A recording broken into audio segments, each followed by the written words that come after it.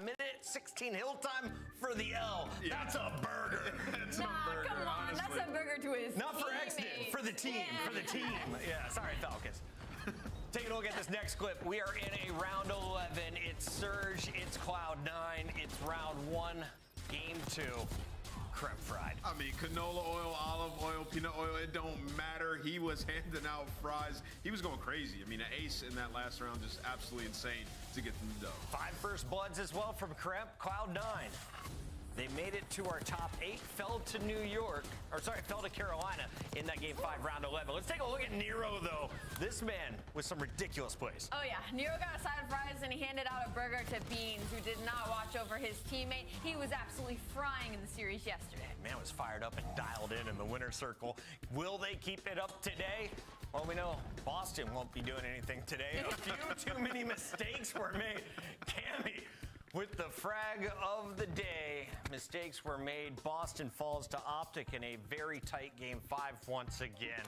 I mean, where are we even going with that name, Cammy? Like, what's going on here? Yeah, what's the thought? This is a fries and a burger. All right, Kenny gets a fry, and then Big Wake gets a giga burger. A giga burger? What is he doing? I like that. I mean, he jumps up, slides out, like, doesn't even shoot his gun, and then just loses the gunfight. Like, this is an ego chow. But hey, you see Kenny, he's like, what the heck are you doing? It shouldn't be this easy. Don't let it be this easy, Giga. Next time, Kenny, great to see him bounce back after a slow start. Same thing could be said about the Snake, a.k.a. Sib. I mean, look at this play. What happened here? Oh, it's TJ's play. My bad. Yeah, it's TJ and his ace, dude. The fact that he was even able to chow that top hallway and get that kill, TJ has been literally unreal recently in Search and Destroy. Sorry, guys. Gentlemen's agreements were being broken. I know we're not supposed to talk about them, but why not? To talk about them. Let's talk about Minnesota Rocker because they have no business being here, at least judging only on their first 2 games. If you watched against LAG and if you watched their matchup yesterday, Minnesota is regularly coming off to a slow start, but they don't go away. They battled back and took down Toronto, one of our top 4 teams. It is just such an unreal situation. You know me, I love looking at my stats. I love talking to Easy Mac. And these guys, it just doesn't even make sense. They're 1-5 in map 1s, but then when it comes to those map 4 and map 5s, they're 4-0. They are literally unreal. And even when you get into the nitty-gritty, it's a lot of individual pop-offs and performances.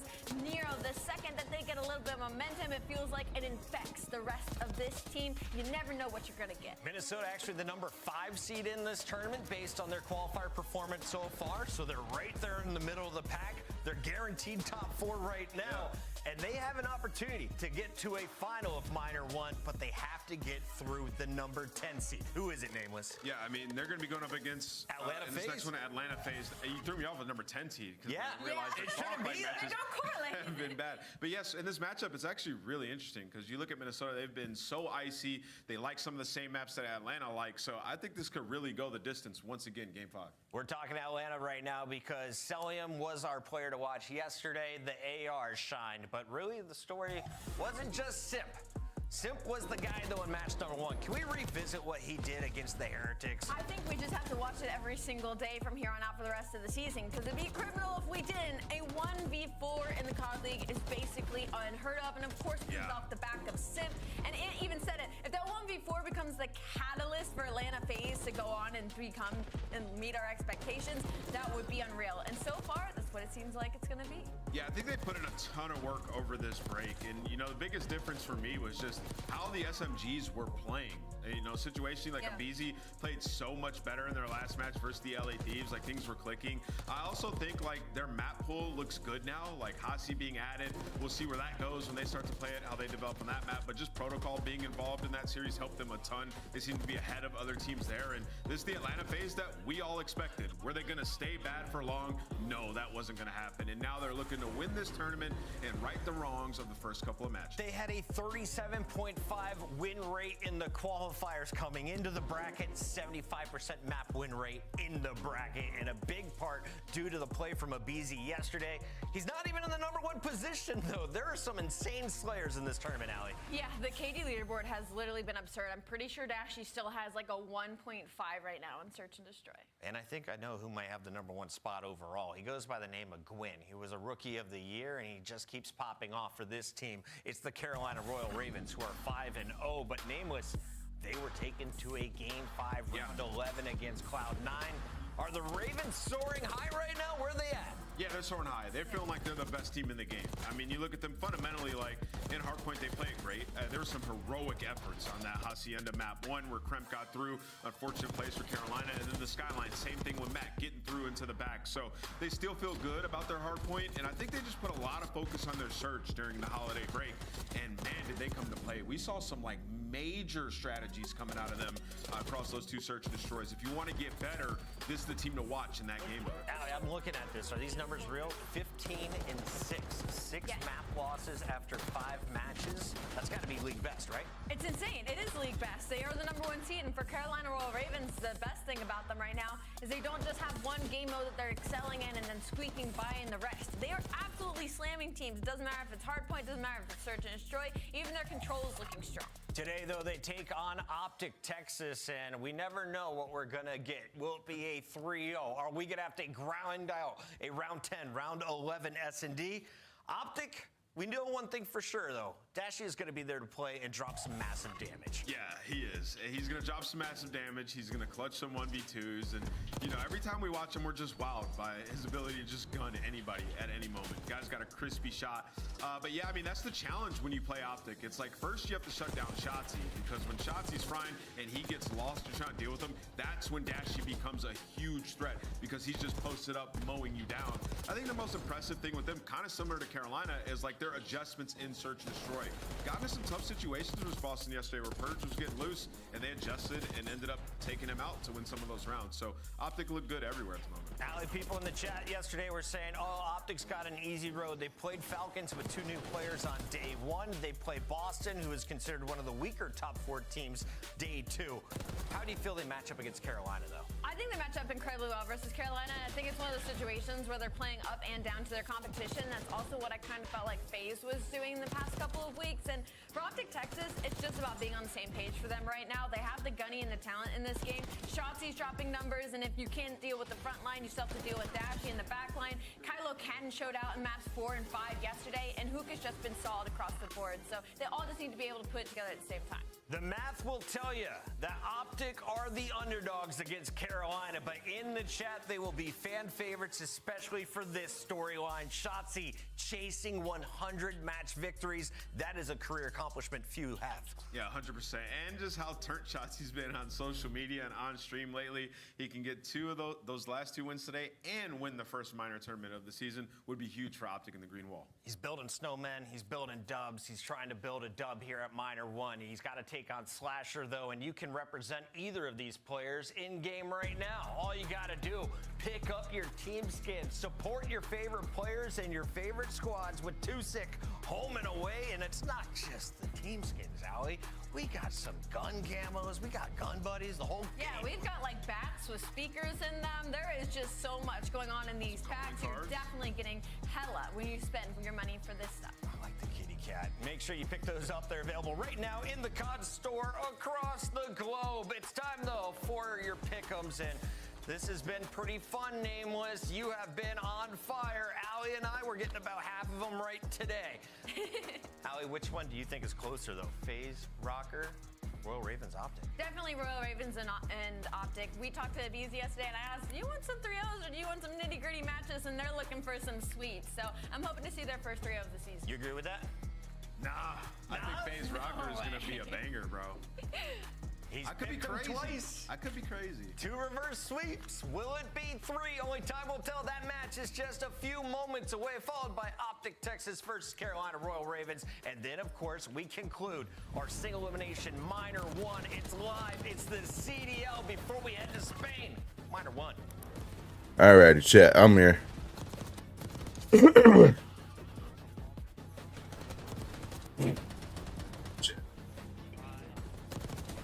All right.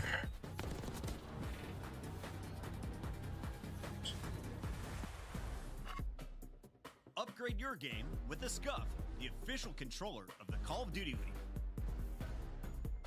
The Esports World Cup. Sup, you fucking nerds. Call of Duty League.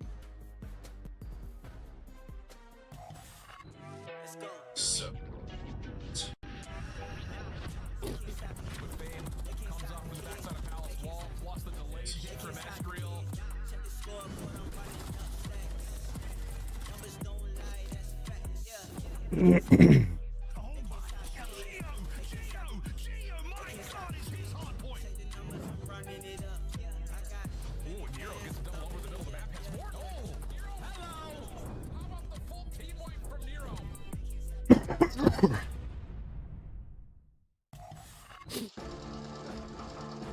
Well, Rocker pulled an upset today.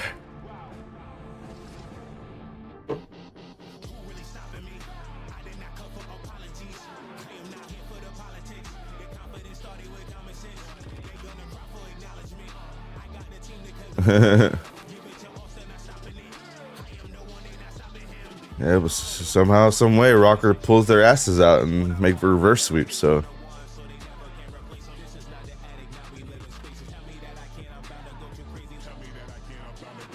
nothing, 'cause she doesn't eat a lot. Dude.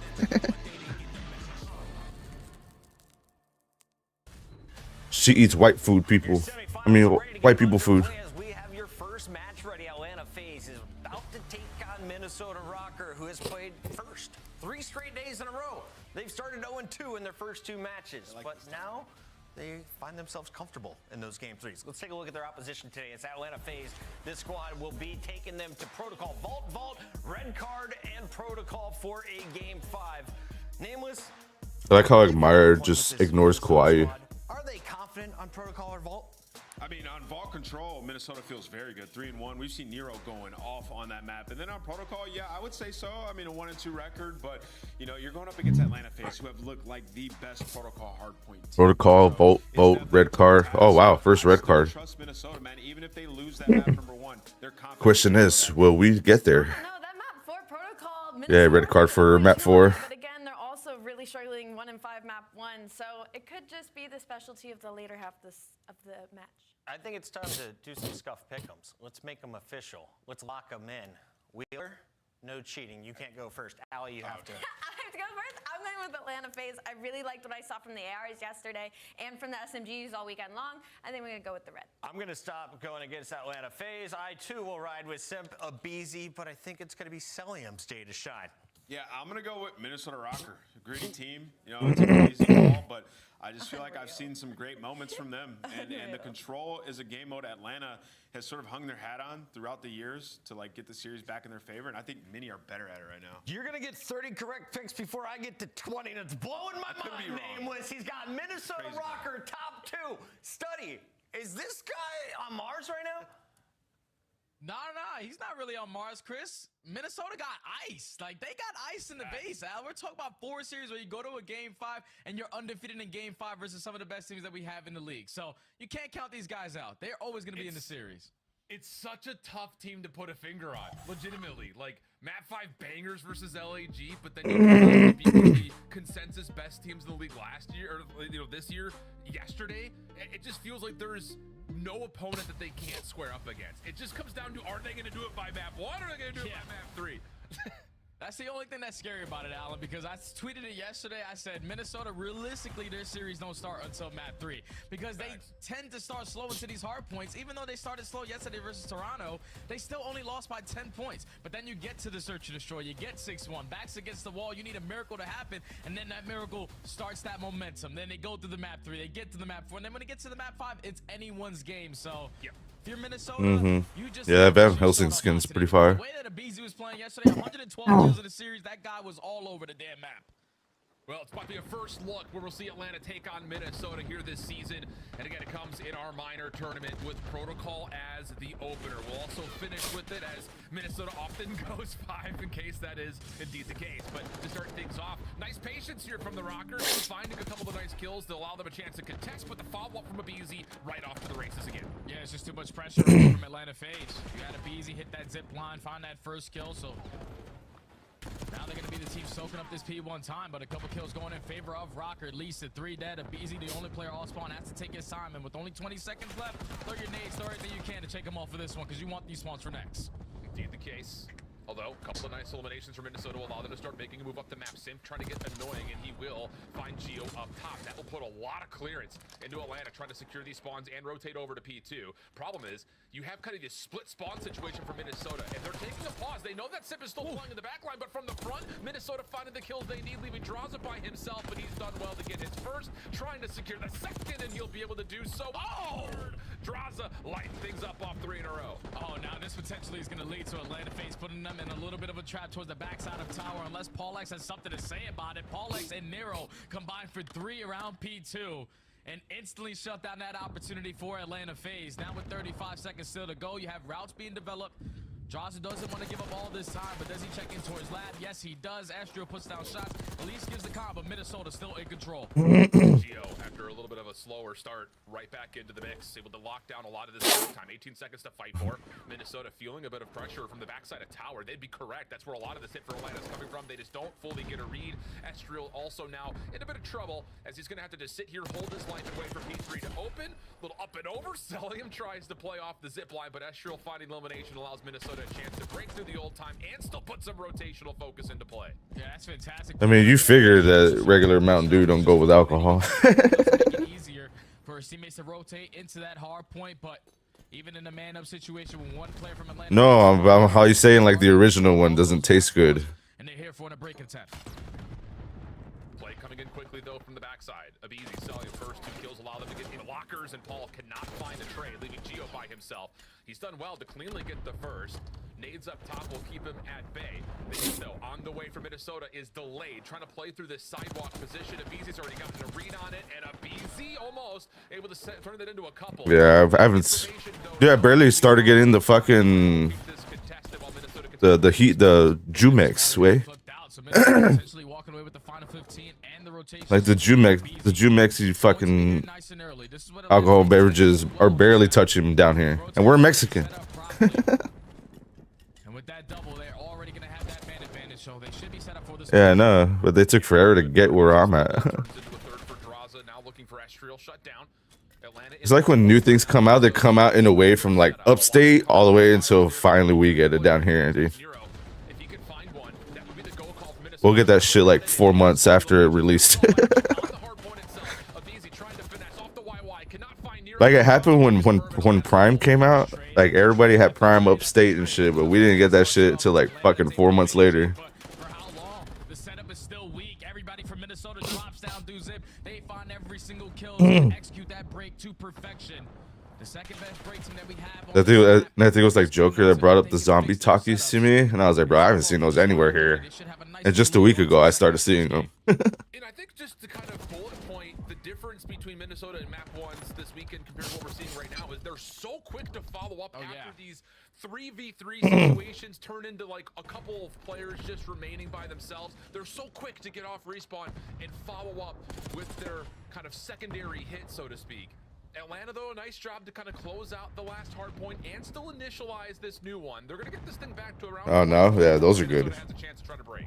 Oh, yeah, but that's a big kill coming from Leo, reading the pinch coming in from Cellium. Now you can just invest your stuns, invest your nades. Yeah. Try to take him off of this P1.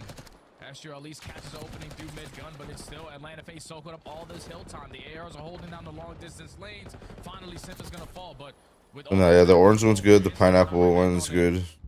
SMGs for I have yet to find the grape anywhere. Providing some pressure, but more so making sure they're not keeping their focus purely on playing for kills. Lots of good objective focus coming through, especially from the side of Simp at the moment at 37 seconds early. Cell, nice little bounce off, just making sure that Grandma 105 to 90 rocker right now. With 8 seconds remaining, a lot of pressure onto Minnesota to try to find a way to rotate over to P2. They're going to be late.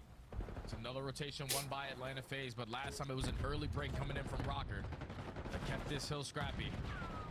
As it's all out aggression through top mid. Better trades coming in from Atlanta FaZe. That leads to 3 dead. And last player is as well going to fall. And look what Atlanta do on your mini-map. They flip those spawns. One player in Estrio is going to spawn out. Actually, a split spawn is going to come in. I don't know if Atlanta is going to be able to handle this. Yeah, they don't. I was about to say the exact same thing. It looked like Atlanta had done the exact right idea of trying to kind of flip the spawns and trap Minnesota in the back, but a couple of the members that you called out do spawn behind this setup, and that allows for a very quick re-break from Minnesota, using the best of the situation that they were given. Astro playing inside the billiards, looking to possibly move through P1 to try to get some sort of an opening on the sidewalk behind 3. The remaining focus on the scrap time, though. Oh, BZ gets caught trying to play through field side, and now Minnesota are going to clear the floor and have a chance to start to rotate with Atlanta spawning behind it. Old. Yeah, this is where you want to get aggressive with the kills. Fortunately, if you're Astro, you're not ready for selling with the knife on the top of the zip. He's just trying to keep control of that power position, but still a 30-point difference. You already have Minnesota, a couple players contesting towards the back end, but Gio is going to fall. Astro at the same time. Last guy is Nero. Has to try to be a hero, and he gets taken care of. Now Atlanta can stabilize. Can they find a way to turn this into a Play Hill situation for them? That's the big question. Opening 20 seconds is free. Draza, just kind of gets caught trying to reposition. He's got a number of rocker members now in front of him. Still does well to collect another elimination. That leads now to Abizi having to track back and follow up with Simp, and so far so good. But Astriel on the backside, making a bit of a mess of this. He's actually just able to walk right back into the hard point, find himself a second, leaving Draza a bit limited in terms of what he can do with help, and well, he doesn't need it. And double for him comes out. Minnesota still trying to battle 15 seconds of scrap. Yeah, but Draza's thinking ahead. He knows that the next hill is a money hill. I'm going to get these 2 pieces of kills, but I'm going to rotate nice and early, and thankfully it works out because he gets another double and then sets up Simp for the final trade. So Atlanta FaZe again doing the fundamental aspect correctly, but this time the setup needs to be a lot better. Minnesota broke in with ease last go around. 3 opening eliminations come through for Atlanta. Only player missing is Astriel, and he's trying to flip the map around, but easy. Nice little bump out. He's going to find him. We get a sprint. You're good. And that pretty much stops it before it can come through. Simp also tallies Astriel. I'm just joking. And that's going to be enough for Atlanta to catch their first lead as we jump on over to an Atlanta FaZe listen in. Nice, bro. Yep. I mean, that's everybody in this world.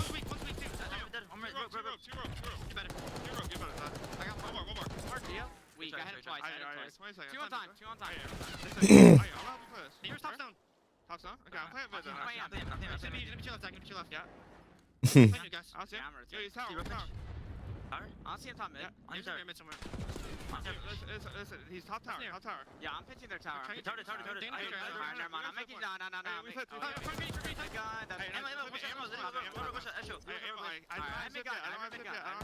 you can pick it out. I'm needed.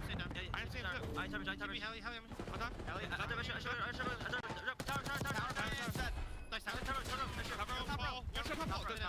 Let's bolt. Yeah, one time big gun. Right side. Stay down. Stay down. I got needed. I spawned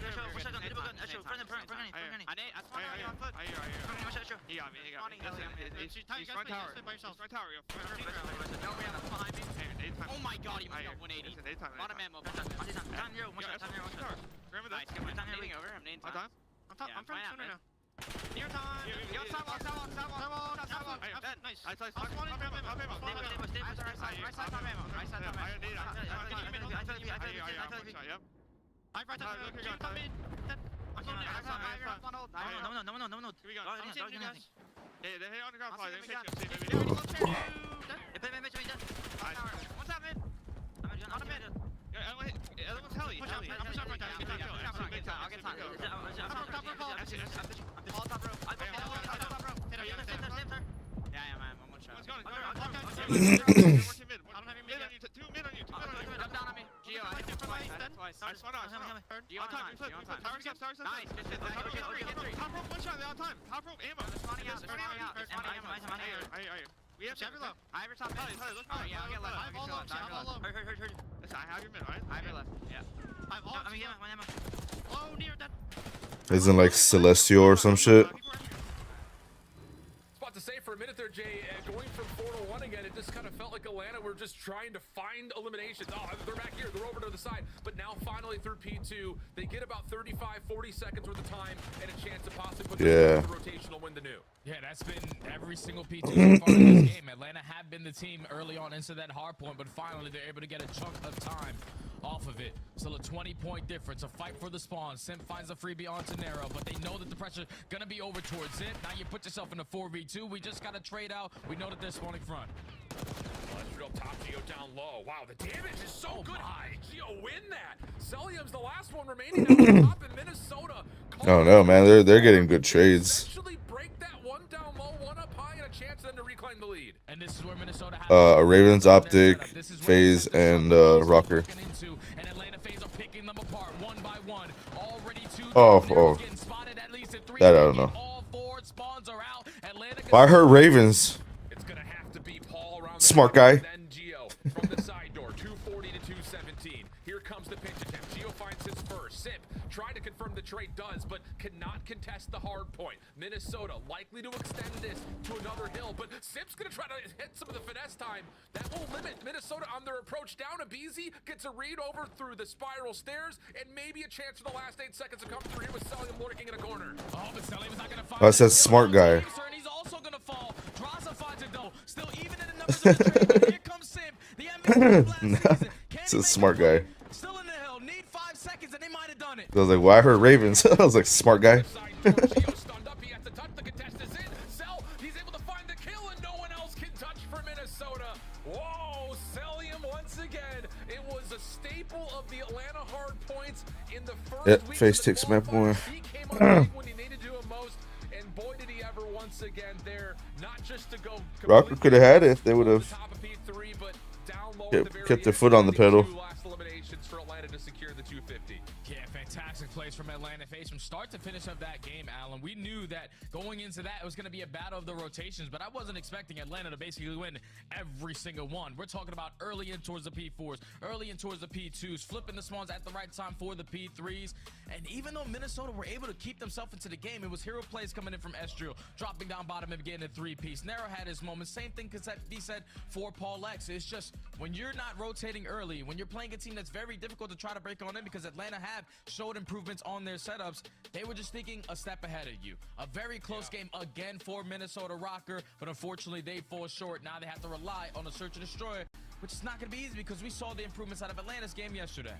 Yeah, really a big point. It's just, again, when you look down the scoreboard here, though, to kind of recap onto this opening hard point, we were kind of talking a little bit before, getting on the air here, that this Minnesota team, when they suffer in the openings of these series, it's largely due to the fact that they're just getting flat out outslayed. And some of that, I think, comes to the byproduct of they're trying to be mixy. They're trying to, get a player around the back completely unknown to what the setup may be for Atlanta, which, like you called appropriately, they were winning a lot of the rotations. They were at these hills first. I think especially P2, P4. I think every single one. Atlanta was there first. It's just, you kind of heard it in the listening phase. They were just not able to keep track of where Rocker players were. A couple of members slipping through. You're reacting almost in real time instead of trying to get proactive until you get to those last 2 hard points where Abizi and Sellium really do a lot of the legwork for FaZe to close up. Yeah, it's just those slim mistakes, Alan. Like if you go back to the second half of the game around that P2 where they got all 4 kills, but no one was in a position to sit in towards top 10 or top trips window to block that back spawn. And then that completely catches you off guard. You were thinking, okay, we can get a full 60 here, trap them in towards the back, chain it to P3, and we blow this game wide open. But just those little things for Atlanta FaZe are continuously making the game mixy for them. And for Minnesota Rocker, they're forced to play mixy, Alan, because you're not winning rotations. A lot of these gunfights are a lot more difficult for you. When you're trying to rotate in towards P3 and you're spawning over towards Grandma's, you got to get past every single window. You got to hit a long route to go through underground or try to flank sidewalk. Yeah. It's just so much more difficult when you're not winning rotations or putting yourself in a position to have easier gunfights due to that lack of fundamental play.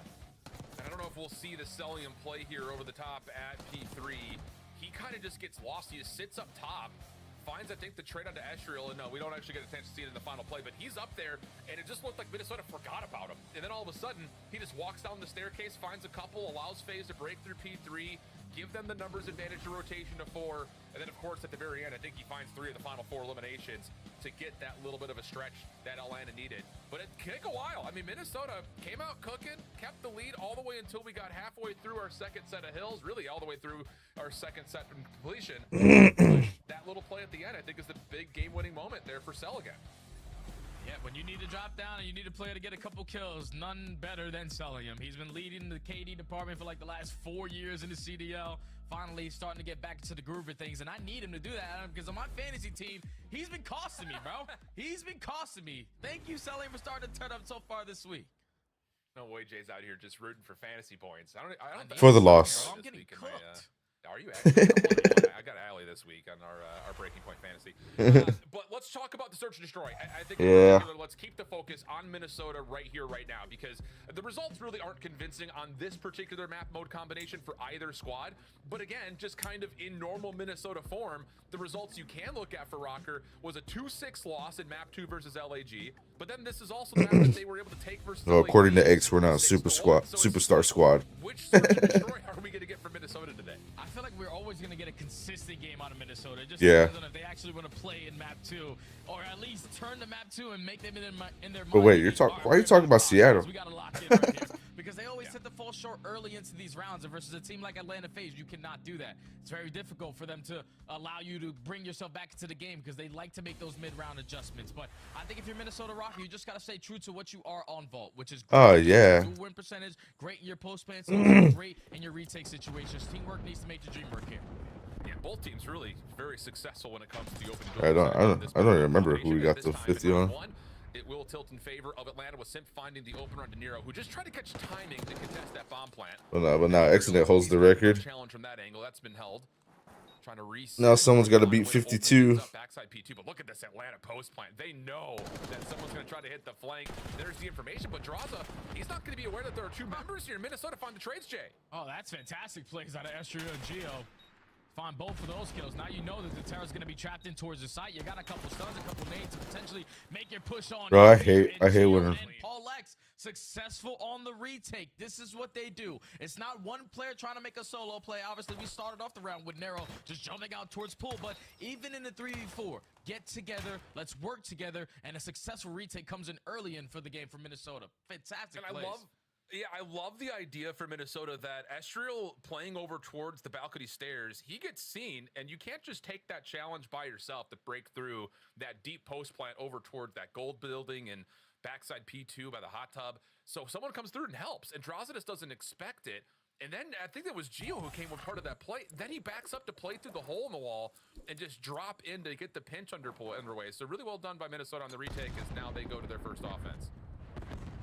RC waiting out the nades, trying to not give early information what their play is going to be, but Atlanta FaZe beating the aggressors through the middle of the map. Easy, he's either first blooded or finds the first blood, and there, Gio's able to take him down for now the 3v4. Nice little bounce pass from Draza, though, cooking up the frag to take the trade in play. Simp quickly around the back. Oh, this timing is perfect. He's able to find Paul for free. So now it's just down to what Nero do with Estriel inside the site. Nero tried to play a little bit deeper, back over towards the B control point. Not to be. So it's just down to Estriel.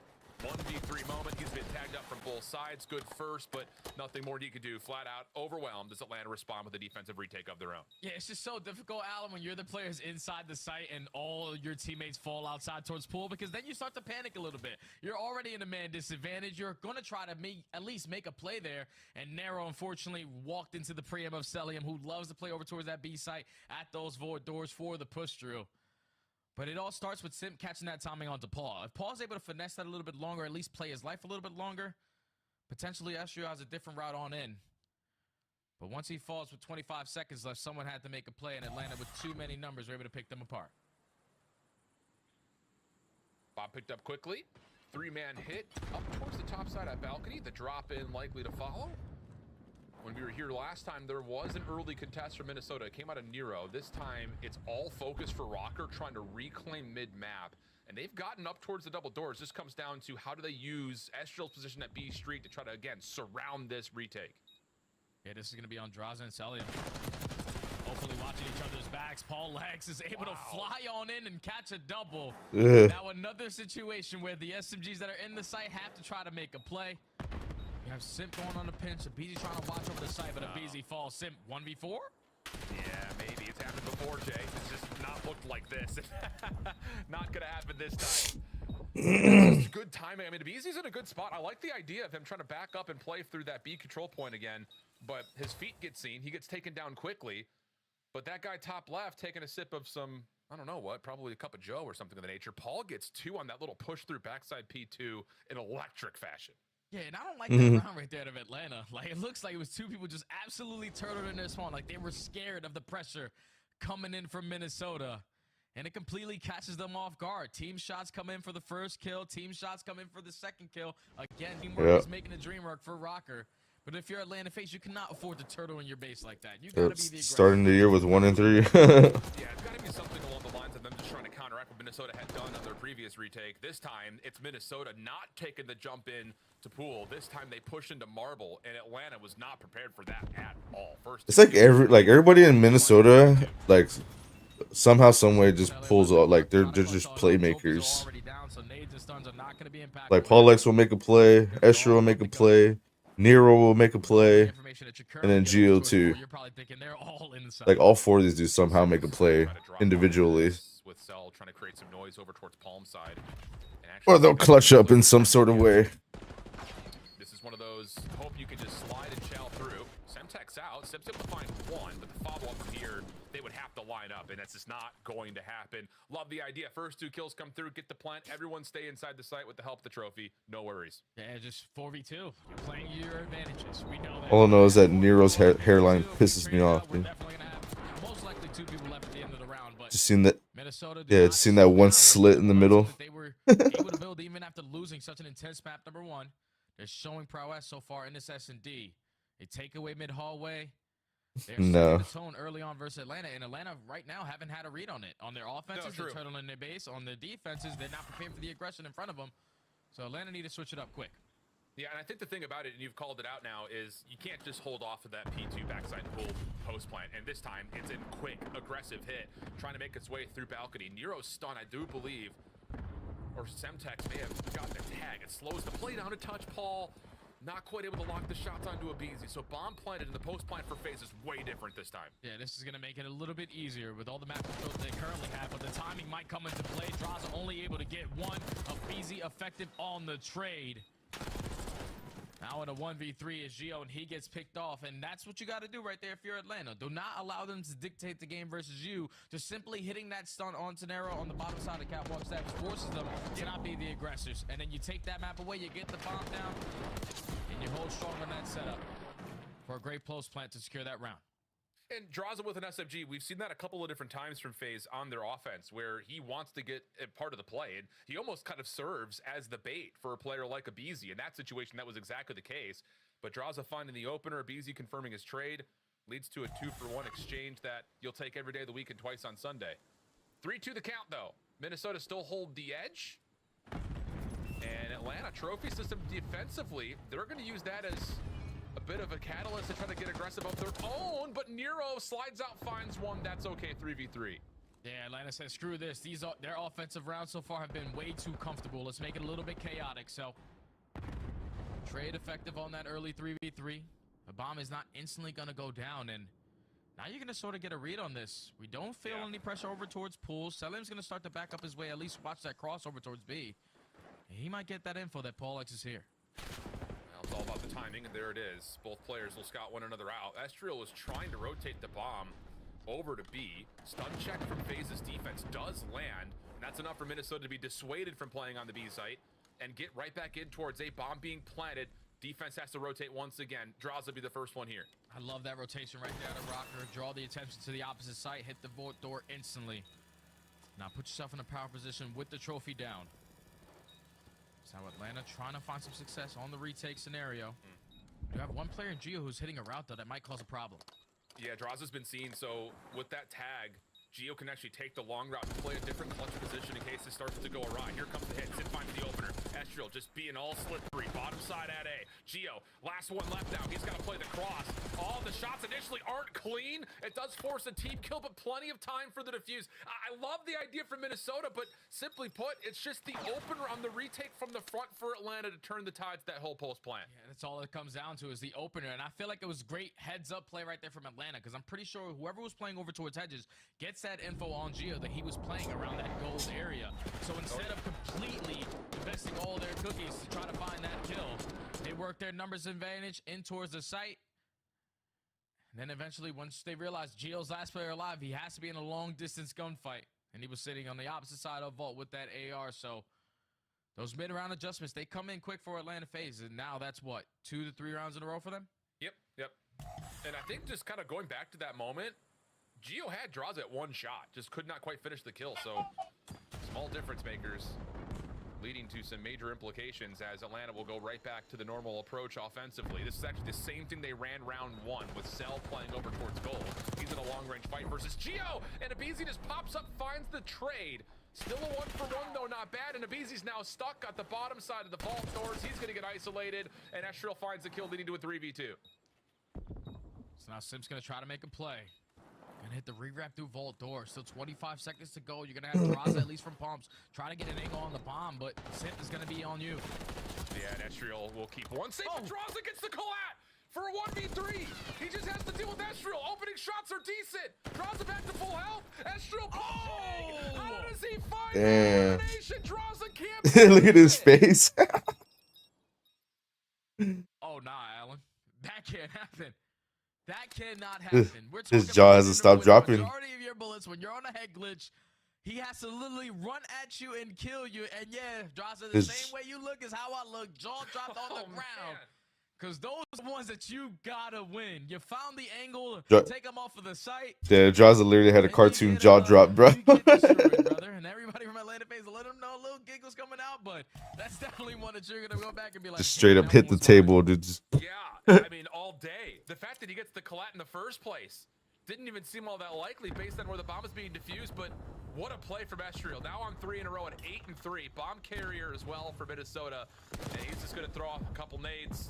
Make sure the A site stays clear. Sips RCXD not gonna have much of an impact on this unless he can find a way to hop it over. And well, he does. Paul will drop. Bomb's not planted yet. Wait a minute. Oh, I thought the RC car was gonna walk in there and find a kill, but at least you're able to turn it into a 3v3. Straza was able to take down Paul, but now that bomb is getting planted, Selim gets all the info that no one's camping over towards Pool. So how quick does he decide to make this play? Because eventually Geo has to get into it. Yeah, and that's the real timing point here is who finds each other first between those two. Meanwhile, draws a Simp from the front. Nade helping out for Simps first, and he's going to rewrap this. They're going to find Geo. Yeah, he's going to get isolated here. There's just no way Geo gets back to this play. Surely not. Simp all over it. Tie us up at 4 apiece. Brilliant bounce back for Atlanta. And I was ready to say, Atlanta FaZe, we're calling it an RC car. We cannot afford to get blooded, but thankfully Draza was able to catch that angle on Paul and then use all the info that Selling was able to give them. Like, guys, we can push through Pool. You can show a little presence through mid-vault. Thankfully, Simp was able to find that kill and get out. But then when Selim has all that info, they also isolate the player in towards the site. Geo eventually tries to make a play, but at that point, you already lost where Simp was. Yeah. He was able to hit that flank to secure that round. It's got to be a lot quicker right there for Minnesota Rocker because you found that first blood. You can't really afford to die. You got to play your 4v3 man advantage. It's just so tough because that RC stays alive for so long. I think they're so worried about it. Stun over the top. Nero does not get affected by it. Second RC's on the floors. Atlanta try to get aggressive through this. They don't find the isolation, but they do at least take care of the RC quickly. And they've got a lot of map presence here. It just comes down to how much do they really want to utilize this. They're quickly right on into B. Sim's going for the plant. Oh man, and they're actually going to get this objective down too, but unfortunately for FaZe, he just gets too aggressive in that situation. The bomb being down at B, it's not going to be a successful, easy retake, but thankfully you find 2 kills, 4v2. We've seen clutches from this position before. Selling him over the top. Does he have an angle at this? I don't think he does. Nero's already hopped for it. Spam shots from Draza, takes down the bomb carrier. Gives Cell a chance at this. It would be a 1v3. Secondary diffuser's on already though, plus the suppressing fire for Minnesota.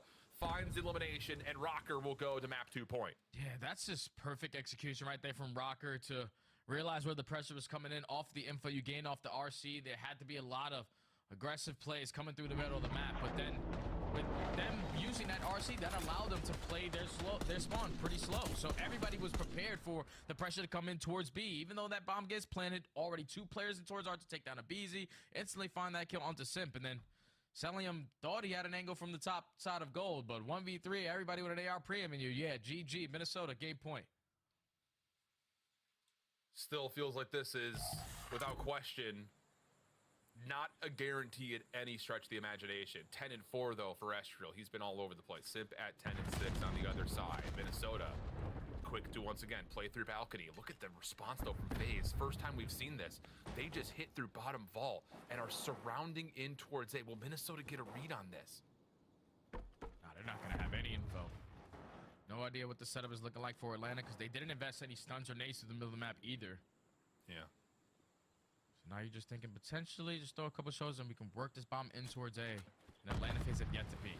Yeah, and that needs all the information they could possibly need. Draza trying to fight off Estriel, who still wants to take that 1v1 at half health. Nero right there for the Yeah, jump because shot. fucking Sib was sneaking. Still holding on to this A site. No motion for Minnesota towards B. They want to try to stick for this. Estriel tagged. Yeah. Easy bulk challenge. Punished. Part of the GA rules. 3v2, 4v2, pardon me. And there's a full wrap from Geo. Yeah. Estriel with the pistol trying to get to 13, but Nero finishes him out. And Jay, you asked your question because I think everyone's thinking the same thing. Whoa, what was that? Yeah, I didn't understand Yeah. that. I didn't understand that play right there of Abizi. We know how stellar he is with that Or SMG, but you don't know how many players are going to be sitting outside of pool. You walk into three preams and they were they able to be played with challengers? I mean, since they're not in the league. Freebie kill and then force him to be stuck in that bomb side by himself. Yeah, I didn't get that one. I did not get that round there, but it's easier when Minnesota are finding early success for that first blood. The fact that they stalled out that round the way that they did and then used the stun, used the nade to get that info. Okay, they're playing in towards site. Let's bombard our way in. Everybody hold an angle, and we'll most likely open up with a kill. And that's exactly what they did. Every single round that Minnesota were able to walk away with, they just played to their advantages, and it worked out flawlessly. This is what makes them a stellar search and destroy team, able to tie the series up at 1. Let's go back to that Abizi challenge. 2-9. 5 first deaths. Do you think that's a situation where you know you're down a man, you know you've got someone tagged, you know you're stuck inside of A, you feel like you kind of have to take a play, or do you feel like that was a little bit more on the frustration side for Abizi that's not finding much success in this map? Well, I understand having to try to make a play in a man in disadvantage, but like that play was not it. I'm telling you, that was not it. Like you'd rather stay inside with Simp and potentially set up a team fire on the way that they're sliding on in, because you start selling him on the backside of the vault door, still watching sort of that crossover towards B, but assisting his teammates if they did walk into A. It's just you gave yourself no chance there. You gave your teammates no chance in the 4v2, and Minnesota take advantage of it. What a series so far. I think a lot of people would see this one on paper and say Atlanta should be cruising, but hey, this Minnesota team is gritty, man. You cannot rule them out. It just feels like one of those things that you just don't know what Minnesota team you're going to get. So far, as we head back to the desk, Rocker have looked strong as we go to a 1-1 tie into the control. There's a possible 15 maps available today as we have 3 matches remaining in the minor. I have a feeling this one's going all 5 after watching Minnesota in that game too. Yeah, I mean, Minnesota controlled like aggression. These guys are so good. Estriel calling game. And Alan, to answer your question, listen, Abizi blacked out. At that You got to, right? He blacked out. I don't know what he was doing challenge. After your 5th first blood, sometimes you're just like, any fight, I just need a kill at this point. All right, Abizi off on a search and destroy after being the hero a day earlier. Ali, overall, how is Atlanta playing? Atlanta's playing all right. It's just Minnesota's playing better, especially in that search and destroy. Estriel, that is the best performance we've seen from him so far, especially in a map number 2. And not only that, they capitalized on getting those first bloods, which was really important in this series because that's how Atlanta FaZe has been winning S&Ds. Ladies and gentlemen, it's time for Arts and Crafts with Nameless. It's time to draw some conclusions, and today, Ed, I want to know, why is Minnesota so dangerous in search? Yeah, so a lot of people see them and they just go, man, they're just so aggressive. They're just running around like it's AW because of the Omni movement. I'm telling you, it is controlled. So let's jump into the minimap and let's talk about this round from them, okay? So for Atlanta FaZe, you see on the minimap, this is like the standard push. You get some players down low bottom vault to plant that bomb, and you usually have an island player that can watch like your outer pool and pick up players coming through mid or through the mid windows, right? So let's clear this a little bit, and let's talk about what Minnesota's trying to do. So Minnesota, what they have here is like, we're gonna take space and we're gonna isolate your island, right? So you have them raised, watching like the push through here to see if anybody tries to get all the way to their base and like make a play.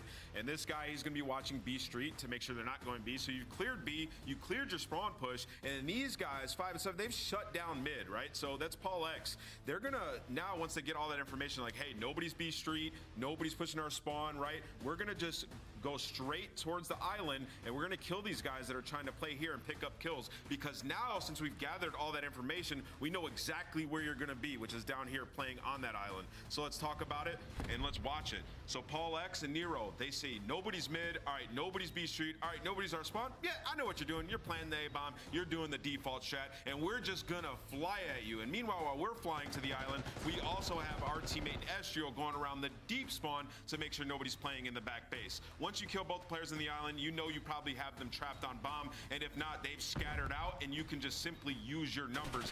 Esther goes, picks off the player vault, and now we have a 3v1 in a situation. We're just going to overwhelm you. So these guys clearing information, taking space, and just figuring out exactly what you're doing in the first 10 seconds of the round. Do you think they seem to be on the same page, exact same time they round the corner to Chow in the back? So is this a 3-2-1 Chow situation, or are you just in flow state as a squad? Yeah, I'm glad you asked that. Yeah, it is a 3-2-1 Chow situation. It's like, all right, we're getting ready to go, and they've just done it so many times in practice where it's like Estriel knows, like, once I get this information is when you guys go. So those two push, and Estriel just instantly on the back, where players do sometimes play the depths. He would have killed one if he was there. Rocker, always well coached. You can clearly see the S&D work is paying dividends. They are here on a championship Sunday, and they are guaranteed top 4. Let's take a look at some of the highlights, though, from this game, too. We mentioned it, 5 first deaths for Abizi. Great call out there by Shift. That seemed to be a difference maker in Atlanta's search game from yesterday to today. 100%, because when you look at the search game from Atlanta FaZe, they're a pretty good attack team, but only because they're getting those first floods. They're top 4 in attack, number 1 opening dual win rates on attack, but they're struggling on defense. So overall, the fact that not only Estriel showed them something that they weren't expecting today, but the fact they were able to get 8 first bloods on the side of Minnesota Rocker severely put a stop to Atlanta FaZe's plans. All right, Amos, I see you smiling over there. You're not used to seeing 1 on the board after the first 2 games.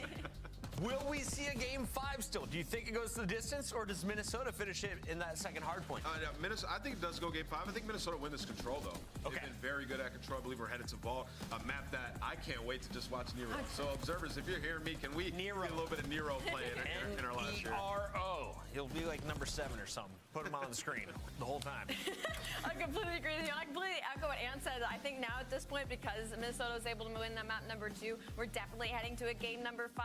I mean, just looking at the overlay, like the control, obviously you have to lean towards Minnesota Rocker. They're 4-2 in control right now. They're crazy good at attack, which you don't see often in the league. And Vault, obviously, the most reps. All right, chat, I need to know. Put a 4 in the chat right now if we finish on red card. Put a 5 in the chat if we see another game 5 here at Minor number 1. It's time to find out, though, can Minnesota win their 3rd straight control? We go over to Shift and Study. I love the point from Ali talking about Minnesota's just extraordinary efforts on offense. That's definitely been where we've seen typically the series start to turn for this Minnesota Rockers squad. Yeah. On the other side, though, Jade, there's a bit of like almost borderline confusion because this Atlanta team has not been able to find much success. I think in particular, like in the slaying department, like not doing well with average lives on offense, and they're really not doing all that well when it comes to the overall metrics of defense. So it feels like they're just not able to keep up with the opponents that they find, especially here in Vault.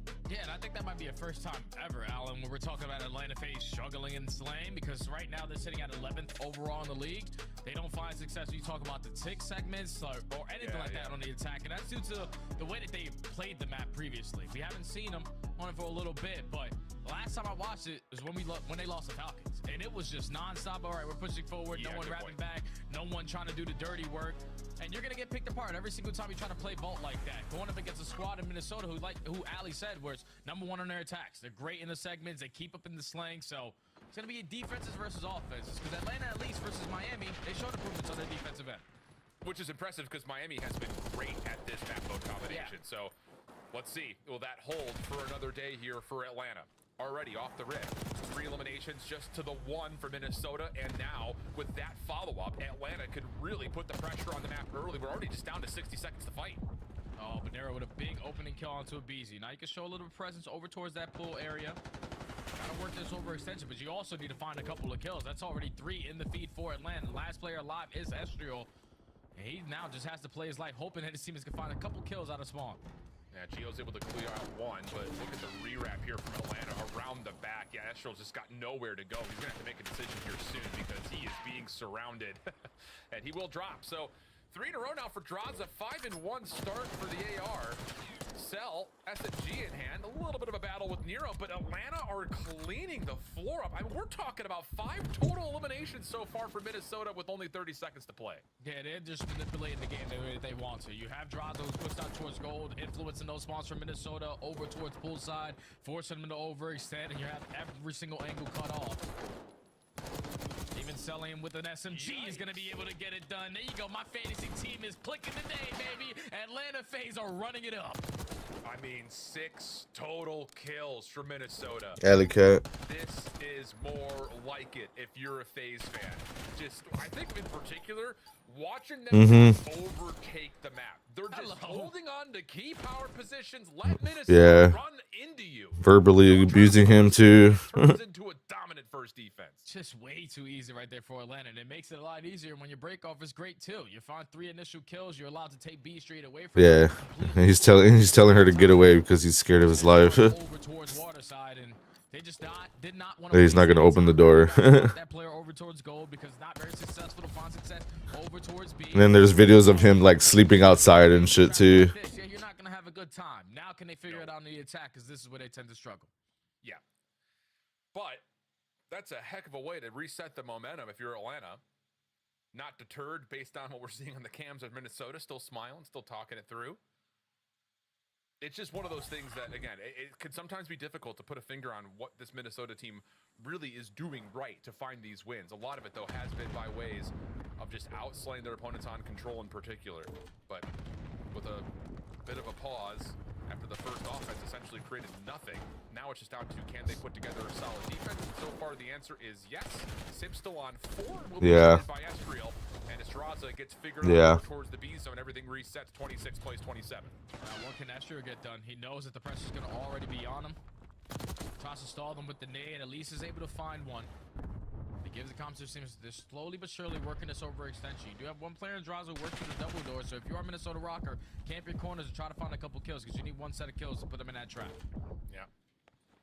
BZ just finessing, able to hop on in, put a little bit of pressure on towards A shots with Minnesota defense starting to make some sort of action occur. Yeah, I'm cool with it. Little finesse, little wiggle, little wag. Eventually taken down by Sim. The first tick of progress likely to be locked off of. You'll be like Tatum. Wherever our city goes, he goes. Safe with Paul.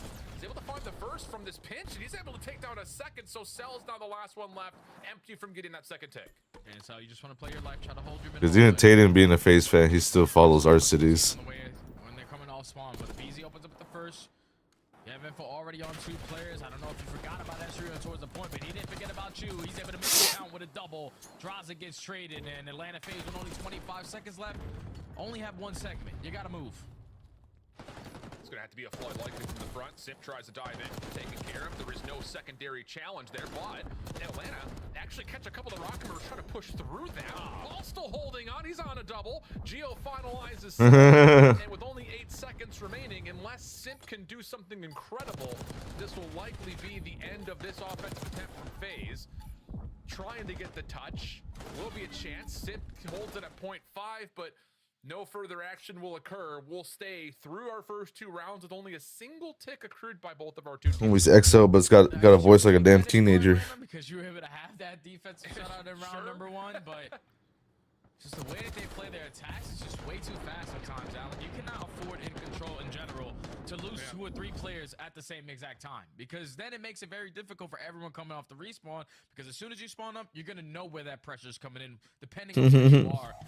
And at that point, if you don't check the right corner, you're just wasting a lot of time on your way on in. They did have one opportunity to stack that point and earn those seconds, but just not watching the proper angles. Nades come over the top, and then Minnesota did not give it up after that. Yeah. We're all tied up at 1. Atlanta back on the defense, but Minnesota, you need some segments. You're the #1 team for a reason. Show me why. Well, tough, difficult gunfight right there between BZ and Paul. That's the only kill, though, that FaZe were able to tally. Geo up and over, trying to track down a BZ, not able to slip away with his life, so quickly, Minnesota on for their first tick of progress, or at least that's the attempt. Is there a chance for FaZe to challenge us? Do they want to? They're setting up. There's the pop of the door. Esriel finds the first, Nero a second, and now you've got a chance to stack here for more. Just like right there in that decision for Atlanta, it looked like they wanted to influence the spawns, but then contested very late. Like, you had the number situation, but instead of everyone challenging in towards the point, you take long routes and you get picked apart. Now Minnesota able to extend the game clock. 2 minutes and 10 to work with, up by 2 lives. Keeping the game mixed is exactly how Minnesota want to play this. Heroes able to find Draza through Pool. That will now allow Rocker to keep their focus purely on the front. Difficult gunfight for Geo that Abizi wins. That now allows Atlanta to take control of B Street and beyond that. They have got Simp deep. You got a BZ re-wrapping back over through Vault, and the only route that Minnesota have available right now is to push through Palms, which is not what you want. Oh, and a BZ catching that double is instantly going to shut down that. Now, if you're Simp, you can just kick your feet up over towards goal, because all you're really doing is blocking those spawns to make it easier for your team. And a BZ said, screw that search of the strong. I'm more of a respawn guy, sitting at 15-9. Right alongside Drazu, 16-9 with the AR. They are bringing it on the slaying aspect on the defensive side. You just got to continue to do so. Although, Gio, this is a great position for him to try to hold. He is deep through our teammates trying to stretch across the street side by statue, but Gio just cannot find the real estate to stay alive. Clock will pause. Minute 16 of the clock. Wait, Paul's able to find the kill on the cell. And with that, a follow-up onto a BZ. So a chance here for Nero to hold on to the zone. Estriel trying to zone. A chance for the to get locked, and it will. Follow-up for Minnesota. Still looking decent. Estriel back and forth. Oh! What set of shots those are for Estriel? Off 3. Second tick lock. 3 members on. Nades are starting to land. Contest is in, though. Oh, my goodness. Atlanta have fought back and wiped the floor. We have a 9v9. And now you got to slow the game down if you are Atlanta, but also don't give up the map control, because already Estriel is in towards Vault. With the minute left, a lot of time to work for Minnesota to develop on these long routes. But you want to try to stabilize over towards the street. Big kill from Selim to at least find that first. A BZ watching the pinch. He actually whips out an Amos to hold down this angle. Love the heads-up play. Still plenty of time on the clock for both teams to work with. Here comes the development of Minnesota through B Street. Cell just giving them a workout. Lots of tags are in. Now trying to move forward. You know you cannot lose track of the zone. There was not depletion of the progress. The BZ off the pitch, though, saves the day. One more to grab. It's a 1v1 with Nero. Both players sliding back and forth. Oh! Able to support at range. Now they can get on to pause the clock again, but a team nade comes through. Cell, he's been a hero in these moments before. Can he do it again? Nade is out. Contest is in. 3v3. Paul finds the opener. Simp with the response. He's able to take that into a second. A 1v1 with Nero. 30 seconds on the clock, but it's damn. Who wins the gunfight. And Simp cleans up the final 3. Woo! What an ending to that round. Minnesota made them work for it. And that only happens because Atlanta FaZe started to turtle in their base a little bit. Allen, every single time you're coming off spawn, you got to check your nade. You got to check your shot because Minnesota are already in your face. But that's what I tell my Randalls all the fucking time. Use the nades when nobody does it. 1v1 Simp v Nero. The heroes for these teams recently. Anytime I play Control Vault, dude, I yell the same thing when they're taking B. Throw the nades, throw the nades. Nobody throws the nades, and they get the fucking win. For Atlanta, that got scary. What is it with Simp on that side of the map? The 1v4 from a couple I'll even say it too. You spawn, throw a nade. Essentially a 1v3 control clutch. Nothing. And Minnesota will still hold an edge, all things told, at least based on how the ticks have been captured. But look at the breakoff for FaZe. Right over towards the B zone. It's got Minnesota in a bit of disarray. Simp trying to just continue the momentum on the zone, but Paul eventually gets the trade of Minnesota's defense. Now could set themselves up.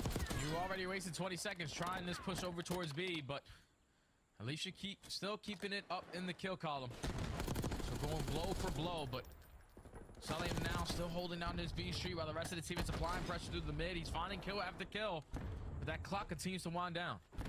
It's kind of puzzling. Like, Atlanta are still trying to throw numbers in some regard at this B point. We need 4 ticks of progress, otherwise we're gonna be in the round 5 offense again. 3 in the feed for Rocker. Abiz is the only one still alive.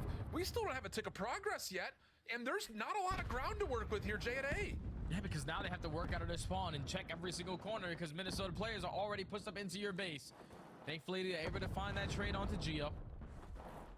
You gotta look here, where the hell everybody else is? Abizi has just been playing his life the entire time, dominating over towards top cap positioning, but now this is an opportunity for Atlanta with those 3 kills to stack this point. Don't give them away back in. Stack it. Abizi, he knows that Gio is playing somewhere on the outside. Just comes down to where has he gone off to.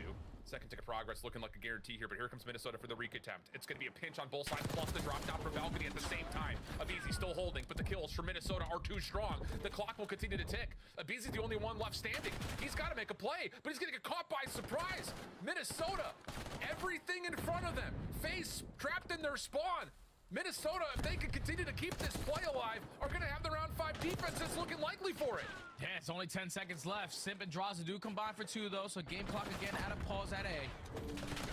But Nera and Paul not trying to give that one up for free, but Atlanta FaZe find those kills, able to extend the game clock. Now you just need 1 segment to at least tie it up in that category, but Minnesota might not give you an opportunity.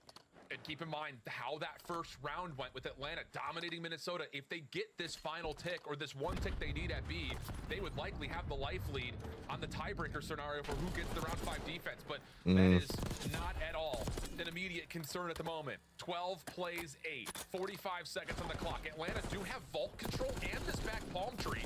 Paul's doing the work, trying to tap the toes, taking care of trophies, Cell sliding, but cannot stay alive. First tick still empty. Basically, the last push coming in from Atlanta. You got to worry about Nero already in your base. He's able to find 1. No more respawns now for FaZe. Has to be picture perfect from this moment on. Throw your stuns, throw your nades, try to find an initial kill. The slide on the point, but Geo, Estriel, the rest of Minnesota holding their irons and are able to stabilize on the defense and guarantee now themselves defense going into round 5. Well, to keep in mind, the start of that 4th round, Atlanta, I mean, you called it. They probably took about 1:20 just trying to play over towards B to get that first tick. It wasn't with Mitch, like, full focus. It was like a couple of players here, a couple of players there. Takes them a long time to eventually get back over to A. And the Rocker defense, that's when they come alive over the top of the B zone. So what Atlanta has struggled on in the control often just can be categorized as offense. It's been bottom 3 essentially in the league across all categories. They have to find a way to win a round 5 offense here if they want to try to go up 2-1. Otherwise, Rocker will be in their best series control position so far this year. Yeah, we're going to need more teamwork out of Atlanta FaZe. None of this solo pushing up the B street, solo cap in, you getting picked off, losing full map control like that. Let's stack together in towards these points and trade out these gunfights effectively. And already into this round, they find 3 dead. So the first segment should be guaranteed as well as the second. Geo just making sure no one pushes through that mid double doors position. And now gets up more towards the top side of the balcony. Taken out immediately by Simp and a team nade. Keeps Atlanta largely away from stacking the BZ. Oh! The front door, huge double. And that will likely keep Rocker from putting a challenge together, though Estriel still tries it. He finds 1. Hold on a second. They could still possibly contest, but a BZ on 4 in a row will get the extra 60. He's already over towards the B zone. Good tempo here from Atlanta. Yeah, I love the transition. Everybody showing presence over towards B Street. Somebody throw a trophy to try to keep a BZ alive, but we're trying to take away Art. Simp, unfortunately, only able to find 1 there, but a BZ still finessing. Still showing a little bit of presence though over towards B Street, even with Minnesota stabilizing, but at least you do have a nice little lead in the kill column if you FaZe. Zell was in trouble, stays alive for a little while longer. Simp trying to hit a pincher on the backside through statue, not going to work out. On the zone is a BZ, down to 6 points of health. He gets taken out quickly. Estriel holding on to the vault door. That's good for a double, and then Cell, Simp, all drop. Here come Minnesota pushing back forward. That's where Atlanta FaZe, again, another situation where it's cool for everybody to be watching the cut of one player to just pause the game clock, but if we have multiple players on it, we force Minnesota Rocker to play a lot quicker on that retake. They are taking their time, realizing how slow it's going up. Somebody throw a stun, somebody throw a nade, eventually we're going to get that guy off. Then you get everybody else that's watching the cut, and it's just easy for Minnesota off the retake scenario. Now you already have players like Nero pushed up towards water, forcing Atlanta FaZe to consistently sprint forward. But Nero is way out of this play, though, so the players from Minnesota from the front need to try to get some sort of a lock-in. Trades are out. Atlanta, they're going to get a little bit of a wrap here. Hold on a second. Nero's got to be a part of this play immediately. Finds the first. Yeah, if you weren't, he'd be yelling at you by now. Atlanta trying to stay alive from the front, but unable to get much ground to work with. And that will be a moment of reset as Nero just tries to scramble and stay alive in the Atlanta spawn. Oh, and he just continues to be a nuisance, Allen. He's moving from pool over towards goal, back over to pool, and now he finds himself on 5 in a row. Atlanta only have 8 lives remaining. 2 more good pushes at this, and you still have to locate where Nero is. Thankfully, BZ takes care of him.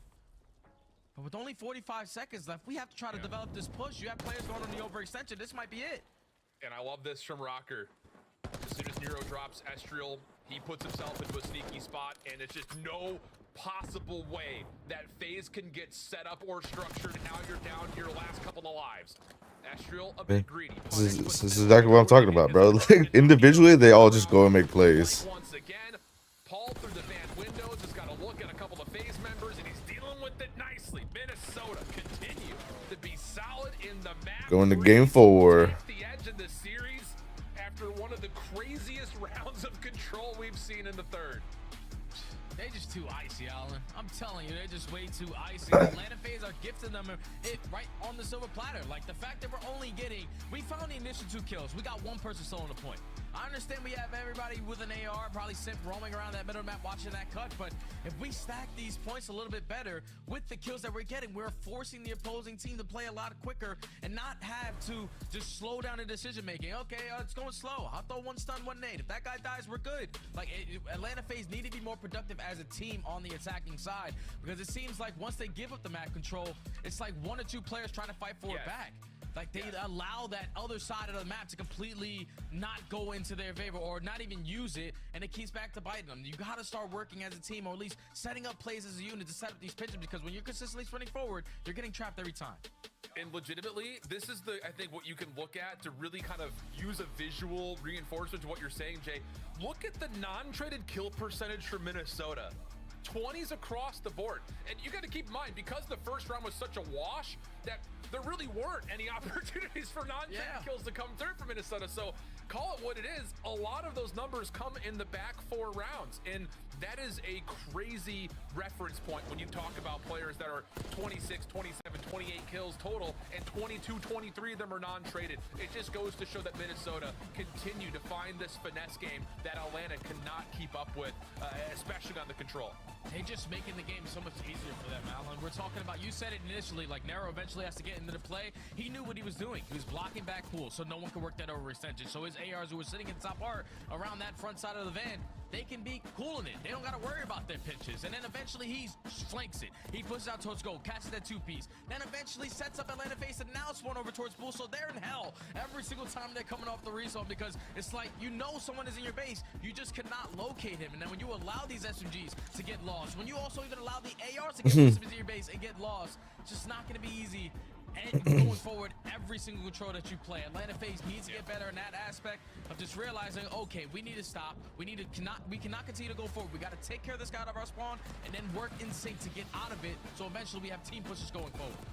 And it's just one of those things that, again, just based on how this map started in round 1, it looked like Atlanta had that pretty much locked in tap. I mean, everything was perfect. They weren't over-challenging. They were putting them in a bit of a spawn trap situation. You're forcing choke points. The offensive side never really kind of came to life, though, for Atlanta, and a lot of that, I think, was just really kind of showcased off of that round 4, where it's just time and time again, spawn after spawn, we're just trying to kind of create something at B. We're down 4 ticks. Let's just, you know, let's do the more normal thing, play over the top of A. But we have to transition. We could talk about that all day long. We need to start discussing how Red Card's about to play, though, here, Jay, because for both of these 2 squads, it hasn't really been a great map for either of them. It's usually been picked against them. They've, of course, allowed it to be in the pool, but the results have not been good for either team. What are you looking at here in terms of what this map 4 is going to provide?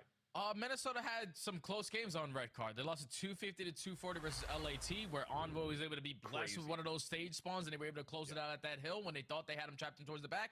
And then their other loss was versus Boston, who I think is one of the best Red Card teams overall. It doesn't matter what map and mode it is. They're going to be one of the best teams at that map. So they have played them tight. But I think based off what we saw in map number 1 and what Atlanta FaZe are good at, even though they really didn't show it versus Miami, is those rotations. They suck so far at their setups. They're easily getting broken. But if you're Minnesota Rocker, you need to be the team to initiate those fundamentals. You need to be the team Furry fanboy love. soak up this time, because Atlanta FaZe, they basically got a 100-point club last I just read the person's name. Let's take a look here once more time here, just talking more about this Atlanta FaZe roster, because it does feel like this team has kind of turned a new leaf when it comes to how things have gone prior to the minor tournament versus what we're seeing so far throughout the day and really the weekend, I guess is a better way to put it. And in particular, a lot of that has come through in their hard points. Yeah, there was the embarrassing loss that they had faced against Carolina, but everything since then has been very, very comfortable, maybe with the only exception being when they played here against the Miami Heretics a couple of days ago. So what has been learned? How do we kind of get this Atlanta FaZe team ready to go? Because I'm glad that you brought up for Minnesota, yeah, they're 0-2, but that series they played versus Thieves on this map was one of the more dramatic comeback efforts that we have had to this point in the season. So you know for a fact that this Minnesota team, if they just don't start down 0-60, they can very easily dominate this map as well. Yeah, right now they're definitely not going to start down because that's 2 back-to-back grueler maps that they were able to build the momentum off of going into this red card hardpoint. Minnesota Rocker trying to move on to the final here at the Minor Chip Sunday. First one ever. They're going to not start off on at least the preferred side for this P1 because it's all about this head control. Atlanta will own that for now. Estriel, tough battle over the top with Simp, which he loses. Pinstripe goes the kill feed. Final word, though, owned by Celium, and that will allow Atlanta to get right back into position, and more so. That's not even just in position. They're starting to get aggressive on this with opening time going their way. Yeah, you want to try to flip on out. You want to force Minnesota to spawn behind of that new hard point. It's going to be popping over towards Soccer. That's why you see it busy. Everybody basically running an AR initially to start this game because you need this hedge control. And so far, they're finding all the kills to dominate this side of the map, but they still have not yet been able to secure the spawn. They got 30 seconds off a P1. You'll take that. Yeah, 100% you will. And we still got a couple of players stringing together eliminations. This feels like your normal Minnesota start. A little bit slow, a little bit rocky. Nice little bounce back here, though, cleaning up the old time and having a chance with Paul spawning relatively close to put some contest in early. Draza already in trouble. Here comes the push out. Wow, what a gunfight win from Draza, plus the read on the backside, but the pinch is in. Abizi dropping from the top ropes. He's able to turn that into a double, and it's a 2v4 with Celium getting involved for Atlanta to secure their break. Yeah, and this is picture perfect because now you have Minnesota trapped into the backside of this hard point. This is not the ideal situation you want to be in, but they somehow, some way are able to find 3 kills. Now with Beezy, he was thinking I should be able to get a couple freebies, not really soak the hell time, but now you got to do both. Find a couple kills and try to work your way into the objective. Not able to take down Nara, but at least keep Minnesota off of that time for a little bit. It kind of feels like 6 of 1, half a dozen for that overall hard point. Like Atlanta, they get that nice little surround. You have Abizi jumping on it. They get the clean kills, but really they don't get a ton of time off of that. So yeah, Minnesota are still sitting on just 16 points, but that could have been a lot worse as both teams will now fight for rotation. Atlanta the first one in the hill, but Minnesota working on some spawn control, and they're finding the timings to open up some of the space to rescue. And trying to show presence over towards the staircase side. Geo effective on the trade. Geo effective on 3 in a row. Now the back spawn secured for Minnesota Rocker, and if you're Atlanta FaZe, you will take that because you bombard your way on in, use your stun grenades, and find a couple kills to open up this play. That's going to make it a lot easier to trap them in towards the back for the rotation to new. Yeah, the SFGs for Minnesota just not able to stay alive in these tight corners, just trying to play this contact through staircase, not working out all that well. 10 and 3 from Abizi. He is flying and frying right now. Until that moment. Trade is out, sells it 3 off the regen. He's looking for more. Flying and frying right now. Until that moment. Paul X, and this will be a 60-point game early for Atlanta, rotating over to new. And now this game can start to get out of hand a little bit because P4 on this map for some reason tends to be a money hill. Especially when you got Minnesota trapped into the backside of Eskies. This is not fun that they're currently having. Now Atlanta FaZe again win another rotation over towards new. Celium is going to be the farthest player pushed up and fall. So Minnesota just need to find another couple of kills to even cross over towards the stage. Yeah, really good moment there from Cell, not only because he finds a lot of kills, but he actually spawns right back up into place. But Minnesota, even with that in mind, they don't drop a single member on their break. I mean, Atlanta was in a perfect spot. Cell spawned up, looked like he was able to watch across, but Minnesota barely even got shot back against, and now all of a sudden they've got a critical break early in this hard point. And that's been a struggle. At least the one time we watched Atlanta FaZe play on this map is their setups easily broken. Oh, that was weird. Minnesota showed why right there. As this was supposed to be an 100-point difference, now it's only going to be a 50-point difference. As Minnesota walk away with that final 30, you force Atlanta FaZe early off the rotation. Estriel on 4 in a row. Just trying to keep themselves into this game, but P5 tends to be super scrappy. You need 2 wave of kills before you can even hop in the objective. And Geo got to read that there was still a play over towards Eski's side. Estriel at ticket. Nice shots on Draza through the wall. Knowing that this is Cell last alive. Good prediction from Estriel. Shots are out. Nero there for the help. And the break already in once again. Nero on 6, overwhelmed as Atlanta will just charge up the escalators and now try to make their play over towards Geo, who's doing a nice job. Again, just holding on to this ticket position. It's keeping Atlanta back pretty decently. And the follow-up is absolutely perfect for Rocker. Still 30 seconds to fight. And they have all their bases covered, and they have aggressive angles at that. So Atlanta FaZe are just not having a good time. Estriel now on 7 in a row. Feel like all of Minnesota just flipped the switch. So now they have got themselves right back into this game. Should only be about a 10 to 15 second difference if they soak up this final remaining time, but Atlanta FaZe, when I thought that they were going to start pulling away, just simply getting outclassed by the setups of Rocker. I mean, it's another one of those rotations that you can just throw the spark note on it. Atlanta won every single rotation. Yeah. But Minnesota continues to find these miracle breaks. Yeah. That's how it feels. 1v1 goes your direction, all of a sudden everyone floods, you find every single kill, and you only have a 20-30 point game-ish. Atlanta, though, back over the top of P1. Just like we started, back in 4.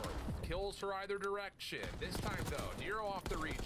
Trying to follow up, but Celium, a little bit of timing off the pitch, turns the tides, and Atlanta will clean things up with a chance to still fight over the top of P1. They're still trying to fight for these spawns. They want to maintain this backside. It's currently in favor of Atlanta right now, but you see the route being developed out of Estriel. He's going to allow his teammate NGO to spawn over towards Hedges, but Simp is able to pick on up. It's looking like Atlanta have everything figured out.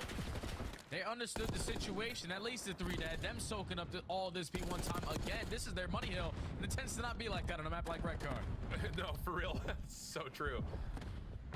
So again, Atlanta continues to find ways to build up this lead. Nero playing through street side. Abizi, tough battle with Paul. Takes the win, and now Abizi off the region has Nero in his sights. Not enough ammunition to finish the kill, but Nero's got nowhere to go. And with that, Atlanta will swarm. Split spawn situation here, though, for Minnesota. Do they find a way to try to set this up as a advantage? Does not look to be so. Draza's already ready for this Minnesota back spawn. And this is where I expect it to be a lot cleaner of a setup here for Atlanta FaZe. You have every player accounted for. You had them in the trap. And the entire kill feed is lighting up red. It's all of Minnesota Rocker. They do not want to waste time just pushing head on, headstrong towards this hard point. You want to try to work your way on out, so they're just allowing Atlanta FaZe to soak up all this hill time. Minnesota need a money hill badly. You can't just let this last 20 go, though. That's the problem. The timing of this is not going to feel great for Rocker, because Atlanta, with this steep lead, 100 points, can just play from the advantage. They can just give this up, play slow, long routes, and get paid for it. That's exactly what's occurring. Simp, top hedges, knows he's got Estriel somewhere in the vicinity, finds him, and it's 3 straight kills for FaZe. Moving over towards the parking lot, they will get over 200 points here. And they already got to read that there's definitely going to be a split spawn here, because we still have players like Draza pushed out towards old hard point.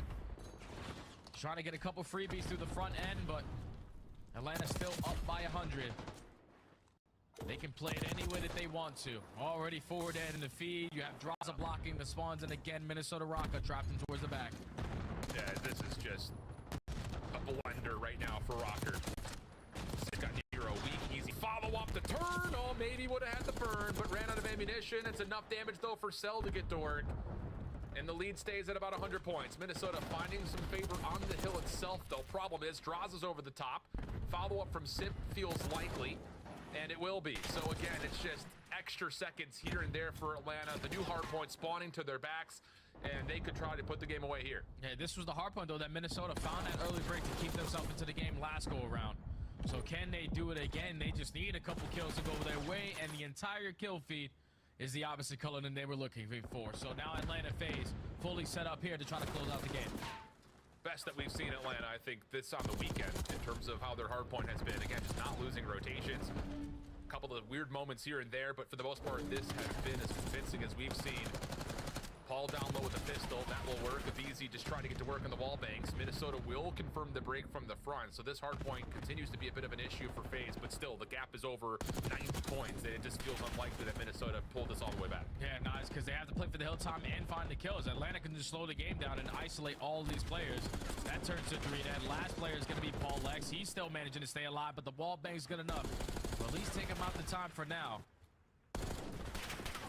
Still, Minnesota trying to keep themselves into the game. Still a 70-point difference. They do find a couple kills off the rotation, and we saw last go-around, Atlanta FaZe were easily broken into this P5 as well.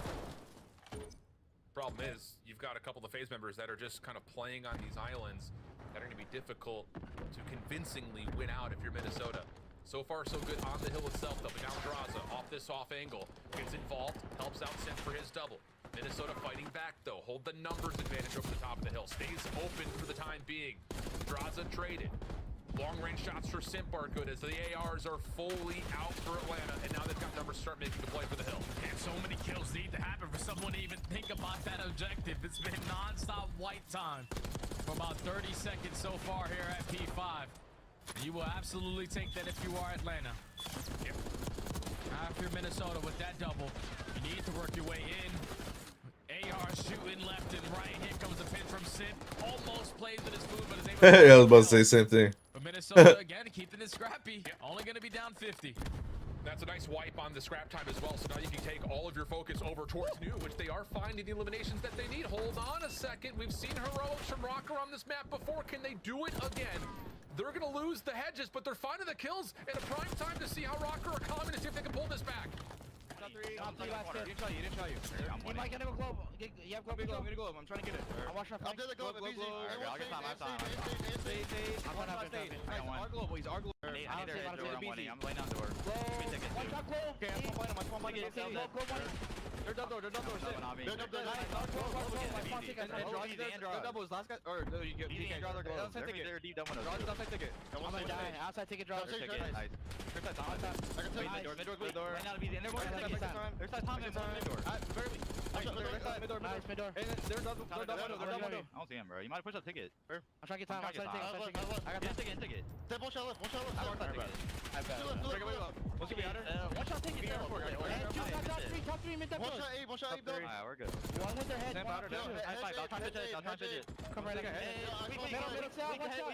Middle. Outside the ticket. Watch middle. I don't see you got time. Sure. Go in. I got a lower middle and on you. And one mid door weak. One close me. Top. Draws the time. Win flag. I paid in flag, bro. I'm trying to fit. He jumped out of time. He's buying hot dog. BZ one.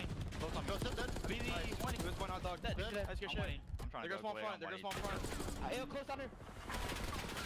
Running out of time, Jay, but they're making a hell of an effort at it. Minnesota's going to stabilize here. Nero up top tries to clear out the front. 242, 208. Atlanta trying to break on through, and it's Draza for 3. That will likely do it. One more effort around the back. The finesse is decent, but regardless of the status on this hill, Atlanta's spawning close to the next. So Minnesota need to wipe the floor. They need to do so right now. Yeah, they need to go quick because, like you said, Atlanta fans are going to have the spawns over towards next. They are finding kills off the rotation. They only need 3 seconds. It's going to be on Nero, and he falls, and that is going to be another game 5. And that was a close one. Atlanta fans are able to push it. And I expect it to end no other than this way, Alan. We're going to a game 5. All right, game 5. Here we go. Game 5. Guaranteed. Send it. Wow. The comeback effort, though, again, that feels very similar to how they played Thieves from back before the holiday break. It's just like nothing is going right. You're losing every single rotation, but you're finding these cheeky breaks. It turns into one like 40 seconds for you. Gives you some extra lease on life, but the problem was, and you're going to see it, you could build a Walmart between a lot of this game flow chart that we're likely going to see early because Atlanta FaZe were up 100+ points for the majority of that game. And it tends to be like that when you talk about Minnesota Rocker and their hardpoint game. They go by 100, they have an insane comeback to give it a grueler ending to that game, but it's just you can't have starts like that, Alan. Again, another hard point where they're just outclassed in the rotation aspect. We put ourselves in a power position in some of these situations. We're probably going to stand a better chance, especially when you got towards the end right there. I mean, we got our get back, though. Dominate over towards head, but then you allow Atlanta FaZe with the lead that they had to just play for those kills. That's why you take a look at the game flow, and it just started getting out of hand. Even when you thought Minnesota would get back into the game, because P5 for some reason was a money hill for them, which just tends to be very, very scrappy. But everything else, Atlanta FaZe just dominated, man. Just a lot easier those gunfights, and now they're able to force the game 5. Jay, you can see it right here on Atlanta's side of the chart. From 105 to 110 the first time we were at P5, and then no points at all the second time that we were there. So Minnesota doing a nice job in terms of the efficiency. No, it's just one bracket. That's the only bit of a downside there. The only other side, and you already kind of hit on this, you want to talk about efficiency metrics. Perfect has been the name of the game so far for Minnesota in game 5. They have not dropped one yet. A couple of them have been in reverse sweep fashion. We'll see what they can provide for us on a very difficult map for them. Protocol Search, the map number 5 here in our first upper bracket semis in our minor 1 tournament. Atlanta FaZe trying to get to the grand finals. Minnesota trying to surprise the world to do the same. We'll find out who punches their ticket after we come back. Carolina.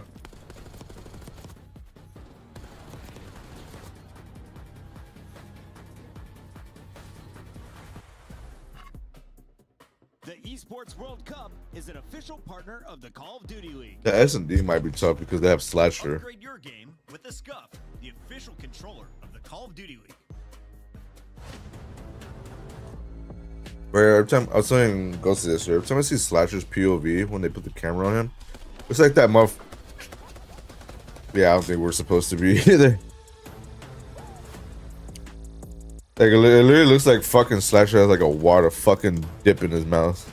When he's ready to fucking into a fucking tin can and shit. He's like, he always has his mouth open to like a way it looks like he has something in.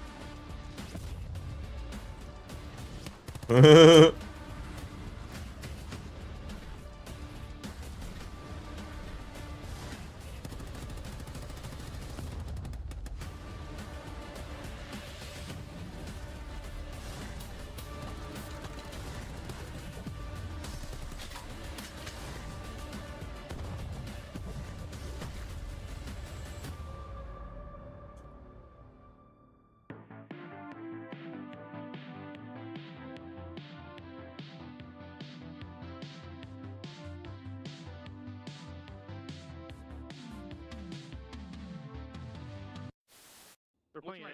They have to play A. They are both water. One shot. There's two water. They were both. They went red. They went red, Clay. They? Yeah, they went red. Both red. Both in shade red. Both in shade red. They went front door. They went front door. He's hopping. Watch his tank. I have your word. Back door. He They didn't see you yet. Nice! Let's go, Clay! Yes, sir. To make the play. It's been all about him all tournament long. It can come down to a 1v1. Oh, he stopped!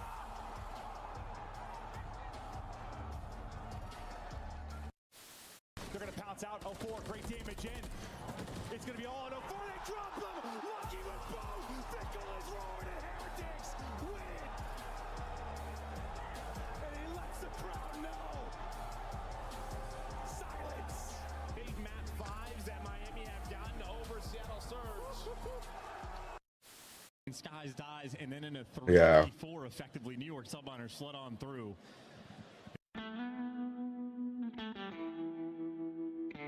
No.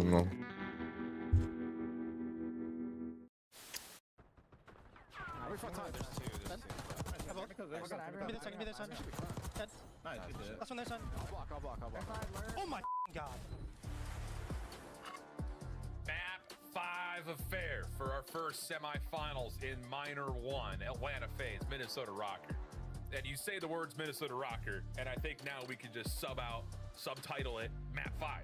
It just feels like we're always gonna get there. So far, Jay, it has been flawless for them though. 6 total series played. All 4 of their wins have happened in Map 5s. Talk to me. These guys are icy, man. It's as simple as that. The fact that they tend to usually spawning into a series down 0-2, and then they got to try to complete a reverse sweep or at least go all the way to the distance. These guys are unbelievable when they get here. You can see it, 4-0 on your screen. Ranks number 1, 1.15 team KD with 51% opening dual win percentage. I think that's the biggest focus of the stats that I'm going to be looking at, because in map number 2, out of the 10 rounds that we played, Minnesota found 8 of those first bloods. If you allow that to happen with the way that they play after they find that kill, which is non-stop teamwork, you're simply not going to play to your advantages every single time if you're Atlanta. So you cannot allow that category to get away from you, especially on a map like Protocol, where we know these gunfights can go down in the first 5-10 seconds.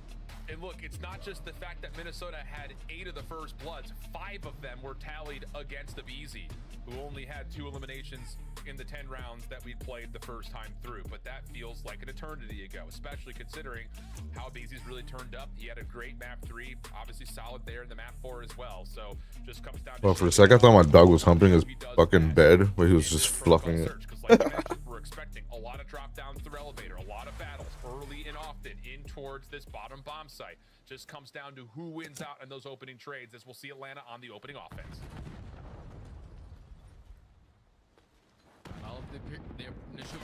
Bottom comms from That works. top B2 plan. Beezy just slides on in. He's able to catch a double. Already off to a better start in this map than he did in the map number 2. But in the 3v2, Atlanta have the numbers. Bomb goes down. Hold your setup. Yeah. Really good execution and just good game plan decisioning right there from Atlanta. As soon as you get the contact, you get a Beezy on the pinch. Nearly goes for the ace. He actually does hit a shot midair versus Geo there, but instead, a chance for Geo to 1v3. He sees the shoulder of Celia. Does he catch him on the jump up top PCs? Unsure on where Simp is positioned, but you could definitely feel he's leaning over towards the elevator, and he almost gets the slide timing on it. Not to happen. The 3 kills for Beezy, too strong to the opener. Yeah, and a great initial play call right there from Atlanta FaZe to realize, okay, there's no presence over towards P2 side. I'm going to drop down that big door. We should have a couple try to be the aggressive in towards A, but Minnesota Rocker, you cannot afford those kind of rounds, because I think when we watched them yesterday versus Ultra, they were just playing to counter Ultra. You cannot do that versus a team like Atlanta FaZe, because they will do the same thing to you on the opposing end. And they showed Yeah, for real. There. Just using their information, dropping into the sites, playing their numbers, take round 1. Yeah, nice little cheeky again. Contact play. Wait for the players at elevator to get the info. Let it be easy pops. What does Minnesota have in store for us for their first offense? 3-player drop down for FaZe in towards A, and it's Draza up top by himself on the windows to take first blood. Bomb is still in hand for Estriel, but Minnesota have no map control now. No, they have no map control. Now what you're sort of banking on if you are Minnesota is if Atlanta FaZe start to back up a little bit and play their numbers advantage and hopefully give up that A site. So that might be your only opportunity to clutch up this round. You do have Gio who gains info onto Draza, but throwing shoulders, Draza's just going to play his life.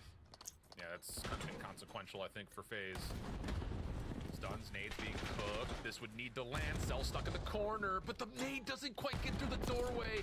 Neither does that one. Wow, this FaZe defense was vulnerable here, but it doesn't make a difference. The shots are out, the nades don't land, and Paul's now by himself for 1v3. Now Paul 1v3, bomb down in towards the site.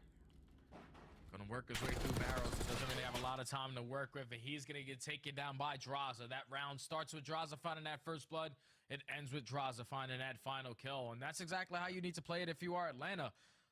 Just back up, play your numbers, find that early first blood, play to your advantages, and then when Minnesota thought that they had an opportunity, when Atlanta started to back them off of their setup at that A site, I think it might have really came down to that frag. Like, if that frag is able to connect onto Celium, they'll both be one shot. You can't fully commit on the fight if you're Simp. Yeah, third and fourth get 10, second gets 20, and first gets 30. And Atlanta take the round. Yeah, I don't even think it's just one nade. I think there's 2 frags that bounce off the wall. Don't quite get all the way to that position that Simp and Cell were at. So FaZe will be up 2-0. Different look here. Opening nade lands onto Simp, the bomb carrier. Cell will counteract with the opening first blood for Atlanta. So we get an early 3v3, but the bomb down Atlanta. Oh, yeah. Take a moment to just recollect themselves. Yeah, it was both teams right there realizing, okay, someone's got a first blood on that end. Okay, you got a first blood on our top windows. We got to back up and play safe at B. Atlanta FaZe start to rotate your way back onto the spawn. And that's exactly what happens. Now in a 2v1. Narrow force to clutch on up. Don't put it past him, though, Alan. Yeah, and this is a good read for Nero, knowing that Atlanta, If FaZe were to win this overall, that would put him back up to the top 4. behind this FaZe setup. The timing, though, is not great. Yeah, I mean, he would have maybe had an angle at Cell, but Draza was tracking behind him, and Draza will find 3. I love the idea for Minnesota there to try to double push out. It just comes down to the simple fact that Draza's holding a heady on that same angle. Yeah, and that's just a good read out of Atlanta. They realize, okay, we're going to be aggressive over towards gun, try to allow us to work over towards that B site. No presence over towards tower. Most likely somebody from Minnesota Rocker is going to try to take that away from us and work a deep pinch, but they time it perfectly. Your girl probably looks uglier in it. On display. He needs to shave, bro. So far, Yeah, he needs to shave, bro. Like, get that shit off your face. Now Atlanta sitting on 3 in a row. Draza on 5 in a row. Here comes the RC to slow this game down even more. You look like my This early. You look like my you look like my homie Caveman, dude.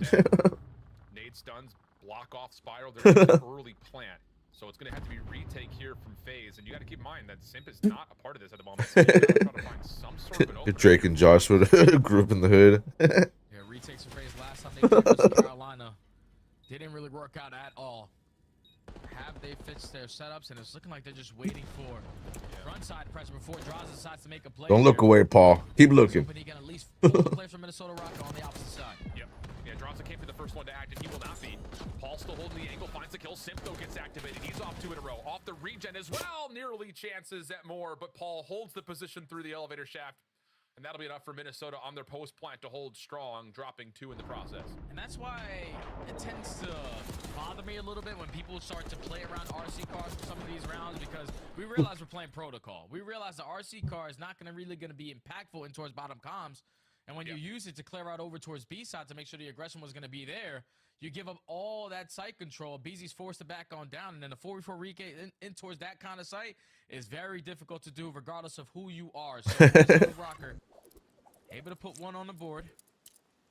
Happened to me a couple times on there. Go, and then right now, FaZe are just throwing a bunch of different looks at them. Now they're going all down towards B. I mean, yeah, with the trophy system, and they're going to try to just run right through Spiral here. Whoa, and Nero. I'm less than 200 away from getting diamond on COD. Shots from Abizi, bomb planted simultaneously, 2v3. Another difficult retake now for Rocker. Again, left on the AR players playing over towards Big Door. Paul Lex. Yeah, these past 2 nights I've been running 4 stacks with random dudes. Yeah. He's finessing. Yeah, he's found the first. The other night we went on the 10 streak.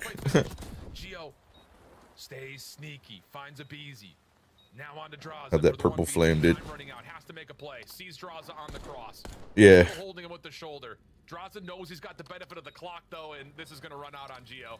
Yeah, not quite able to force the gunfight. Does find the kill, but it comes too late to allow for a defuse. Atlanta will get their 4th. And that's Draza again, another 1v1 moment. I would have liked to see if Gio would have went to the bomb site to force Draza to overextend out of that zip, but every time he was throwing his shoulder, just gaining that info, time was getting away from you. And he's able to clutch up another round. Atlanta FaZe again, complete blind counter. We're talking about round number 1 on attacks. We attack through plat to get into the comp. Round number 2, we're going right through top mid. Round number 3, everybody through bottom zip. And Minnesota are looking like we sent everybody towards Big Door to try to contest it, but just were not prepared for the aggression coming in from FaZe. Yep. And from Abizi in particular. Another 2 from him in the round. He has turned it around since map number 2. Quick action here from Rocker. Opening shots, though, go the way of Cell. You have to slide through for FaZe. Actually gets them onto the bomb site, and Cell's not done. He gets a second. Astro completely crossed up as Abizi goes from left to right. Nero, he's stuck.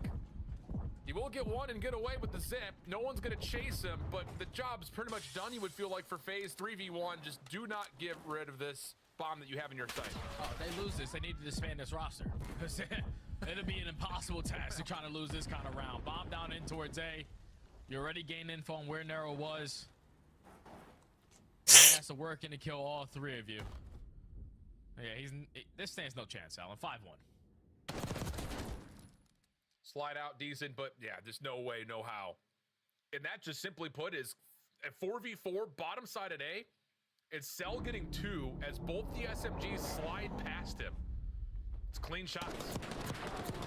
And Minnesota right there, they were thinking, Alan, that Atlanta FaZe are probably going to go with that slow approach again. You find yourself up 4-1, you can tend to slow down the pacing of the game a little bit. You don't want to try to make any mistakes, but they said, screw that. We're going to take that bomb site away from you because that's been the only round you've been able to find success in. So instantly shut it down. Another first blood on the back of Atlanta FaZe now puts them at game point.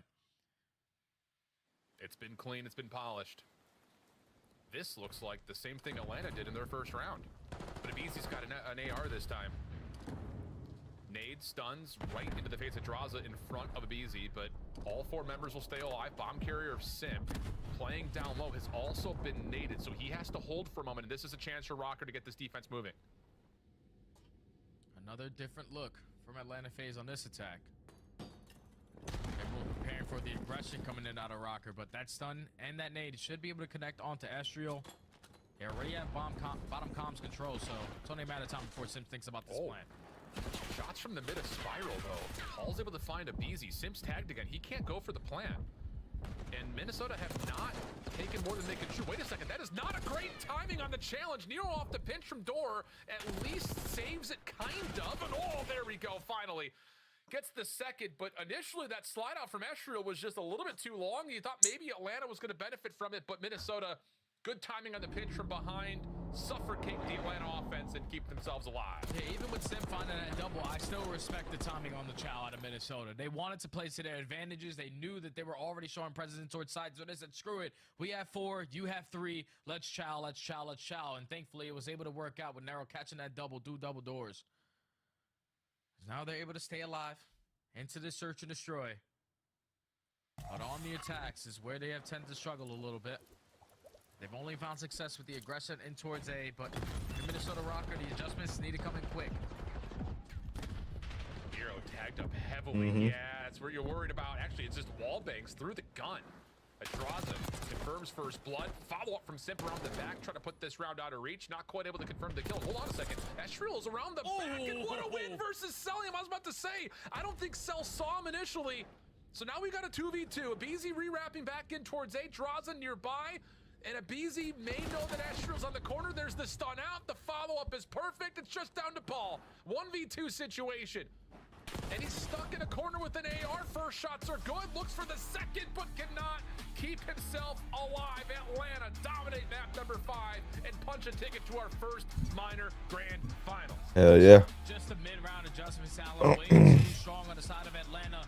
Minnesota were not prepared for it. Multiple different looks on their attacking side. Multiple different looks on the defensive side. They just were not prepared for all of Atlanta to take away mid away from them. You were trying to be the aggressor on that side because you realized they just shut you down working your way in towards A. So it was trying something different, but Atlanta were perfectly there to counter it.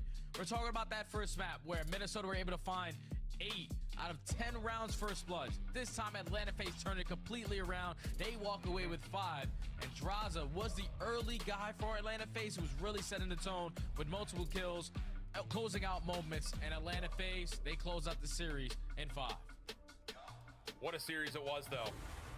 Hell of an effort for Minnesota throughout it. I think in particular, you look at the 2 hard points and you say both of them were winnable. It just came down to the simple fact that Protocol, they were not rotating as well as FaZe were. FaZe were able to adapt, get a couple of key holds by the end, Celium in particular, kind of the hero there between P3 and P4. And then the red card, it was a 100-point game 2 separate times in favor of FaZe. So it's just the clock runs out and the comeback effort for Minnesota. So can't quite keep the magic alive, Jay, but that's a hell of a first opener minor, especially for this Minnesota Rocker team that I still feel like is hard to put a finger on.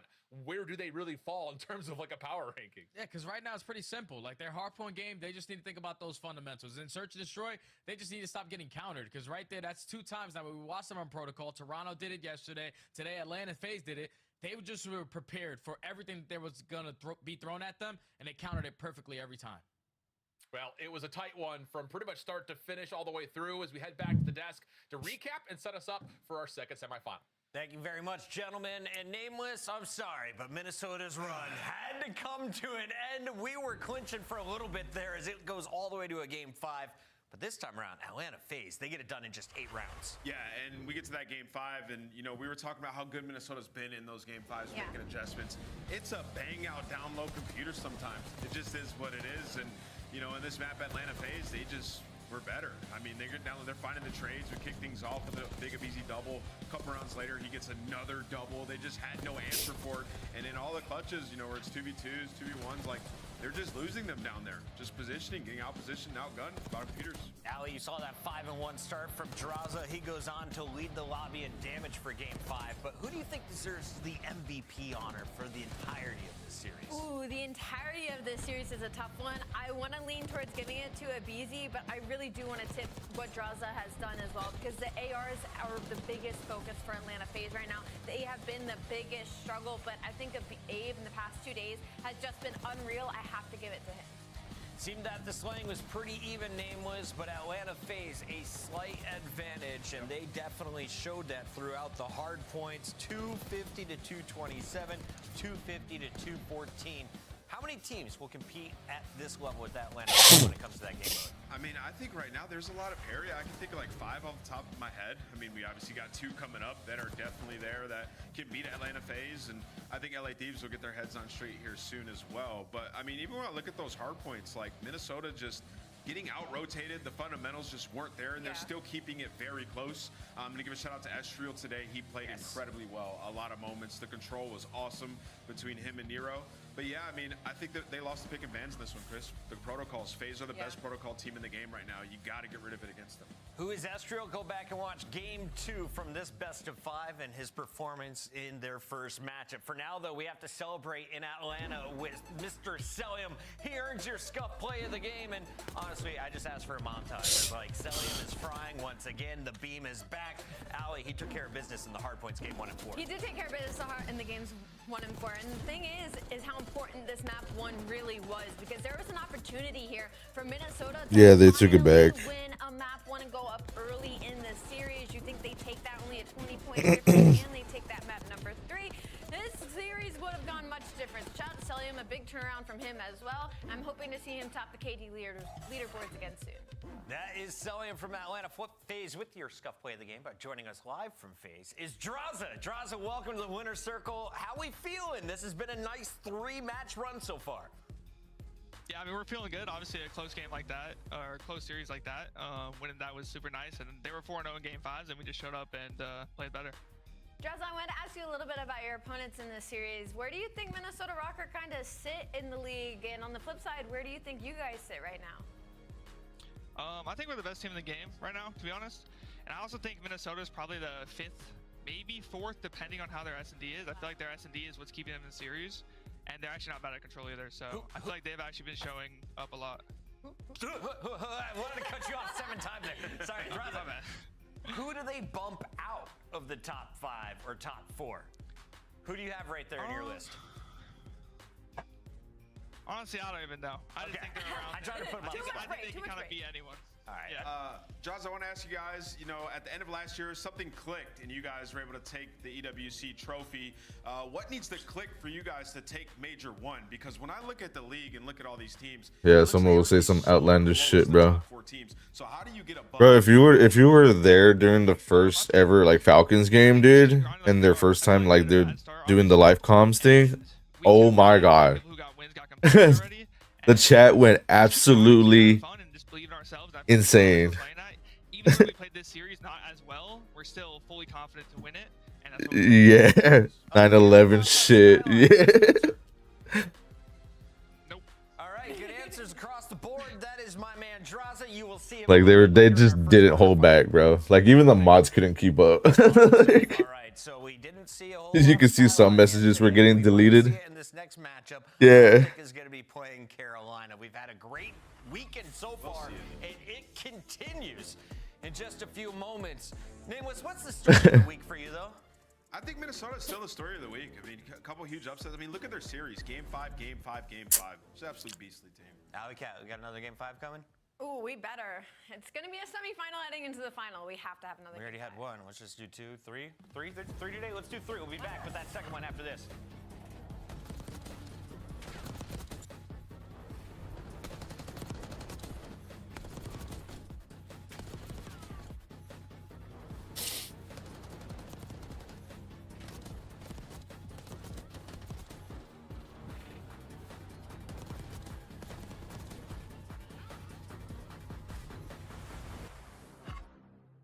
Upgrade your game with the Scuff, the official controller of the Call of Duty League. The Esports World Cup is an official partner of the Call of Duty League.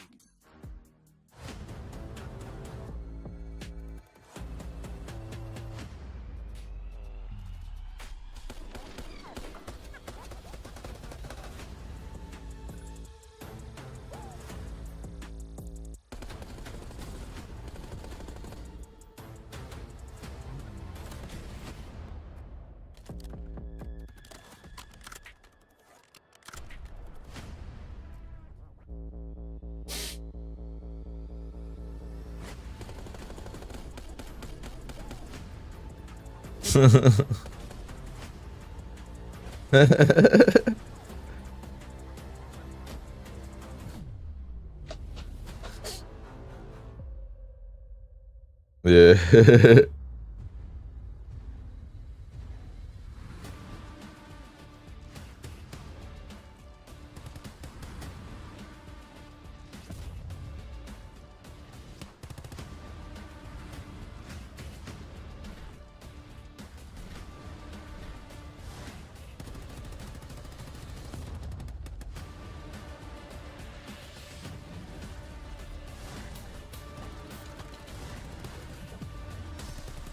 Someone said just DM a BC's girl. She said she gonna let me hit.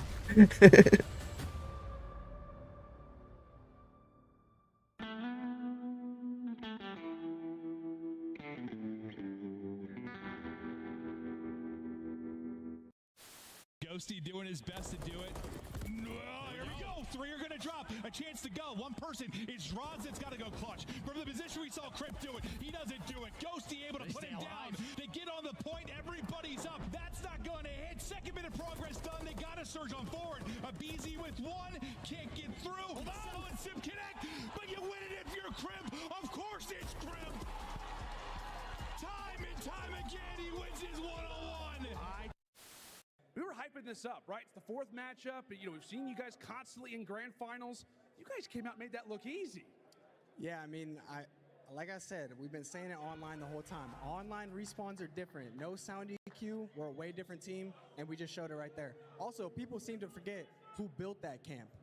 I know how they play. I taught those kids how to play Call of Duty, so don't forget that.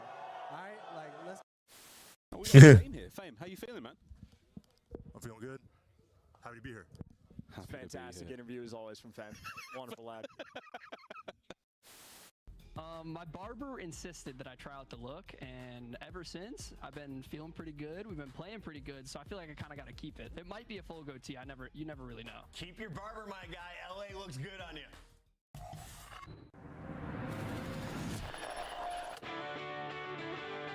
Oh, that was the Friends intro.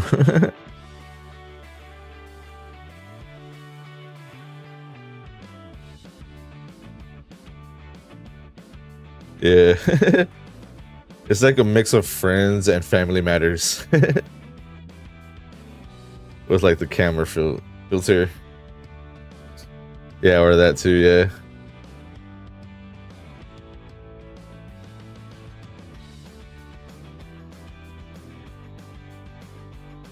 I just noticed he's fucking wiping a Thanos painting. Didn't notice that before.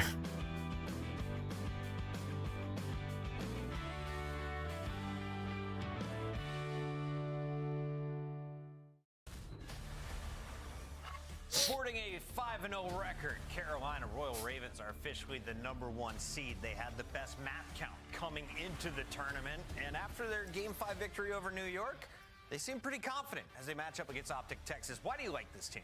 Their teamwork is just impeccable, and it's the fact that what should have been just an S&D team is doing extremely, extremely well in Respawn. They have the game figured out before everybody else. Nameless, I want to ask you a little bit about Vivid. I say everyone else's name. I don't say Vivid's name enough. What does he do in game? Because I always see him finishing maybe a 1.1, a 1.02, or barely negative. He seems to always go even. Yeah, gap filler, willing to do what it takes for the team, and he's completely bought into the system. You know, I think he's one of the most underrated players in the history of Call of Duty. Always dropped for some reason when his teams underperform, and then he gets picked up by some like-minded individuals, and he finds success. You can think all the way back to the last Treyarch title in Cold War, where he got picked up by Empire, and they got a little bit better. So Vivid's just a guy you can plug and play in any team, and he will thrive. So I've been loving this roster so far, and like Ali said, like a team you thought would be really good at Search and Destroy, they've delivered there, but the respawns have been fundamentally sound, and it's led to so much success. Carolina are technically the favorites in this one, but if you ask the fans, they're cheering for green today. Shotzi is in the hunt for 100 match wins. He sits at 98. Optic trying to get him the opportunity with a best-of-5 here. Kenny, Dashy, Hook, and Shotzi make up Optic Texas. Squad that's had their ups and downs. So far, they've been flying high. And what's so interesting is I think this is going to be their biggest challenge yet. No other team mirrors them as well as Carolina Royal Ravens does right now. They're strong in all game modes. They don't really have anywhere they're falling short.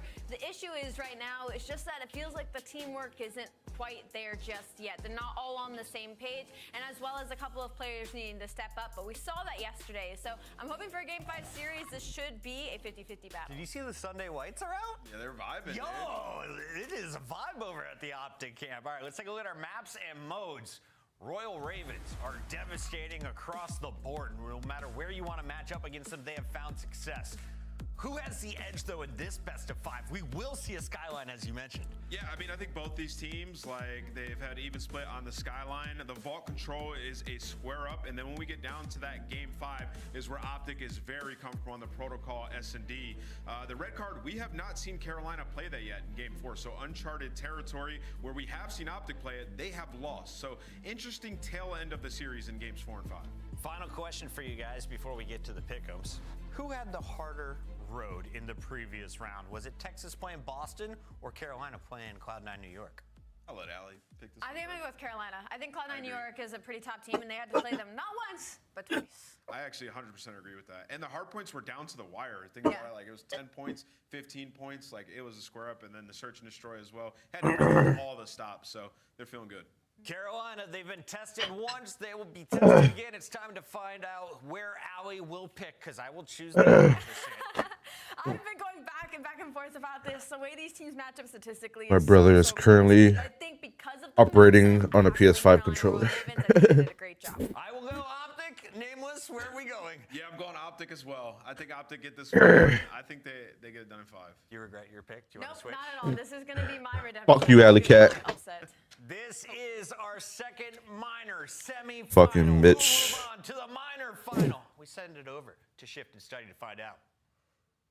I think just based off this map series layout, it really could be a series that you could flip a coin for. Carolina, I still feel like they're being slept on in a certain regard. They're flawless still to this point. Yeah, a couple of moments here and there where they look vulnerable, but they've provided answers when they need to the most. I think. Oh yeah, she used to do OnlyFans. Oh yeah, especially out of TJ. Like you saw what he was doing. Yeah. He was taking over map after map after map until we got into the game 5, and then Gwen was like, "Don't worry, I'll help you a little bit out, Tease." They just have like a great fundamental way to play Call of Duty, and the way they play hard points is great. They don't really have to get the most kills. They're doing the dirty work, and it makes take. Yeah, I remember when people would bring it up in the comments and shit and just pull up a picture of her. But I think the true surprise for me is how well they are at control. Now, I know the Dust touched on it. When we get to that vault control, that is truly going to be a matchup where either squad can take it because they're both phenomenal at the map and mode.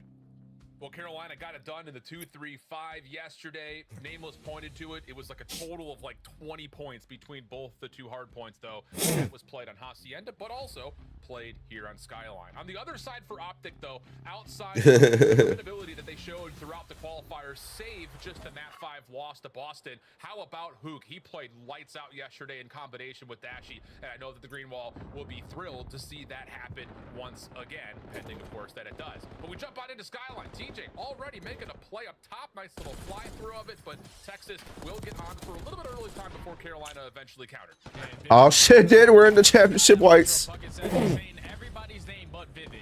This is one of those series where Vivid Are these new too? Because the collars look new. Because sometimes you can have the best team where you can have it all, but you need some raw talent when you're going up against this kind of team. Like the recent jersey. Texas is so far off to a great start. 3 kills in favor. Yeah. The spawns already flipped there. I need y'all to lean back real quick after you die. Let's see how clean that looks. She hasn't missed a bullet yet, and then from the top rope, trying to finish all 4 shots. He will follow. Hook has flipped the spawns back, and after a really dicey moment midway through that first hard point, it will be Optic to stabilize, getting ready for P2. Yep. And you still have Dashy being the human turret. Sorry, Octane, but this guy's not missing bullets. Already to an 8-3 start. All of Carolina spawning all the way across the map, and now Kenny is gonna be in a perfect angle to at least get a couple of these players or have them weak. Raids are effective. Vivid finding a double. Now he just want to be a nuisance towards the back to potentially flip them out. Oh, TJ, goodness, he has been all over. No, Hook's wearing the same thing. You just can't see his collar. Up as Slasher will come up from behind Hook, find the kill, and turn that into a little bit of time here for Carolina. No, they all have black collars. Over from the right side of the map to the left. Every kill a massive one here in front of P2. Twins able to get one. Hook, Kenny, keep things contested as Slasher will jump the rope and get into the hard point for a little while longer before eventually he will be bested by Kenny and the rest of the Optic Texas Green Wall. Just gotta be so annoying right there if you're a Slasher to play into AC Kenny, thinking, okay, you got a 2B. black collar, Shotzi, black collar. They're still gonna be in the back spawn ready to contest it. And that allows Optic Texas to keep that P2 a little bit mixy. Growing themselves a nice little 10-point lead, and now off the rotation. It is Carolina in there early, but Optic Texas have positionings right now where they can set up this pinch. Big kill comes in out of TJ, but does not matter. Yep, and Hook's black collar, yeah. All black collars. Yeah, I love that. It's just a little moment where you've got an SMG and an AR playing on one side and the others playing on the opposite. And Texas will use that as a chance to feel out where exactly Carolina responding and what their setup looked like, and they flawlessly break it early on this Kitchen Hill. Still holding on to the back. Every elimination going the way of Optic. as Carolina will have to try to play this through piano side. Not what you want. Shotzzy trying to hold the door on that play as Kenny will be the next one in line on 5 in a row, making 6 as TJ took a secondary challenge and gets shut down, but Carolina still have a chance to neutralize. Yeah, that's a big double there from Slasher, because you heard Ali say it. These guys are basically mirroring the stats on both of these squads and how they like to play. But right now, Slasher not off to a hot start, and you already see what Dashy was doing. Still only a 20-point difference. Do not have the spawns if you are Carolina. You are trying to break on in. But Optic, they're just way too spread. Hook is able to catch a double. Still not going to slow down. Give me all 3. Is he going to try to go for the 4th? Yes, he does. But Slasher, he should get traded, and Optic right back in the hard point. The SMGs are just taking over the tempo right now for Optic. 11 and 5 for Hook. Shots all over the map at 11. And Vivid, yeah. AR is just following up and finding the easy kills on these setups. Slasher trying to play off the back door. Top bedroom position, good for 1. Dashy, backside tub. Oh, yeah. The opener, Kenny's got him covered pretty darn well, but Carolina will still flip the spawns and get into the hard point. Considering how much they've been outslayed, the fact that this is underneath a 30-point game is going to feel like a miracle here for the Royal Ravens. Yeah, they just need this time now. What is that jump spot? Slaying, guns can get a little bit more hot as you go No. game number 1, but just keeping it scrappy until that moment happens is exactly what you're looking for, because they're going to walk away with that final. Yeah. Only going to be a 5-point difference. And now you're just going to have Slasher playing slow on this end because he wants to try to get a couple goals and flip them out. Unreal that this is the scoreline. Yeah. If you were just to look at the KDs across both sides, you would think this was a 100-point game. But we only sit at about 15 points. Optic on hot tub for now. Gwyn, Yeah, this is like one of their better camos. He will get up towards the top side of piano, but Hook will beat him. So Optic will hold on to the left side of the map, but Carolina doing the work inside the hill. And with Gwyn getting that 1 kill onto Kenny, that allows Carolina to bombard. Oh, yeah, that's true. Soak up this P 1 time. Trades are I mean, I could say the same thing for Ultra with Tiger Stripes, so. You know, it's only a matter of time before Gwyn starts to turn up and respawn again. Sitting at 16 and 14. Vivid on the hard point. Great team shots, not able to lead to the kill. Still Tiger Stripe. Be able to take the lead or at least tie the game up, but Optic with all the kills in the feed, maintain the spawns, and they should be set up for the next hill. Yeah, the ARs for Carolina are just getting cooked right now. Combined 17 and Yeah, like dark blue that you could barely even see. At least these skulls, you can see them. He just needs to find an opener. The rest of Carolina's here, but I feel like the past skull camos are just, you could just barely even see the skulls. This is where Optic can start to pull away with the game, because now they're fully set up 4P2. You have kitchen control, you know where the pressure's going to come. $11. Just winning gunfight after gunfight. 21 and 8, give me 22. Man, It came up, it was $11 for me. TJ's giving him a lifeline, but it feels like, again, it's just another one of those Not true. where Optic are doing all of the right things. If that continues to be the case, this game could get out of hand quickly.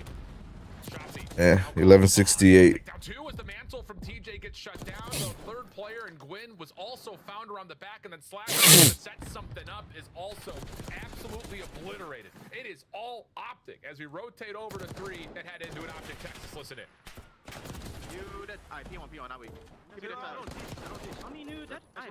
You know what pipe? Find you guys. I spawned it. I'm looking at it. Block on Brandon. Block on spawn. One guy's. Yeah. Us down here is like 8 cents to the dollar, so.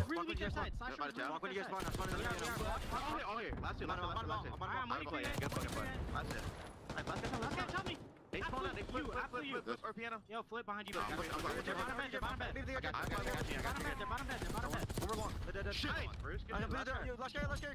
rest are gonna flip though. I'm playing for the rest.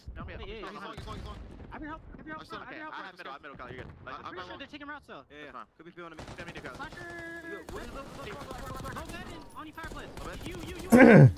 They're making Vivid look like a Challengers player right now. Vivid.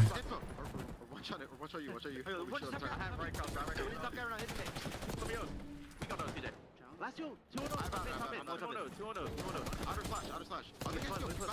Damn, Hook. I mean, you can only use one word right now, Jay. Slammed. Yeah. Are you joking? 28 and 12. All over the map. Doesn't matter who's in front of him. He wants it. Yeah, it does not matter who's challing on the side of Optic Texas. Oh, you're a little behind. Those gunfights, Carolina are not having a good time. The ARs not winning any gunfights, but They're looking for just a little bit of momentum. That P2 to P3 trade. Now we're up by 100. Oh, Dashy and Hook about to hit 30. Oh, Dashy just hit 30. No, Hook is flexing. Yeah, he's flexing the sub. Big time. Long range shots. Right now I don't know. Jumped on by shots. He did not expect that. Yeah, Hook's got a sub. He's just picking up weapons. Inside the hill. Gwynn's trying to do what he can from the front side of bedroom. Good damage onto a follow-up, but Vivid's the one who really has to step up here. But I know Kenny's been going back to being like the third sub. He'll pull it out every once in a while. Yeah, and in Vanguard. Well, it was Vanguard where he switched from a sub to an AR. Well, Vanguard he switched from a sub to an AR. Or maybe he could be. Yeah. Yeah. Yeah, because I remember in the beginning of Vanguard, he was strictly a sub, and then he started picking up the AR. He's not missing bullets, man. Snapping left, right, up, down, inside, out. Doesn't make a difference. Optic putting this game well out of reach, as they will be able to kind of play from the leader's advantage here. A couple of follow-up eliminations are here, and they can just win the game on hot tub. I mean, Carolina has to win the war on every front, and it's not happening at all. Optic, a statement. Map number 1, 250 to 137. Mercy. Shooting bots all day. It's just simply they were gunning the hell out of Carolina. You can even tell when we were in the listening, they started to giggle a little bit because Dashy was going for Ego Child after Ego Child, but Optic Texas, they came out ready to rock. They came out ready to shoot the damn gun, and they made Carolina pay. That's going to be a tough pill to swallow because I don't think Carolina has ever been. Yeah, that jersey's fire. But Optic Texas could do no wrong in map number 1. Who could do no wrong? Legitimately. I mean, the tempo was just fast and furious from the get-go. ARs for Carolina just could never get into position. I mean, it felt like every time we saw Slasher and Vivid getting gunned, they were usually on sprint, just trying to get to a setup. But the tempo for Optic, just too much to handle. 35 and 16. I know FaZe did it in Cold War. I know FaZe did it in Cold War. The COD equivalent of the hat trick there in map number 1. Dashy still takes top prize, though, for overall damage at nearly 3,800. I know. Holy cow. That's what the game looks like, though, Alan, when you're able to do what they did. That P2 to P3 chain was phenomenal. We're getting a flawless 60 hold on one of the more difficult hills where we saw, at least on the first go-around, it was chaotic on both sides. But once Optic Texas were able to find all 4 kills and realize, okay, they're spawning across the map. We got this covered, we got this covered. It's going to make us a lot easier when we're setting up those crossfires as well to find that second wave of kills. And then Carolina was just getting picked apart. Like the Slasher and Vivid combination of the ARs just did not have a good time. So, gotta completely shake this one off. I know I heard Slasher yesterday on the flank said that he can't wait for this matchup because he wants to see how he stacks up versus this kind of roster. But if he's gonna bring it like that, you're not gonna have a good time. Well, yeah, that's true. Nothing but facts were stated there. Wow. Absolute montage highlight reel here for Optic Texas from start to finish. This moment from Hook, I mean, mercy. Holy cow. That's what it felt like time and time after we saw this rotation. And it did. It felt like a miracle after the first set of hills that Carolina were only down 30 points. Some good collective moments, I think, over the top of the first P4, but that was about it. I mean, they maybe found 40 of their seconds on that hill in particular. So Optic, just too many advantages, too many wins, too much moments of just being outslayed.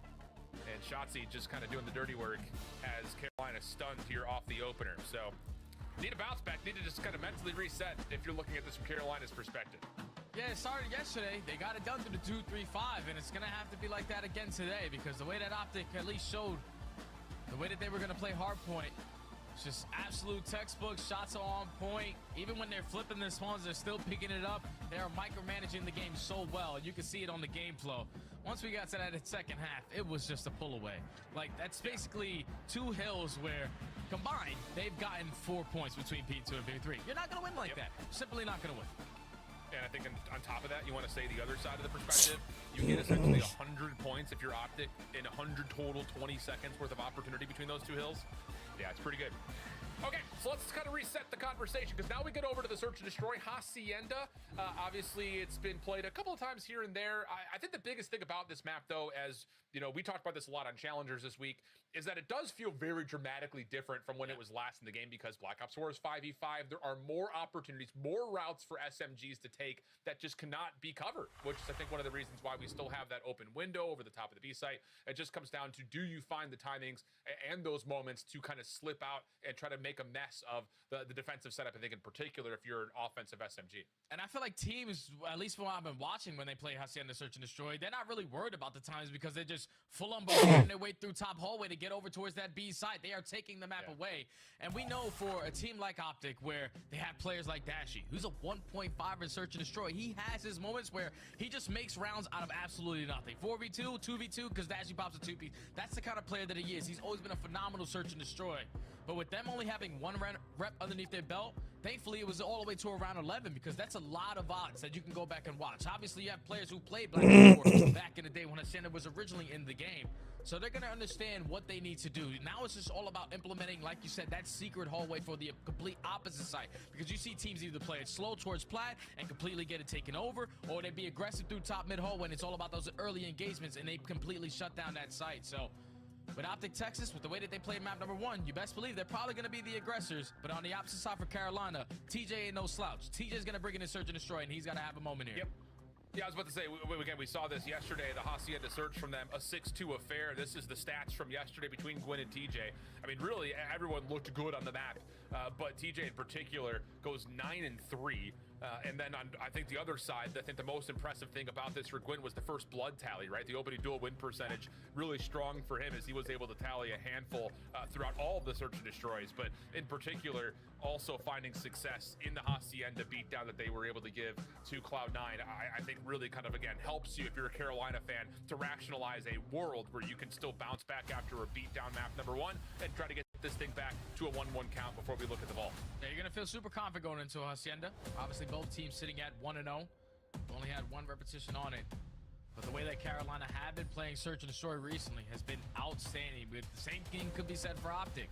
7 win streak, 3rd overall on their attacking side, 1st overall on the defense. And if they can stick strong to that 1st overall, where they can shut down that bomb plant at that A site, oh, this should be an easy map for them. Yeah, absolutely. We'll see. Both teams enjoying a 1-0 map count on this map mode combination since its introduction after the holiday break. But it'll be Carolina to approach the offense first. Slasher and TJ waiting to see if there's going to be any defensive nades toss. Gwyn right on over towards the fire hall. Good for the first. Hook Dashy shutting it down, and they will win the trades here for Optic. And I love that play call right there from Optic Texas. Completely disregard top plat. We take this mid hallway. We stand a good chance of shutting down all of your A push. So they put themselves early into the man advantage, but TJ pushes on through, is able to take down Dashy. 2v2. Both squads on the complete opposite sides of your mini-map. Yep. It still does feel, though, like Carolina is the one that is in the trickier of the two positions, and they're looking to see if they can catch Optic on some sort of a rewrap back to A. See TJ's position, bottom side over through bar, this office staircase, and he may have given this up at the exact wrong moment. Slasher also missing the timing. Optic will see it, but Hook takes a couple of shots, and now Carolina is alerted that they're being hunted. Yeah, but they're not going to think about that objective. They're trying to send it for these kills, and that's the perfect game plan. TJ and Slasher combine for that kill onto Kenny. Now it's Hook. Left in a 1v2.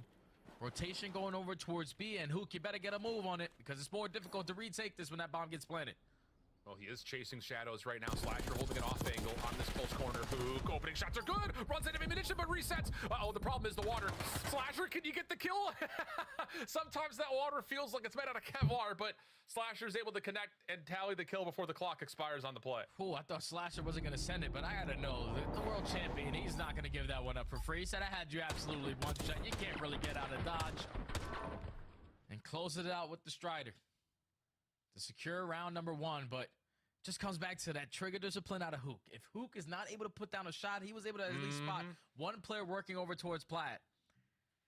That could have easily went in favor of Optic Texas, but just a heads-up play call. Once they gain that info on the side of Carolina, to not commit on that bomb plant, to isolate onto Kenny, and then slash on a one-on-one. Carolina get the opener. Offense now for Optic. Wow, This is aggressive for both sides. All of it over towards the open hallway, and that is a blender for Optic. 3 kills, Kenny only able to find 1. Hook may be able to secure 1 here for free, pending timing. He'll see 1 on the stretch back, but of course the curiosity question is this the entire team for Carolina? And Hook is going to actually read this correctly. The problem is he still have to go up to the 1v3. Yeah, he's taking the super long route. Potentially, if he cuts that short, he could catch at least 1 player, but with 45 seconds, at least he does have the bomb in hand. Just does not check his corner, and Carolina 2 rounds in a row. Back off the first blood, and that was all out aggression. Like, you're not planting that bomb at B. Yeah. Like, it's as simple as that. You're not going to work this play over towards B. We watched you guys play it yesterday. You love to be aggressive 2 top hallway, and they were instantly there to contest them. Yeah, and I think the thing is, you know, without trophies being there, the defense able to just toss nades over the top of rock. It allows you to sprint through that open hallway. AR's watching from window to window, get you the information of how many players are trying to challenge from the offense. And yeah, Carolina just a little bit of a gamble stack there. Bit of a blind counter, if you will, to get that 3-for-1 opener. 2-0 up early. Gwyn on 3 in a row. Looking for an early RCXD. The playthrough bottom secret. Often the case for these SMGs. Just trying to see if they can catch a challenge through Fire Hall, but no one's home this time. Carolina are just going to hold this and see if they can catch Optic getting aggressive, which they may on the shot seat, but he will catch out Vivid for first blood. It's beautiful plays right there from Optic Texas to set up Shotzi in that positioning. Leads for that first blood, but now you give up all of open hall control. TJ's able to find 1. Shotzi effective on the trade. Still in the man advantage is Optic Texas, but Gwyn's sort of getting the read that someone has to be close. Yeah, it's just, again, the timing of this. Shotzi's now out of here. I mean, he's not, but in Gwyn's mind, he could be anywhere. So this just comes down to hoping you've got good COD timing. This is difficult for Carolina. Slasher just trying to get something to work with over through top fire. Not going to work. And now it's just down to Gwyn for what will feel like a pretty impossible 1v3. Yeah, not going to be able to at least find 1 kill on the round, and that all starts with Optic Texas just taking the map away. They realized early on we gained the info. There's no stuns, no nades, no presence through top mid hallway. So they just allowed Shotzi to do Shotzi things, get lost behind enemy lines. He pushes right up through bottom mid for that first blood. And effective on a trade and then continuously being a nuisance. Like Gwyn was trying to locate, where did he go? So Shotzi's not going to give you anything to play with. Yep. Okay. Convincing round there for Optic. A lot of it, again, just by that forward pressure that you're already kind of mounting to, which is something that definitely can be a problem spot for a lot of teams. If those subs can get deep on you quick, it really plays with your mind. Trophy system down. Nade from the defense, not going to land. Slasher by himself here. Shotzi at mid-connector. Shotzi for 2, plus a little extra after that. And now he's just left with the pistol. A little greedy on it, but regardless, the kills come through, and Shotzi is letting them know. Oh, man, Shotzi's been letting them know for quite some time now. He's been chirping a little bit on the timeline, but why not when you're one of the best players, if not the best SMG in the game? As he continues to make plays like that happen. That would have been hilarious, though, Alan, if it came back to bite him. Like, you waste both your ammos on both your SMGs, you got a pistol left, and guy comes in and kill you because you want to play with your food. Huh? Thankfully, the movement's too strong, and Shotzi was able to get out with his life and Optic take the round. Clean stuff. Slasher isolated. Just no way the defense could respond. So we go to a quick 2-2. Shotzi on 4, Hook on 3. And here we go. We bash through the doors once again over towards fire. Shotzi holding in a corner here. Gwyn, often the player who tries to play through this top open hall. And Shotzi is just waiting to see if he can catch a shadow or any information. And there's the shoulder. Just comes down to when does he want to try to chow this? The answer is now. Hello. That's discipline at its finest right there, the Shotzi. For that first blood. Now can he finesse a little bit longer? No, he is going to get traded instantly by Vivid. That's a lot of information gained. If you are Optic Texas across the map, though, the island player with the bomb in hand, TJ gets the better of Kenny. Yeah, that's a weird moment right there, because I think Shotzi thought Hook was watching his cross over towards the actual fireplace itself. Wasn't really the case. Now all of a sudden Carolina have the advantage. Dashy last one left, found over towards fences. Yeah, that felt like a weird moment because Shotzi gets the freebie and then pushes forward, I think thinking that Hook is watching over his hallway, but that really wasn't the case there. So a small bit of miscommunication leads to Carolina bouncing back after the first blood goes against them. It's just a lot of angles that Hook would have to watch to try to keep Shotzi alive and towards top secret hallway. You got to look deep. You got to look at the staircase. You also got to watch your left side because no one was showing presence over towards open.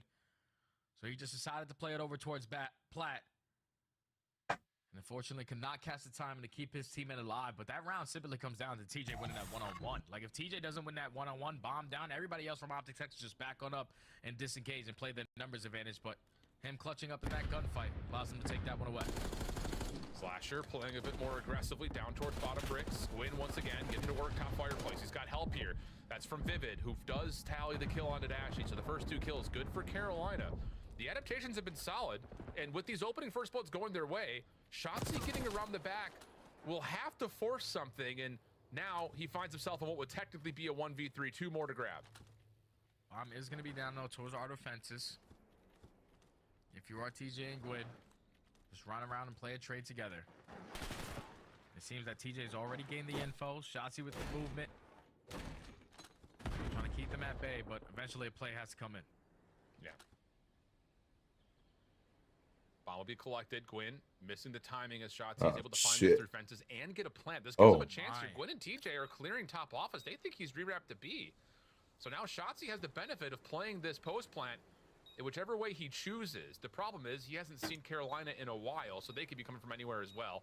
And the play is going to be from the open side of this secret window. Shotzzy first contact. Good. Finding Gwyn. Slips away. TJ not able to get the train. Shotzzy's out. He's going to get the regen. And if he tries to get lost, motherfucker, get lost. Timing on TJ here.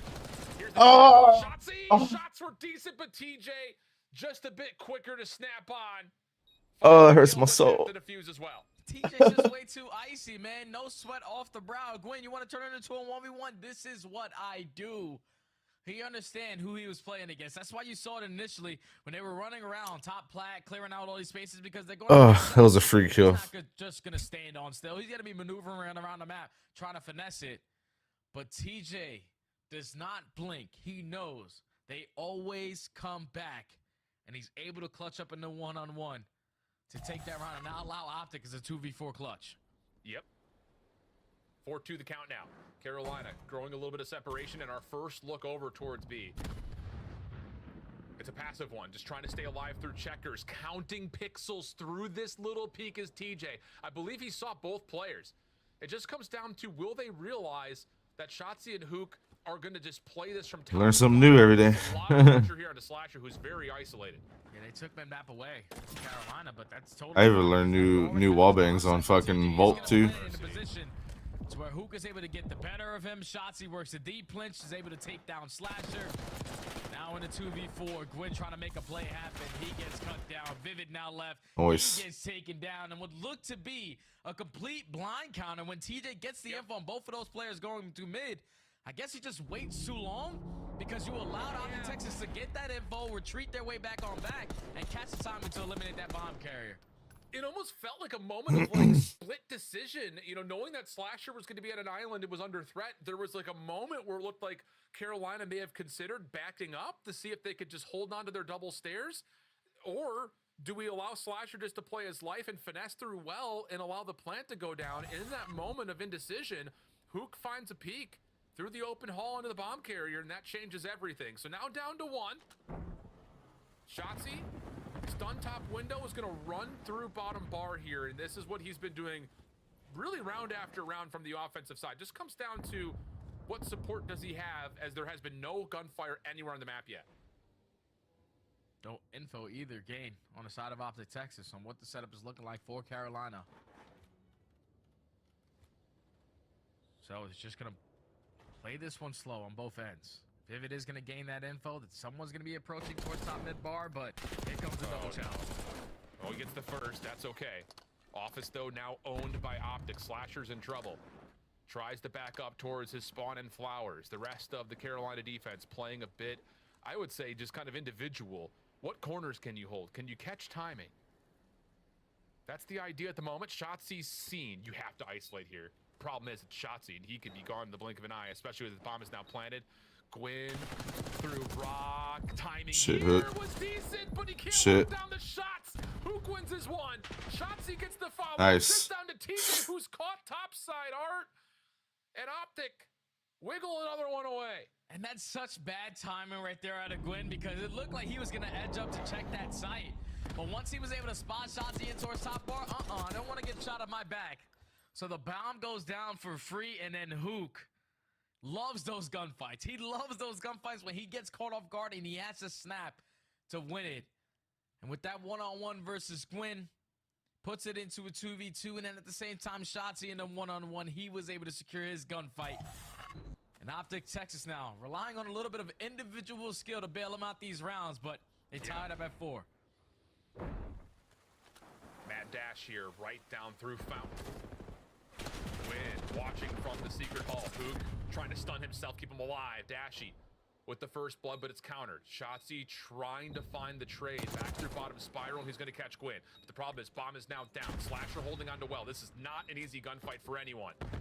And Shotzi will use both of his nades, and he respects that, yeah, that's not a gunfight, I win. Yeah, no, and this is a perfect play call. If you decide to give up Slasher, but you're still trying to commit on that, we could have potentially isolate onto TJ, because you gained info onto one guy, but now it's all of a sudden a 1v2. Dashy has that clutch gene. Bad timing on Teach. First 15 seconds. He's broken the timing well, Dashy. and he's hopped. Slasher's re-wrapped. Go. Slasher may not get here in time. Dashy's hopped, and Slasher's trying to check. You got it. Fuck. Just barely. Slasher finds the kill by the look of it. I mean, that was as close as it gets, though. Dashy trying to hop for the 1v2, but Slasher with the pistol out. Oh, I thought we had that. I think that was literally half of a second there. At that, yeah. We got to take a look at that again, man, because that was so close. It's basically done. It was basically done. Let's see it from Dashy perspective. You're just right there. I don't know how he doesn't get it. Wow. But the headshot Just like a right there from just like a micro. Now game point for Ravens. Oh my goodness. And here we go. Yeah, dude. This time it's Slasher up top. He's able to track down both of them. Slasher following. Oh. Could he get the full ace? They know Kenny's playing outside, but Vivid takes away the angle. Slasher saves the round. Okay, I knew S&D was gonna be. I knew S&D was gonna be a challenge. In a 5-second round, as Carolina tie up the series. Slasher said, "I'm sick and tired of playing this damn map. Let me just take it into my own hands." I cannot stand another round where Shotzi's gonna push through our bottom line. So he said, "I'm gonna contest from top closed window," and he's able to find 3 in that final round. A clutch comes in from the Liddy Goat, a 3-piece in that final round from the Liddy Goat. Carolina able to tie the game up at 1. But that was such a mixy search and destroy, man. I think I want to take it back to that previous 3v2 before it even turns to a 1-on-1. Because if you're Shotzi there, like, we back up to our teammates. We already gained info on 1. We can isolate onto TJ and potentially put us in a 2v1 working that defuse. But committing too hard in that gunfight, Slasher made him pay for it. And Carolina tied the series up at 1. Wow. Much to the chagrin of Optic fans, you see that bar of progress. It's like that round of control that, like, you get the pause at 0.00 seconds. It kind of feels like that. Slasher able to convert on a clutch round 9 moment, and then the opener in round 10 puts it just barely out of reach. So after a blowout of map number 1, Carolina bounced back nicely, and we've got the most rehearsed control coming up next for both of these two teams as we head back to the desk and give us their thoughts.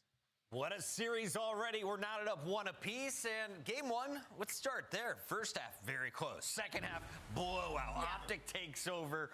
Let's talk about the game 2, though. You have Slasher going back and forth, and then he just says, game over. How do you see these moments unfolding, Nameless? How did we get to a point where an individual can have such an impact? Yeah, I mean, I think this was a really good search and destroy. I mean, in the beginning, you saw, like, Carolina, they were taking space. They were playing very aggressive. Oh, I think my mic's on. Yeah, we're going to put your mic on here in a second. If you click Alan, what did you see in this? Oh, you're good? Are we back? Okay. So map number 2 for me just was the TJ show, to be honest.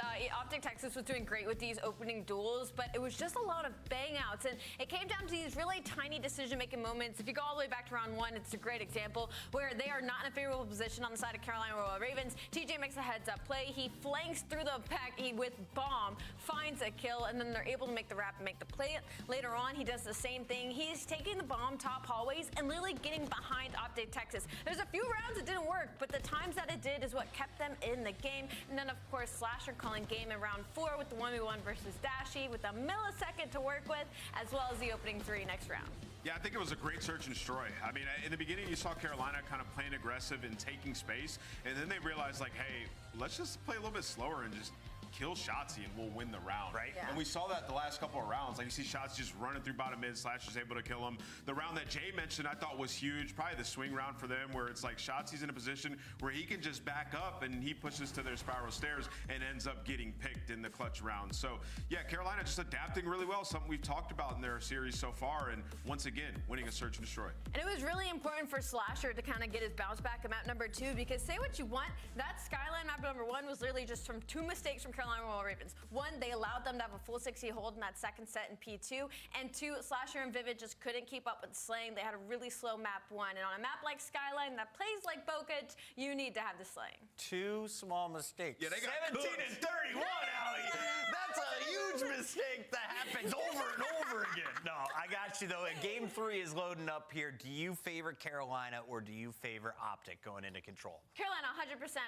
If they're all keeping up with the slaying from Optic Texas, they are an unreal control team on Vault. What are they playing for? Well, if you win this best of 5, you move into our minor final to play against FaZe. $20,000 awaits the winner of this tournament, and of course, TikTok will be banned in 1 week if the platform isn't sold. 10 secured. Will you get 20 with a win here? Yeah, I mean, FaZe really needed this right after their start. Yeah. And then you talk about this, like, everybody wants to see the Classico matchup, and Carolina is trying to take that from them and get this W. And they definitely could do it. You talk about the control, both 4-1 on this vault coming up. Yeah. Could be the map that You nervous about your Optic pick? Yeah, I mean, of course. Should After be a seeing little that. bit. If we go to game 5, yeah. We going to a game 5 study? I think so. Like, with the way that it happens, it's got to be. Like, we haven't even seen Carolina on red card yet. They might be unbelievable at that map when we get there, because we're guaranteed going into a map number 4. But this vault control, at least when we looked at the map set beforehand, Alan, we said that this was going to be the deciding factor, because they're both sitting at 4-1, both phenomenal at the map. And whoever's going to take this one, in our opinion, should walk away with the series. I think the thing that's really kind of compelling about this map in particular is we've seen highlight reel moments off of Shotzi just getting lost, going rogue, taking over the map. But we have a new TJ this weekend, it feels like. And he's been doing just as much work as anyone else when it comes to playing that slaying SMG. So will we get that same TJ that we had kind of from yesterday, for instance, where he could do the exact same thing that a Hookah or a Shotzi could do? It feels like you need it, especially if the ARs are not going to be able to hold a candle to what we're seeing, I think in particular out of Dashy on the other side, because that opening Skyline was less than pretty from Vivid and Slasher. Yeah, on a map like Vault too, like if your ARs are not going to find success, you need someone to do it. And the way that TJ has been playing so far throughout Minor 1, in control with only 1 match underneath his belt, 1.3, 1.4, you will absolutely take that. You need to continue that here, because we saw it in the opening respawn. Your team was struggling when you talk about those slaying kills. So on a map like Vault, where you can easily put into a trap, you have to be able to execute with those ARs. So Slasher and Vivid need to have a step back here, because the way that Dashy is shooting, and also the way that Kenny was shooting in that map number 1, those guys were uncontested. Sure. Yep, it's a fair point. But there's the overall control record so far. Again, a lot of the work has been done across this map on Vault, in particular for Carolina. It's only been this map. Optic has only seen Protocol once, and it didn't go very well for them yesterday, so they're back to more comfortable grounds where they also have been very successful, only dropping a single round 5 versus LAG. It will be Carolina on the opening offense, though. And initially, it's all focused towards A, as it often is, and success to stop the clock early with Slasher taking away space. Little crossfire setup with Gwyn, trying to force the final shots towards Dashy, but he gets away, and Carolina will have to just resort to playing for the zone. And I love how Vivid right off the No, first round. Over towards pool, someone's flanking. He knew it had to be Shotzi, so he sets up for that first kill, and that should allow his teammates now to walk away with at least 2 segments here at A. Now they're working their way back into the point. Who finds that double? Yeah, Slasher got a 3-piece to close the S&D out. Oh, lineup moment for Slasher. Playing his life nicely. Careful, it's a teammate. Third tick of progress being worked on. You've got Hook down low. Zone will be captured before Hook makes his play. He finds TJ for free, but Gwyn will chase him down, find the trade. 4 life advantage, 2 minutes on the clock for Carolina. Carolina around like the middle of the pack, we talked about their attacking success. They usually stand strong on their defense, but they're giving Optic Texas, who are really good at the defensive side, currently a run for their money. A minute and 45 to work with. Slasher's still sitting on 3. Just trying to maintain this mid-map control. But now that Optic Texas are already worked out, Slasher's got to wrap back. Yeah, you just cannot allow Dashy to be back here for free. There's the door pop. Gwyn, lots of damage taken. And they'll allow Dashy to stay here a little while longer. Good read, though. Dashy finished. Whoa, okay. We saw the shooting bodies thing worked out for Shotzi last map. Gwyn says, I'll just return those to sender, as we still have a minute 18 of the clock and an even tally in terms of the lives. The good thing is Optic Texas, even off the respawn, are finding the kills to work their way out of their base. It's now 3 dead. Still yet to account for where Gwyn was, but Shotzi does not care about that situation. I'm just gonna try to make the game easier for my teammates. I know where the pressure is. Freebie number 1. One more right above you. Oh shit. Gonna get the indication, but the beat down good enough and the shots from Vivid to take care of him. And careful here, Slasher's gonna get an angle all the way around the back through P4. Carolina just need to hold on to their spawn, which they do. Where exactly does Kenny spawn up? Should be right below this play from Slasher, but no one's turning for this. Slasher has the ability of opening up the B zone by himself, but it's just taking too long. In the meantime, Shotzi's gonna find 2, so Optic's defense will still have some position to work with, although Slasher is in a very tricky spot. Yeah, even though Slasher found himself in a position with Kenny spawning the way that he did, he said, oh, definitely someone's in our art, just push forward. Thankfully, Shotzi was able to catch a double in that process. Now they're trying to disregard Slasher, but Slasher is now making an impactful play. He's only able to take down 1. Dashy there for the trade. First segment comes in. Optic, you gotta go. Yeah, Kenny on the backside is just trying to play this crossfire setup deep towards gold. Second tick of progress being worked on. 21 seconds on the clock, and Carolina have found the kills that they need to stay on the zone for a small time. Kenny backing up to the point, though. Will keep the defense alive. Second tick not depleted yet. 3 lives, though, remaining for Carolina, and they're going to run out of time and lives for the rest of this attack. Not a bad effort, but it just felt like, again, the smallest of timing. Slasher just could not quite get into a spot to help out the Carolina offense on the zone. It's just because when Slasher got into that position, there was nobody peeking him or anything like that because of how Optic Texas decided to play it, completely disregard him due to the info that Kenny was able to get off the respawn, and then leading to Shotzi catching that double in towards fall. Basically said GG onto the round. So Optic Texas secure the first defense, give up 4 segments. But now this is where Optic Texas can start to show who they truly are, because you have SMGs who tend to get lost. They are the #1 attacking team that we currently have. Besides Minnesota, they're basically tied there, but the reason why they're so successful at it is because what the SMGs are able to get done. If they can get lost, Carolina's not going to have fun. See if they can follow up on that. All things told, a very successful offense for Carolina. You get a quick capture at A, you get 1 tick over towards B. It's definitely setting the bar Oh, no. at a pretty reasonable level, as Shotzi will dive right through Vault. This looks like Optics wanted to try to go to B early. Shotzi will jump on the zone. Slasher, Vivid. Shit, hopefully, because I probably won't even race for Major 2. Some opening defensive focus now for Carolina. Kenny, who had a great first round, tried to get things going here in round 2, but the trades are even as we approach the 60-second mark. It'll probably be like a Thieves Optic collab or some shit. Already puts the game clock at a pause. Since Thieves is in Texas too. Watching the pitch, or at least count for the 3rd, and now Dashy in a position to play a couple spawners. That's already another 3 dead. Yeah. You do have the one player who did play his life, get a kill, but TJ's effectively The Falcons too, no? Yeah. The SMG's getting lost. You're gonna have a lot of time that you're wasting just looking where Shotzi is. Yep, and that's all just because Dashy gets that crossfire set up. Allows Shotzi just to dive forward. Gwyn up top. Shotzi aware of that. On 4 in a row off the regen. And wow, what a read. Gwyn just bouncing off the balcony. As the second tick of progress is about to come through at A. Big win from TJ. He actually hops on to deplete some of this progress, and the clock will continue to take 45 on it. It's because we have the better internet, that's why. Now Carolina, they are split on their push. They cannot fully send it to try to shut down this A pressure because they have to take care of Shotzi. Finally, they do that, and that leads to 3 dead. With 35 seconds still to go, Optic forced to hit the reset button. This is where you can't give this one up if you're Carolina. But everybody drops at the wrong time. Time should be able to get extended. Yeah, you just got to chalk this and rotate over for this B setup, you would think. They've been trying to step up over towards U-Haul as the extra 60 seconds will be completed with the stack. Shotzi seen up top at Art. Gwyn throwing some shots. TJ to finish. 18 plays 12, though, with plenty of time on the clock for Optic to try to approach this like a TDM, and they're winning out over towards You B-Zone. did. This is where things get really Yeah, the AR's lined up long distance. We're able to find a double, make it triple. So now Optic Texas have an avenue of attack right through the front side. As that first segment already comes in. You have a pinch trying to be developed out of Gwyn, but he's getting isolated. Kenny already gets behind enemy lines. And Nice, Kenny. Get 3 of his own. Quavo Ken on 6 in a row. This is looking like an Optic Texas round. Yeah, takeover map here for Bring me back to champs, dude. Kenny! He was snapping. A moment of that happening live once again. 14 plays 6. Second tick will be locked in as Hook will jump back on the zone and really put the pressure on Carolina. Nades do land to keep the defense relatively stable. Kenny's going to be chased down and finished off, but it's 11v5 and there's still tons of time on the clock. Yeah, cannot afford to play trades in this scenario. Your setup has to be perfect if you are the Ravens. Now no more respawns. Shotzi just going to hop onto the point. And shoot Vivid's body.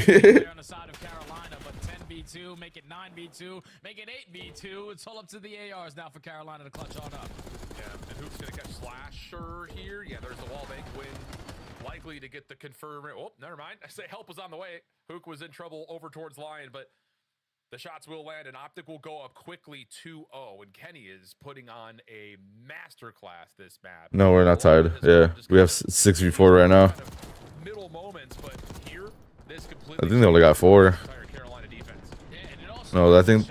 first getting lost Yeah. into your spawn, because now you're down by 6 or 7 lives with almost 2 minutes to try to defend over towards B. But then when Kenny is spawning over towards gold, just gunning your ARs out of power head glitches, you're going to have a lot better of a time to try to close out that objective point.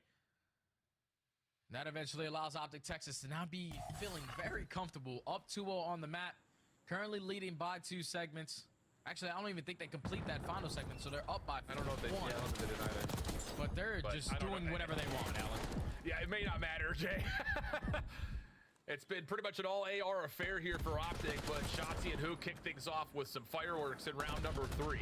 Carolina sent back to spawn, and that's being watched now by Kenny, who just knows he just needs to play his life. Gwyn will chase him down, find the kill, and there's a chance here for Carolina to work on a spawn. Yeah, they have the numbers. They're going to bombard their way through the front door, but here comes a Shotzi. At least only able to take down 1. Gives Carolina another opportunity to work their way on in. That was Hoop turn to be a wrecker, and he's able to catch a double. And now all you have to do is continuously finesse, or at least force the players to back up from that setup, because now your teammates have an opportunity to work their way back on in. Yeah, Carolina's still hanging. All 4 members off spawn, straight over towards A. Shotzi down low in the vault, able to find the opener. TJ taking care of Hook, allows Carolina to keep the clock paused at 47 seconds. Just 1 member on, though, and Gwyn's still worried about the flank, as rightfully he should be. Shotzi's gone missing again.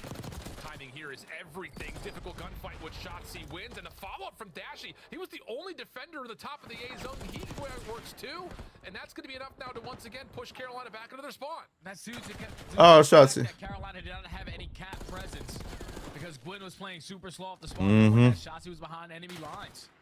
And now with only 30 seconds left, all of Optic puts up into your base. Hook is at least able to find 1 before getting taken down. But you have to try to complete this A capture and extend this time. Yeah, and the problem is, again, you've got both ARs just absolutely overwhelming the outsides of A and the central parts of the map. And so Carolina have to be trying to play off and be a weird moment there. Hook trades. killing in 2 bullets a lot of the time here this game. Gotta get Slasher.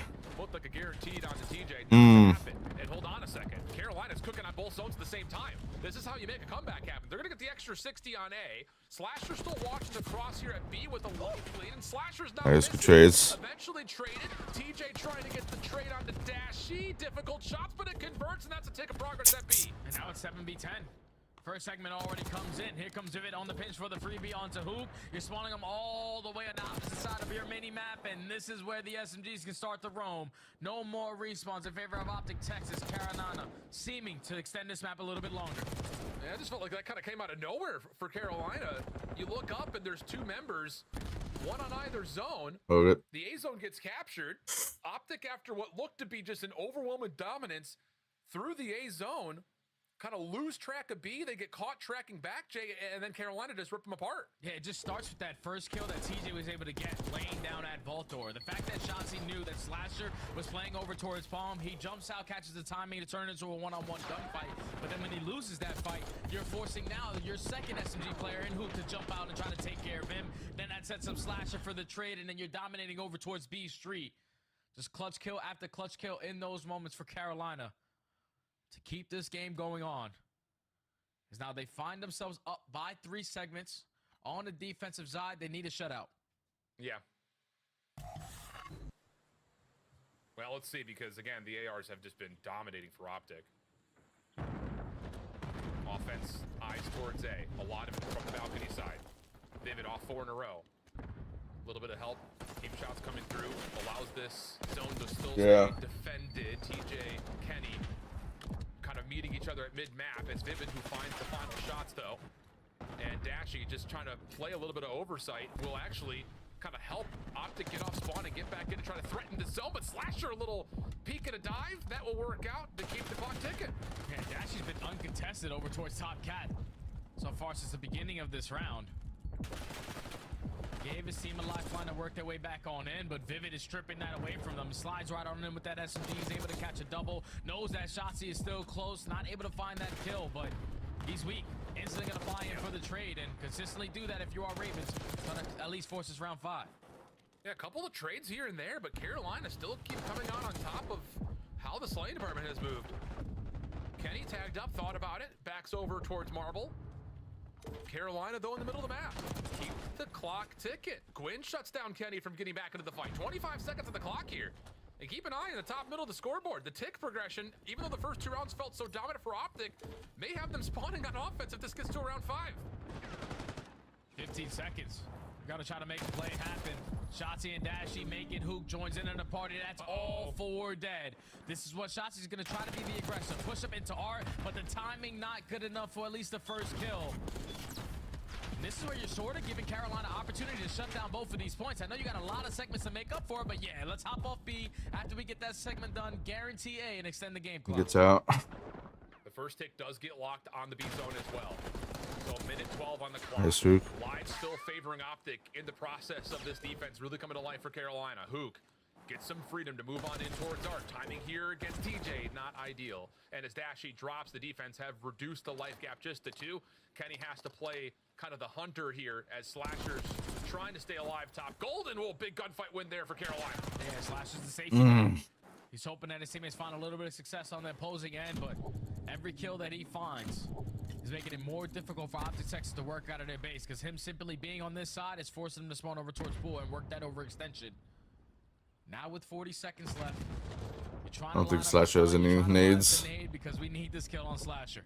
He's just waiting for somebody to That's just better with the pistol. Under 30 seconds to fight.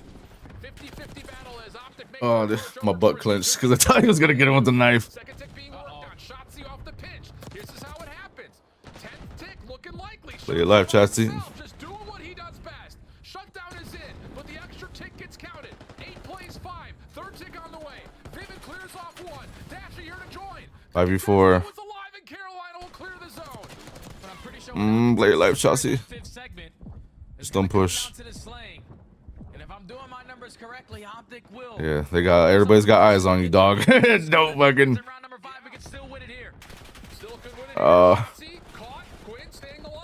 Nice, that fucking works.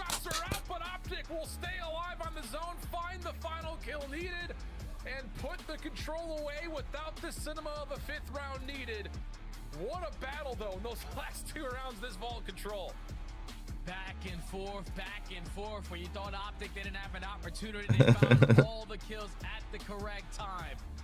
We're able to extend the game clock, but I just think right there, Carolina were just turtling way too hard, Alan. We're coming to off spawn. We know that they're going to be applying pressure to the front as soon as they get that kill onto Slasher.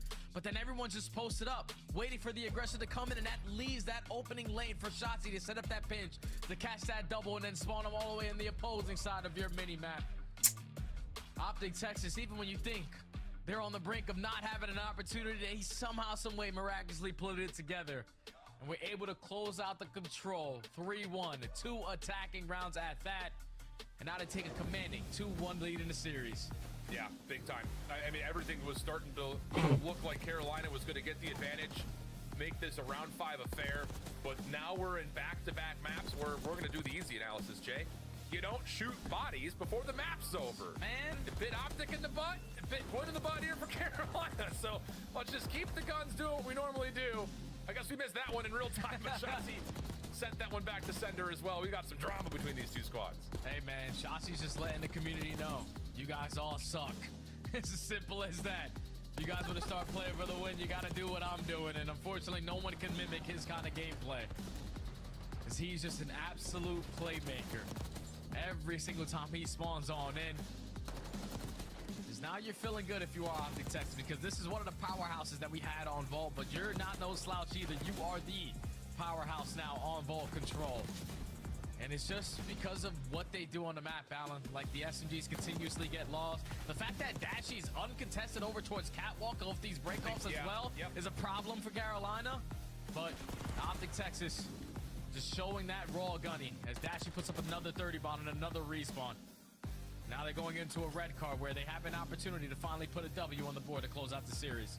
I really want to take another moment, though, and really highlight what you had said about Dashy and his individual ability to stay alive, like top balcony there. I mean, multiple multi-kills from that position. When he's just not getting traded, it allows the subs to come off spawn and just hit whatever routes they want to. Again, it's real tough, I think, to see that from Carolina's perspective, as now we go to a red card hardpoint.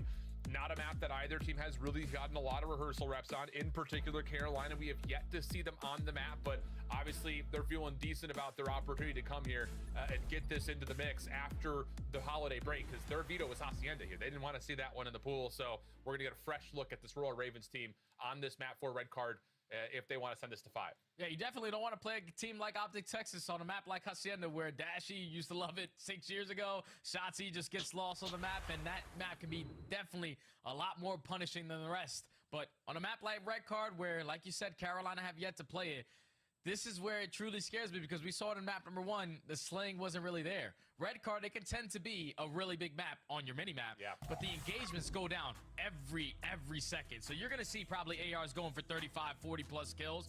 But if Carolina are not able to keep up with that pace, the fact that Optic Texas have a couple reps on it, they lost one to Boston, who I think is one of the best red card teams in the game regardless of the mode, and they lost a really close one to Vancouver, which probably catches me off guard a little bit. But Optic Texas, with the way that they're shooting right now, and with the reps they already have, they're going to understand what they need to do better going forward. Carolina just got to show that in practice, this map has actually been treating them well. Yeah, and I think the thing about it is I do put a lot of inherent focus to Slasher and Vivid. Not only because the map 1 was, you know, obviously a bit of a blowout, but in particular, it just Slasher and Vivid could not get into position. They just kept getting caught in weird spots, not necessarily off sprint all the time, but in spots where you just don't have those power positions. There's no excuses here. It's a large map. You have to be able to know when the timing is available to hit long routes, get yourself set up, win out a setup or a hard point set of spawns, and turn that into time. We'll see if they can do that. Because at the moment, it does feel like Dashy and Kenny are just shooting as straight as ever, and that's not something that you want to see if you're a Carolina fan on a map that's wide open like this one is. Yeah, and it's not just them, too. Like, the SMGs are getting their kills as well. Like, Hook started off the first map 20-8. So if he's going to do that with the ARs not missing bullets, you're going to have to figure out how to try to slow them down. Now into the map 4 we go, on towards red card. Optic not spawning on the preferred side, but 3 players attacking over towards hedges, because this is the side they want. But Slasher on the long angle, trying to fight this off. Nice snap over to Hoog. Vivid may have given him a bit of a calm from top windows, but Slasher now has to try to find some safety over towards the shots. He's on the hunt. Slasher shuts it down. Optic in the hard point for now, but numbers good for Carolina, and they will have a chance to contest with Slasher still being a pest down here over towards cars. That's all Slasher has to do. Just keep drawing the attention for the rest of Optic Texas on this side of the map, but once he falls, you're finding a couple kills around that middle map area at Ticket. And this is when Optic Texas can work their way in toward this objective, but they're focused on trying to flip these spawns. They want to be on the team that spawns over towards stage instead on the backside of Noob. Better start here from the ARs, in particular from Slasher, 4-1. Dashy clears off the scrap time, and now Optic get the motion towards the P2 move.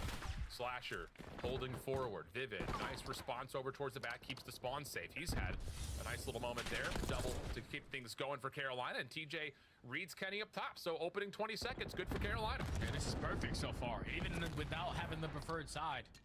They're setting up the crossfires and everything, but here come the pin spawns from Optic Texas. They're finding all the kills in the feed. Quinn stuck between a rock and a hard place. Yeah, just die already. That's all 4 dead. And now Optic Texas in the driver's seat because they have the spawns for new, and they're soaking up this hill time. Yeah, that's a bit of a miss there from Carolina. Did not expect Optic to be spawning as close as they did behind them. Leads to a very free break. Now Carolina trying to do almost the exact same thing as you already mentioned, getting a bit trapped here. Backside of the P2 spawns. Vivid working on rotation as the last 10 seconds of scrap time will largely be taken by Optic. Some of it goes to the game clock, but Carolina have the numbers on rotation. Just comes down to can they find Dashy, and he's already found a clean first and a chance to finesse a little while longer. Yeah, he found 2 more. He's already on 3, making 4 in a row. The sole player off the rotation, trying to hold down the spawns for his team. Just gets bombarded by too many players on the side of Carolina. So Carolina gonna be forced spawning towards the backside. You have Optic trying to apply the pressure through the front, but they're not finding any kills. Carolina are holding. Shotzzy does sneak out from the staircase, looking for his 3rd in a row. Gwyn tagged down heavy enough for Dashy to find a follow-up. And that will be now a lead for Optic. Spawn still over towards backside parking here for Carolina. Nades and stuns trying to hold them back as the hit from the 3rd floor is on the way. Good opener from TJ. Trophy system keeping Optic safe for now, but it's not enough to hold off all 4 members for Carolina. They secure a break. And they flip the spawns. So now Optic Texas have a tall hill to climb to try to work their way on out. Someone has to try to hit a route, and it's none other than Shotzzy taking the super long pitch through the soccer stadium. While the rest of his teammates still applying pressure over towards Dashy again, miraculously whipping out kills left and right as he finds the 2 there, but the rotation win is going to go in favor of the Ravens, and they're finding all the kills. Yeah, huge. TJ coming off spawn, knowing that Shotzzy somewhere around the backside gets perfect timing on it. From the front, though, Texas deal with most of this setup from Carolina. Nice stun over the top. Allows Kenny to get at least 1 onto TJ. The follow-up from Optic from the front is good. They're even going to move the spawns around, and they're going to know this, too. I mean, you've already got Hook in a great spot to watch the mid-staircase. Good awareness here from Optic as they once again have this back-and-forth tug-of-war in the lead for now as Carolina start to break from the front again. Dashy does die in the hill. He is getting a wall bang by Slasher, so give an opportunity for Carolina. Still contest this, not give up all these time shots. He only had 27 HP. Everyone trying to take care of him, but somehow, some way, he is still alive. Is able to take down 1 before getting traded, and if you are devastated about that one, if you're Carolina, because there was 1 guy left for that final 15, and it still goes out. Oh, shots over the middle of the map, not going to go the way of Dashy. Slasher still winning a couple of key 1v1s to allow Carolina to jump back in after losing on the scrap time. Shotzzy working on Ticket. Dashy from the backside over towards cameras. Not able to find where Carolina are around the hard point. But the follow-up from Texas allows a moment of contest. 1v1 here between TJ and Shotzzy. Kenny involved, and that's enough to once again just keep this back and forth. Optic currently with the numbers, though, and now it's just down to finding the last shots needed onto Vivid, who does well to stay alive, but Optic will get in for some time. Yeah, Optic are in a good position now to soak up a lot of this time because Carolina have yet to find a kill. Finally, Slasher gets 1, but that's already 4 dead in the feed. Kenny continuing that hot streak with this AR on another 5 spree. And he's soaking split up spots. Literally Mr. Do It All. Yeah. Yeah, for real. AR's really keeping Optic, not just in the game, but keeping him in the driver's seat, because Luke is only at 5 and 12, just not really finding timings on these routes. He's trying to pull the Shotzzy. Kenny from the staircase, just holding onto the heady. Scrap time good for Carolina. The wins also important here for the Royal Ravens. Hold on a second. If they can get this pick on the Hook, this would be massive towards their ability to lock down early time at P1, but Hook able to find the win versus Slasher. Optic trying to make a move over towards this hedge position, and they will win that outright, except for Vivid, who is able to get a kill and turn that into some hill time. And now Slasher's opportunity to hold down his positioning, unfortunately, does not spot Dashy there. So if you are Optic, you have every angle to take him off for the hard point. That's exactly what they do, because here comes a pinch from Gwyn. At least take him off of P1 for now, but it's all about this hedge control, and Optic is showing a lot more presence on that side. Yeah. It's all the outdoors going the way of Optic. 20 seconds to fight for. Optic needing not just the time, but also wanting to move over towards this backside stage position. Vivid inside a Ticket. Whoa, nice double from him. Maybe has another opportunity on Shotzzy. But no, that's just going to be a moment of consideration as Optic will win the rotation over towards New. Spawns will open as soon as the hard point does, though, and that's the problem. Shotzzy spawns in Narnia. Hard point not open yet, and Carolina are aware of this. If they can find these kills quickly, they can flood. Vivid around the back. Big 1v1 versus Kenny, and now it should be enough time just to help isolate, get players on the pitch, deal with Dashy inside of the goal, and that's enough for Carolina to get some control around the hill. Oh, and Vivid is on 5 in a row. He's filling the gunny now. So now you have an opportunity to trap Optic Texas towards that backside. You just cannot allow anyone to slip on by, and that's going to fall into the hands of TJ. He's able to find 1 Hook effective on the trade, so Optic potentially trying to set up a pinch here, but Carolina's still soaking up the time. Crossfire setup here for Carolina. Kenny Kenny trying to break it apart. Shotzi now finds a chance to get on in. Carolina trying to deal with it, and they will. So now 20 seconds to fight for Carolina. Maybe a chance to get back into control, but they will be wiped as we jump on over to Aurora Ravens. Listen in. I'm gonna take it. Yo, one deep. There's sodas. I got one go photo. One is still made. H1 dead. Nice. I'm trying to block the front here. Yeah, I'm not really blocking. I'm just fighting. I'm blocking the front, I think. I'm blocking one shot in the net. I get new time. He's on me close to his steps. There's gonna be missing one. Yeah, we're missing Ken. I don't dead. Maybe spawn out. I need my front push. I'm blocking outer. I'm blocking front. It's up Shotzi. Dead for now. Outer Ken. Outer on me. I'm bust right now. Yo, H1 on you. What's bust on me? H1 and bust. And one. Only S2 probably. S2. H1 and S2. Yeah, play S2 fight. S2 got me, Carla. Bust Dashy done. S2 Carla. On the stairs. On the stairs, Carla. I'm just running the hill. Go S2. You named me. S2.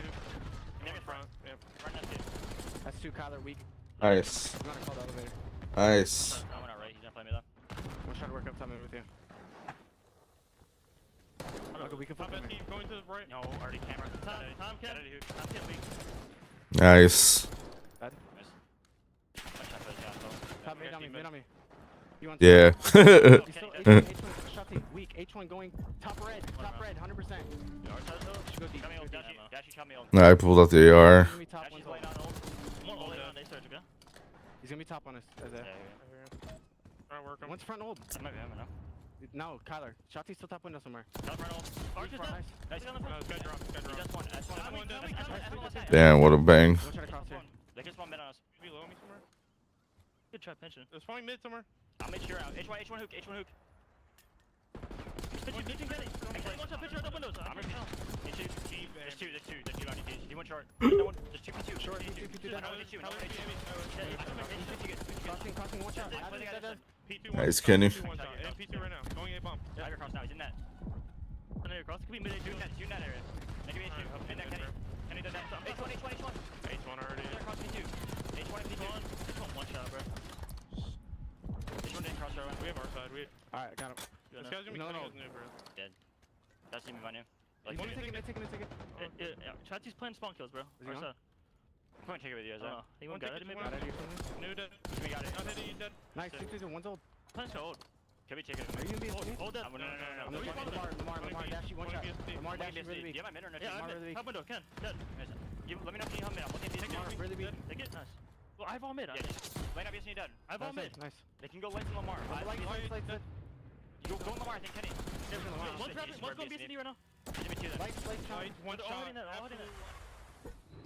Great little back and forth here, Jay. What's your takeaway kind of off the list today as we look at an even game? The fact that Carolina was able to soak up as much time as they did at P4 was insane to me, because I thought Optic Texas, they were finding the kills. They were keeping it scrappy, but every single time, either it was Slasher who's peeking off the hill to find a kill and continuously soaking the time, or his teammates coming off the respawn keeping them alive, have now put them right back into this game. They win the rotation over towards P5 to tie the game up and do not allow Optic Texas a single second here. Yeah. So now it's all about this third half of the game. Who's going to dominate hedge control more? Quinn's going to get here first. He's going to be uncontested, at least for now. Trying to feel things out. Shotzi nearby, but he'll jump into the hill as Optic are actually cleaning things up. Backside bleachers. Quinn now seen. Help from Dashy clears him off, and that's now good early time here for Optic. First 15 seconds, all theirs. Uncontested so far, and they were able to flip the spawns as well. So Optic Texas potentially grow themselves a little bit of a lead. It's just all about maintaining this side of the minimap. And Shotzi's gonna try to set up a pinch there. Vivid does find one onto Dashy. Here comes Shotzi on the pinch. Here comes Shotzi and Kenny to find two. And then, even though Optic Texas aren't soaking up a lot of this hill time, they want the side of the map that they want. Yeah, the only thing about that is Shotzi, good moment individually, but it doesn't really change how the pattern of this hill has gone to this point, at least not the status of the spawns at least. Gwyn Slasher in and around the hard point, getting some time here for Carolina, keeping this within 20 points. New hard point, right side of the map. Optic trying to flood from stage side, and that means hedge control is going to look really clean for Carolina, but Kenny rips Vivid off. Maybe a chance here for Optic to get a setup and just flood from the front. They have to, because now they have no option. You do have one player setting up a pinch in hoop. Can he find a little bit of success? He at least finds the second, and this is where Optic are going to decide to pounce. Gonna have TJ trying to flip his team on out, but the break comes in for Optic Texas. Lead change again. TJ able to take down Dashy over towards stage side. Shots towards TJ right back into the hill. Keep an eye. I was about to say the game clock is tremendously low. We're only down to 29 seconds of game time in a tie game. This may be decided by the clock itself. Mm-hmm. TJ in the hill. Yeah, it's the P3s of. Carolina. Gwyn trying to follow up, but Optic get the break, and we're right back to essentially a level game with Vivid trying to work for the scrap time. And Carolina need to get out of this setup. They need to get out of these back spawns guaranteed here at P2 because Optic Texas are going to have that rotation over towards New. They're just going to decide to fight on through. No one hitting it. There's those P3s that nobody touched. And it's still only a 10-point difference. Let the clock run. Yep, Shotzi, big moment here at mid-stairs, finds the first, slips away from Gwyn. Kenny's gonna spawn behind the new hill. He can get here to assist, but the clock is the issue. 12 seconds. Oh! Shotzi wins another 1v1. Down to the final 8 seconds. Shotzi's taken out. Carolina, are they gonna risk this by not playing inside the hill and get this to the game clock? TJ gets 2. Last 3 seconds. Yeah, they're not playing the time. Shut down by Vivid, and the game clock will send us to 5. Carolina. Damn. Looked down and out before we got to the bleachers hill, but in the Saved by the bell. the game clock there as we only had about a 5-point game. And Carolina, they were playing phenomenal. When you talk about how scrappy they kept this game from start to finish, it was great. It all started with that second rotation P4 when there was 2 people dropping all around, the other 2 players coming up the respawning to clutch them on kills. They were able to walk away with 40 seconds there. Then they win the rotation over towards P5, dominate to tie the game up. They keep P1 white. That's when you're thinking, okay, Optic, they're doing a great job. They're maintaining over towards heads, but it's just they couldn't really find their footing in toward that hard point with the routes that Carolina were able to hit and the timings they were getting these kills to keep them off of that hard point. And then when you get over towards the P2, I think it was on TJ, man. The fact that TJ, after his teammates all go 4 dead, he was the only player to hit a route, to push to the middle of the map, to flank hedges. He was able to find 3 that allows his team to grow the lead that they did, to keep it scrappy, and then push their way through the front side of that new hard point, trapped Optic towards the back, and that game plan in the back of my mind. All we have to do is keep them off. They have to sprint up a staircase to actually get onto this hard point, and the game plan worked out to perfection. Carolina, we knew it, Alan. We knew it. We was guaranteed going to a game 5, but this time they get it done. You know what's crazy too? Like even Scump's pointing it out right now. It's like every other team has gotten that 0.0 save. we just happen to get unlucky with it. Like we got in, but game just ended. Power gods were not on our side. More so, ripping apart time from Optic in moments that didn't even look like they even had the numbers to stay on the hill. So drama in the 4th map, 206, 197 gets us all the way to 5 again. This has been a weekend full of map 5s. Very appropriate that these semifinals will also see the extension of these series. But the protocol search, Jay, give me your quick thoughts before we send to break. It's going to be a banger. Both teams undefeated. Both teams, at least one team will walk away with a loss here, but it's playmakers on both ends. If Slasher and the boys can slow down the game from what Shotzi and Hook are going to be able to do, it's going to be a really mixy game 5. It's going to be a fun one. Protocol map 5s for both of our semis. We're heading to a break. When we come back, we'll find out who will play FaZe in our first minor grand. All right, Kenny, I need you to lock in. Optic and Carolina continue next.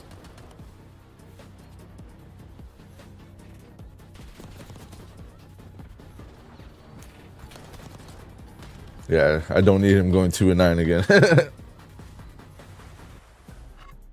The Esports World Cup is an official partner of the Call of Duty League.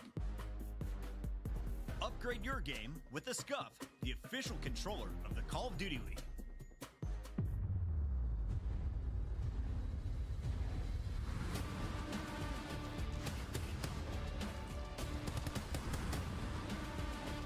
No idea.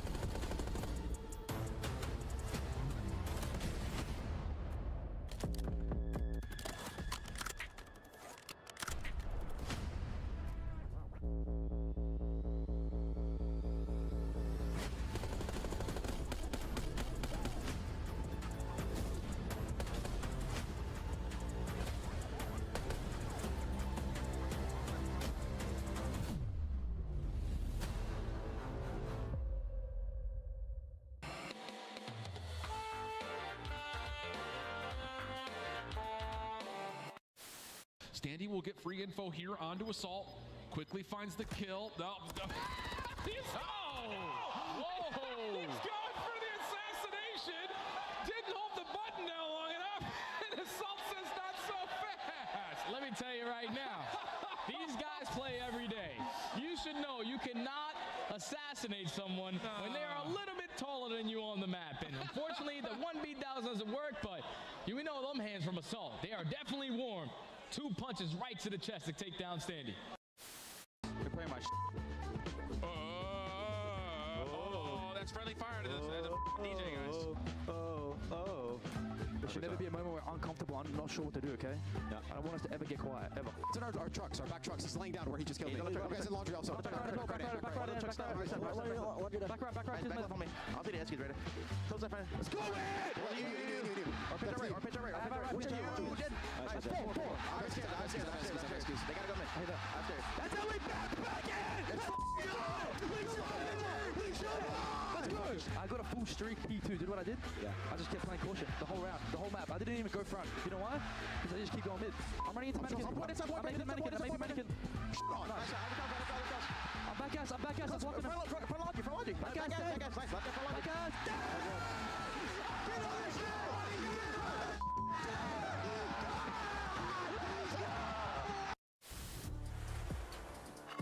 Well, you know what the defending champs are going to want.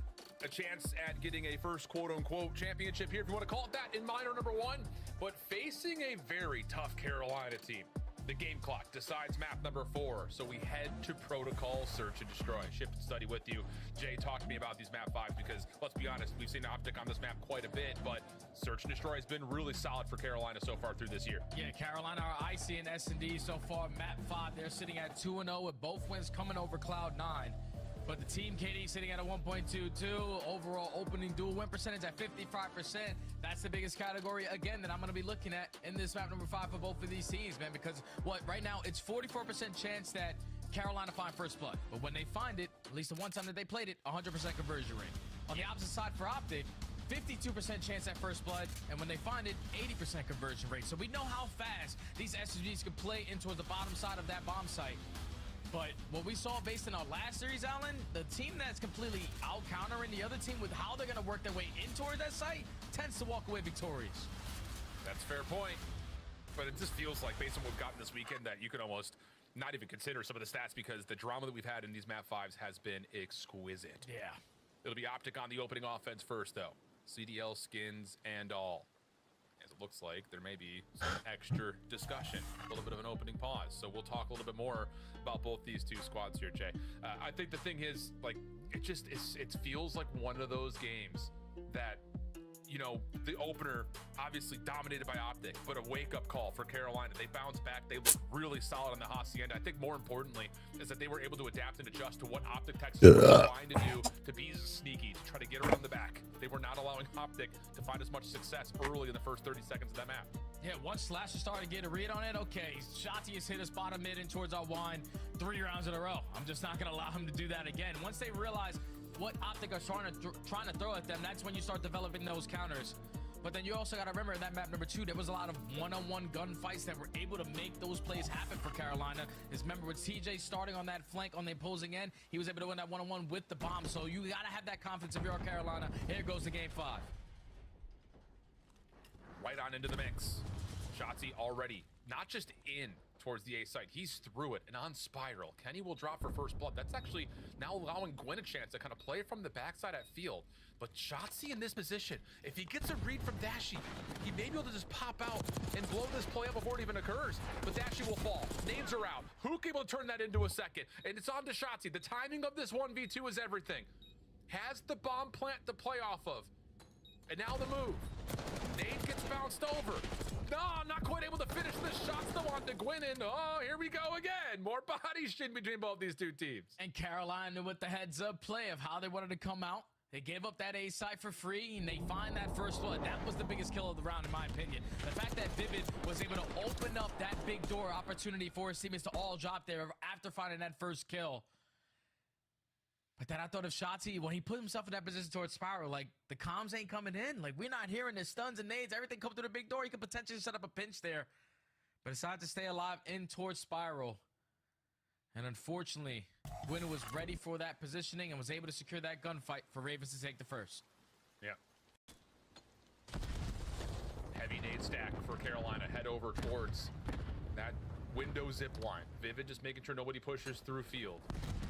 DJ delayed nade over towards the windows. Nothing landing here though, as Carolina not opting to play through elevator at the moment. It's just trying to feel things out. Shotzzy may have just been seen by Vivid, or maybe not. Vivid's actually going to step up into P2 here, and they're going to be on just the opposite sides of the wall from each other. Yeah, Vivid's trying to play a timing. Slasher going to be here to try to assist him. So Vivid can start to peek his way over through big door, but this play's all going to rely on Shotzzy. He's going to have the first fight, and he finds that first blood onto Saster. Instant trade, though, 3v3. Yeah, and the problem here for Carolina is that they also lose TJ in the same breath. And Gwyn, Nice, Dashi. Hook's just going to follow up on that. No worries whatsoever. Shotzzy gets forward, forces the hand of Carolina. Him getting one is fine. The rest of Optic following up on the bottom side of the A site. No worries. Yeah, they were thinking right there for Carolina, okay, we killed Shotzzy. It turns into a 3v3. But then when you drop down in towards Spiral, that's where Hook was just waiting for you to drop down, and he was able to find a double. Shuts down that round right there for Carolina. Optic's able to tie the game up at 1, but you can already see how Carolina are playing this SD completely different than when they did in map number 2. They are slowing down the game, not trying to allow. I hope Dashi has that one uneven piece of his eyebrow. Early into these rounds. You know, just don't roll the dice on these 4v4 battles at A. Is what it feels Can't like right now for unsee Carolina. it. Hook, AR in hand, trying to watch the Good shit. angle. Stun, read by Shotzzy, follows up with an easy first blood into TJ. There is no one else here from Carolina. This should lead to a very free play. And this time they give up that big door control. They decide to just play their numbers in towards the Cypher. Slasher is able to find one. Shotzzy still only at 3 HP. That stun is going to connect, so the full gen is going to come in. But this time Shotzzy a little bit more active on the flank. Let Sasha know, yeah, that's my gunfight. Round's not over yet though. 2v3, Gwyn up top. Waiting to play this one with Vivid. Kenny watching the cross. Tags are out. The nade pushes him off. And now the crossfire setup. Kenny will drop. Time becomes an issue here though for Carolina. Shotzzy rejoins the party. Shadow seen, but Shotzzy still wins the gunfight, leaving Vivid by himself. And he's too low to hold the cannon. We're starting Ooh, I'm loving this. here. Both these two teams not holding back from shooting each other after they're already dead. Yeah, and Shotzi's letting him know you guys are all great players. Ever since FaZe started last year. But that's just a simple adjustment right there from Optic. FaZe just fucking re-brought it back last year. You can just work inside the site with us. We're gonna push it So out. this year, nobody's giving a fuck. After finding that first Especially with Shotzzy calling everyone dog shit on the timeline. and you play the trades out. So now Optic up 2-1, 2 rounds in a row. They've shown a lot of pressure on to try to contest that A site. Do Carolina to call the audible. Go B. Different route here from Shotzzy, making the play over through the middle of the map. Through gun. And he's going to follow up right behind Slasher. No problems there. Not going to bother trying. I think what he did was the G slide. Just burst the doors and really forces Carolina offense to hit the Like if you're running off a ledge, you hit your slide button and then you continue to slide. Or at least around that area watching that zip pinch, so. Yeah, so you hit the slide before you get off the ledge, and then you'll continue to slide off. Man advantage in favor of Optic on this retake. Just happened to that trophy system. Gwyn just placed a trophy and just instantly deleted? Might have been Optics. I don't know. I could have sworn Gwyn just put one down. Weird interaction regardless. They don't have the trophy here to keep them safe. Vivid, nice opener onto Kenny. No follow-up immediately from Dashi. Stun will come through. Nice. Gunfight, not going to be there for Vivid. So now it's just down to what does the timing look like on this pinch? Shotzzy on 6 in a row. Wins the first. Gwyn trying to get proactive. Nice. Hook, and then he has a chance at Shotzzy, but can't quite lock down the shots. And Optic will take the 3rd round. And it's just on Shotzzy finding that gunfight, man. The fact that he's able to slide down zip, you know there's only one No idea. angle that he can come from. He's just able to slide on in, win that gunfight. Probably dog shit or some shit. For him to get a little bit of his health back, and at the same time, Hoop puts down shots into Gwyn to have him weaker for this final engagement. But it's again, Shotzzy making plays. Alan's as simple as that. The fact that nobody's watching over the map, Optic said screw contesting in towards the bottom side of that bomb site. As we take a look at the replay again, gets the better of Gwyn, but Shotzzy just taking advantage. I'm telling you, Yeah, you guys dog are shit. Great players. Exactly what he said there, Alan. But Optic Texas 3 rounds in a row. Yep, very polite. Thing about it is, it's not just 3 rounds in a row. It's also 7 kills in a row for Shotzzy. I think he's 1 off. Maybe a little bit more than that. TJ dead to rights. And now the stun follow-up. Oh, Vivid's in trouble. Shotzi, pistol out, 9 HP. It's Dashy to finalize the kill. But Shotzi will still find a way to have the last word as the bomb's going to get planted 2v2. Going up against Slasher and Gwyn. Shotzi is going to be one off. I don't know. Nade through the top side of gun. Not going to be able to connect onto anyone. The RC strictly for the information is going to get blown up. Now, how do Carolina decide? Did they both have one? Might be on Gwyn to start it off. Well, Shotzi down to essentially a bolt worth of health. The stun will keep him at 6 HP. Gwyn following, but Shotzi still wins the gunfight. Oh my goodness. Still will be taken down. Carolina will get the round, but it doesn't come before Shotzi gets the elimination, and with that, the Hellstorm. Yeah, Hellstorm is now guaranteed, so that should be opening for Optic Texas on their next attack to work their way over towards B, because you're not going to be able to sit over towards Heli. You're not going to be able to camp in the back of your spawn. So they can use that to potentially guarantee themselves an attacking round, but just great plays out of Carolina in the 2v2. The fact that they still had a lot of stuns and nades to retake that site. Because it was not going to be possible if Gwyn just slides on in to double chow either Shotzi or Hook.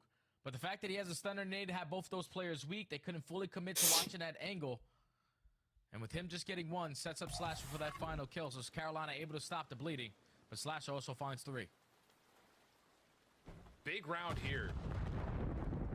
Carolina, knowing the Hellstorm's likely in play, will just drop down the elevator with the I was gonna say that trophy might not work, but look at the position that Shotzi's found himself in. He's playing frontside PCs, and no one for Carolina is going to know about this. The play over towards Spiral, though, may have opened the door for the Ravens on the post plan. But Shotzi up close and personal. Oh, I was going to say maybe a chance to line him up, but instead it's going to get the double, leaving Dashy to the 1v3.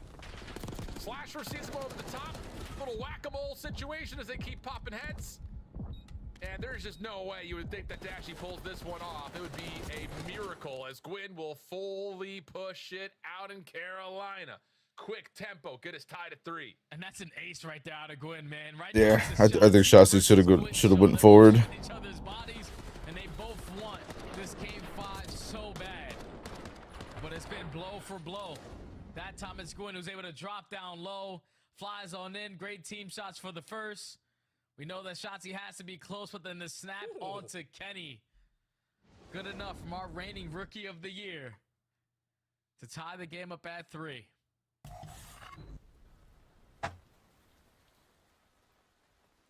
Now 10-4 for Gwyn. Just a battle of giants here between Shotzi and Gwyn. Defense for Carolina, setting up a trophy system towards field side, and will contest A from the big door. RCXD pushing in towards elevator as TJ will get first blood. That's bombed down. And that's known now for Carolina. Do we get a yo-yo situation here? Can anyone hit the zip, pull the bomb, and get out of there? Yeah, we need to have the master escape plan here. Unfortunately, Shotzi, the stun is not good enough to get it done. Now you instantly put yourself in a 4v2. We know that they're all camping that bomb down situation. So Kenny and Dashy need to try to isolate some of these kills. Yeah, Dashy, he knows that he may get a chance to 1v1 Vivid here. Has to have it, but at the same moment, Kenny will drop, leaving Dashy for the 1v4. No bomb, 38 seconds. And Carolina, after the hot start from Shotzi and a lot of body shots on both sides, are 1 kill away from going up 4-3 here. 25 seconds still to work with. Dashy knows that every single one of these gunfights are going to come in on this bottom side of A site. Going to go for the Chala onto the first. Tower, I think. I'm not sure. 4 rounds in a row have been able to take the lead. But if you're Hook in that situation, Dude, they're on Grandma's side somewhere over there. Once he falls, that whole round is over. Like, it's as simple as that. Like, you're supposed to be the guy throwing the shoulders, trying to get the info of how many players are down there, probably eating a stun or a nade, and instantly hitting the zip back up.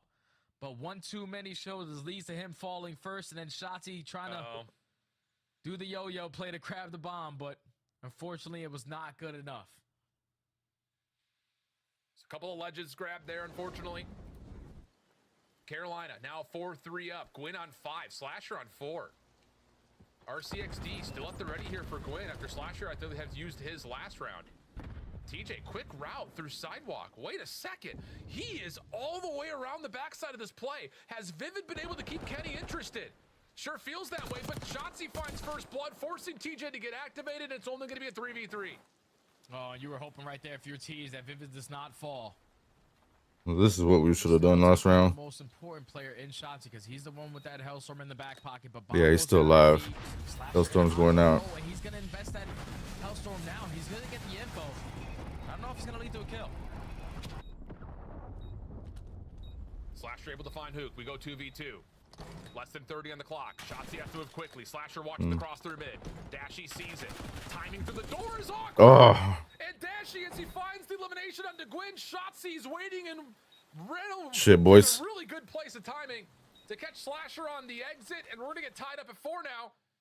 Hellstorm though does get expended. Yeah, does not execute a kill there, but he gives all the info of what the setup is looking like on the post plan. And that allows that Dashy to take 2 one-on-one gunfights, find both, and then Sachi is in the right place at the right time. But in a way, it's good because on B side you could just literally hide anywhere, so you can just get the info for everyone. But this is Slasher just running right by Sachi. Always in the Hellstorm. You hear the production? Did you hear that? Shotzi knew where you were, buddy. He knew that you were playing towards top. It was like a very light voice in the background. Take the round as Optic. Like right now, we're showing Slasher passing Shotzi. Maybe an RC still available for Carolina, but yeah, it's out right now. Oh, Gwyn nearly finds the timing to just boop it into the elevator. Doesn't quite land. TJ, good awareness. Finds Shotzi for first blood. Can he slip away, though? You've got Optic members up top. Kenny in particular. He's been seen shoulder out, Semtex to respond, and Kenny has to back off. And that play is only possible because that RC gets invested. You're forcing Optic Texas to wait for that to come on in. And TJ takes the map away from the first blood. Now the bomb going down at B, though. Vivid is in. Okay, Kenny has the info now. He's also holding his spawn, so no one's going to push on through. Before V3 and another retake for Carolina. This is all about what Kenny can I don't know. Dash is just going to throw shoulders and try to get some information to Kenny, who's watching the crossback for the defense in their spawn. Here's the timing. Slasher. Nice. Pistol out, taken care of. And now all of a sudden, Carolina on this retake has to deal with Kenny quickly. But wait a second. Nice. Timing here. That's going to work out. They get the isolation that they need. 17 seconds on the clock. Dashy trying to hold inside the helicopter. Sees Vivid on the cross. Gwyn trying to hold. Shots are out. Time becoming an issue. Dashy, does he have the ability to stay alive? Fuck. I believe it's hopped at just the nick of time. It'd be close, but Gwyn should have it. I think he got out like 7.6 or so, and yeah, he does. Carolina take I think they pinched him. They were able to find the trade onto Kenny. Gwyn at the same time turns it into a From what I saw. But then everybody's eating shots. It's as simple as that. Vivid was slide, slippery slide, trying to wait for his teammate to get into the play, but I don't know. Someone came out their grandma's and then turned on him. Thankfully, Vivid did not put down a lot of shots, so he had all that ammo still left in the clip. And is able to find that kill onto Dashy. Whoever was top. Them at game point. Oh my goodness. Carolina on the offense. Gwyn, another show-stopping map, 12 and 5. Full flood right on in. Hook, stun will land. He was just looking for the information. Look at Shotzi. He's already playing around the backside of this play. Trophy system down for Carolina, but what does Shotzi want to do with the timing here? Yeah, he's not going to flank Zip. You know that angle is definitely being watched. You just want to make sure that we're giving the information that everyone's in towards the site, but Slasher finds the first blood. Trophy system should be in place here to keep this Carolina post plan safe. Here comes the flood from the front door, though. Gwyn tag. Slasher finds the opener, traded away. Kenny, Shotzi finding the kills. It's just down to Kenny, and boy, would this be a time for him to come alive. 1v2 situation. Vivid playing the jump up, just looking for the info. TJ on the cross. There's the info gathered. Stun avoided. TJ shots, gets Kenny down to half HP. 13 seconds, you gotta make a move. Vivid still seen in the back. It's just down to the pistol. Fuck, man. Carolina, whoa, with 2 birds from Gwyn. Send Optic away in top 4 position for Minor 1, and they punch a ticket to the finals against the Atlanta Fade. Fuck, man. Just do what they need to do in that final round. They know that if we get this bomb down at A, uncontested in a 4v4, every single angle will be watched. All we have to do is trade it out. They turn it into a 2v1. Kenny was throwing shoulder after shoulder, but Carolina did not make it any easier for him. They found another first blood in that final round. They realized where the pressure was coming in all through Big Door. They traded out effectively because they had the numbers in that situation.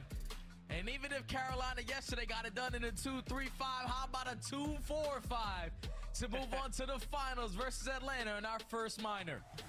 Wow. I mean, again, and outside of map number 1, this was as tight as it really gets. I mean, yeah, the 3-1 vault control moments away from getting that to around 5, but 2 different 6-4s in the search and destroy has Carolina still flawless. I don't think anyone would have saw that coming at the beginning of the year, but they find a way to get to the grand finals in the minor. Jay, give me your final thoughts here. Hey, man, that chemistry, whatever they have done over there in the Carolina camp, shout out Brian Sace for making them early cookies, because these guys are firing on all cylinders. They are so in sync, regardless if you think someone's making an individual play. It's So I'm telling you, bro, it's Slasher and the S&Ds, bro. They're one of our top teams.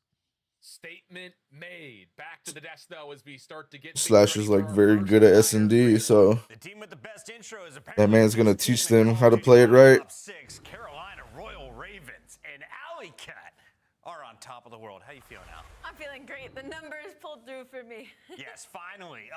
And let's talk a little bit about why you went with Optic in this one. Why did you think that they were going to be able to cause Carolina trouble? Well, I mean, I think we saw it. We go all the way to that game 5, and honestly, Shotzi and Dashy have just both been unreal in every single game mode, and particularly the search and destroys. I thought that they fared pretty well against Carolina there. I was wrong. Obviously, it comes down to the wire in a lot of the rounds, but Carolina just making the adaptions at the end of these games to really close it out, and it was particularly their offense. We'll talk about it in a bit, but Carolina just looks so good. Let's take a look at some of these highlights, and during the early rounds, can we also just call out what happened in that game 4? Big brain plays to get off the point. Let time run out. You don't have to get to 250, but break it down for me. What do you see after a little bit of body shooting from Gwyn? It looked like Shotzi was pissed off early in this game. Yeah, so in the beginning, like, it was a lot of banging out bottom computers on this, which you'll see a lot. And then, like, Shotzi just took over, man. You saw him getting hyped. I think it really did tick him off when Gwyn shot his body, and they were just rolling them.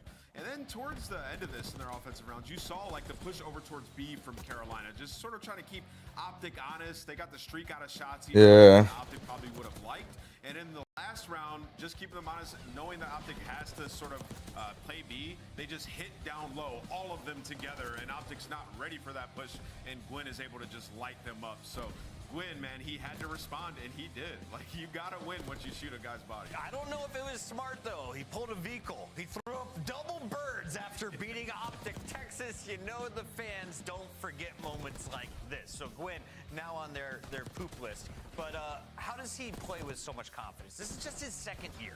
I don't know. He played with a lot of confidence last year as well. I think that might just be a personality trait that Gwyn has, because this has been something he has always had. It's not something he had to build up once he joined the league. And no better time to show it than in that game number 5. The search and destroys obviously were the most important game mode in this series. And the reason why that protocol fell so far into Carolina's way is not only because Gwyn was starting to match Shotzi and the pressure of slaying he was putting on the maps, but also just because they're the best attack team in search and destroy right now in the game. They're also the best retake team, so both of those things combined makes them incredibly good at protocol search and destroy. After beating Vegas and Boston, Optic Texas is taken down by the Royal Ravens, which means we will have Carolina versus Atlanta, an East Coast battle for our minor. Final $20,000 on the line. Before we get to that match, though, we got to revisit the scuff play of the game from this series. It's got to be game 4, the decision making. I mean, listen, this red card was absolutely insane. It comes down to time, and honestly, Optic were in a lot of big positions where they had control of hedges and a lot of these hills, like the stage hill, but it was big two pieces, whether it was from Vivid, whether it was from Gwyn, TJ, or Slasher. Every single time they needed a huge kill, they got it to contest the time, and you saw here at the very end, like, Optic just desperate to get in there and stop that clock. And Carolina, they just put a box around the hill, find every kill that they need, and they end up getting the dub. So the communication has to be absolutely on point in those moments so nobody makes a mistake, and they have it. A lot of questions about how is this tournament going to play out? Would it be exciting? It has lived up to the hype. So many game 5s. You just got another 10-round S&D in a game 5. Will we see another one? I have a feeling we will. Let's take a look at what's in store for us in the future, because there's just one match to go. Royal Ravens, Atlanta FaZe already secured 20 points. Now they're playing for 10 more and 20 grand to go with it. Don't go anywhere. This is the CDL.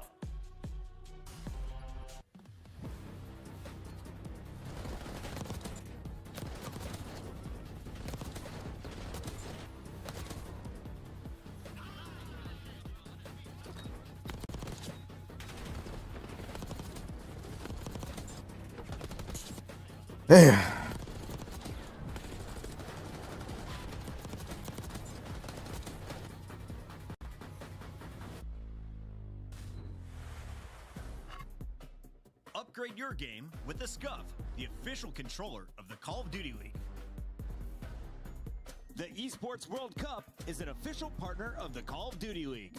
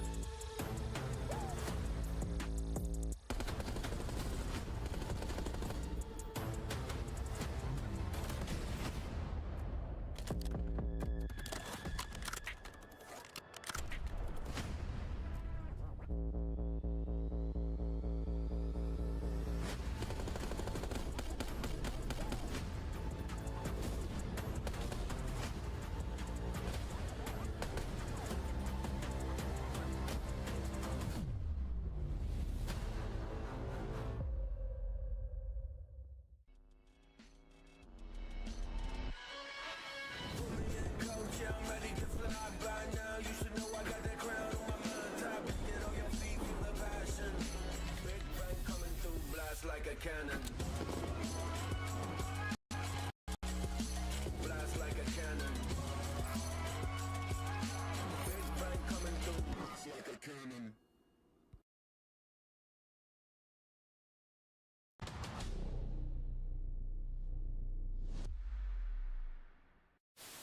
They watched us play Searchlight that? Oh my god, they're shit.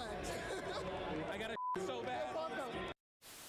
There's more than just the game on the line. It's like, you know, a lot more bragging rights. I think the very first map is the most important map.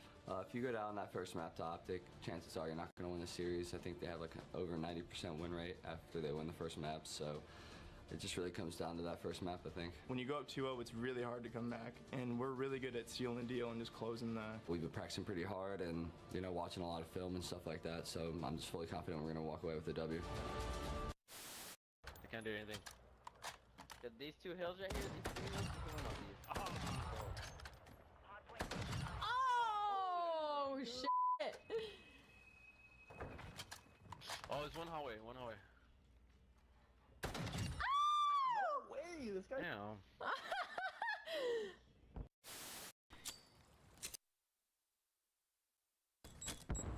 Se ha pegado. No lo veo. Ahora en la izquierda, tío. Me ayudan en la izquierda, no, ahora están por medio. Space fans, there's the hype squad in the front row. They make it to nearly every single event. That poor guy that hit the deck today outside the venue, is he here? Saw that. That was tough. Hey! What is that poor guy ate concrete? Fucking Galaxy. Tough one.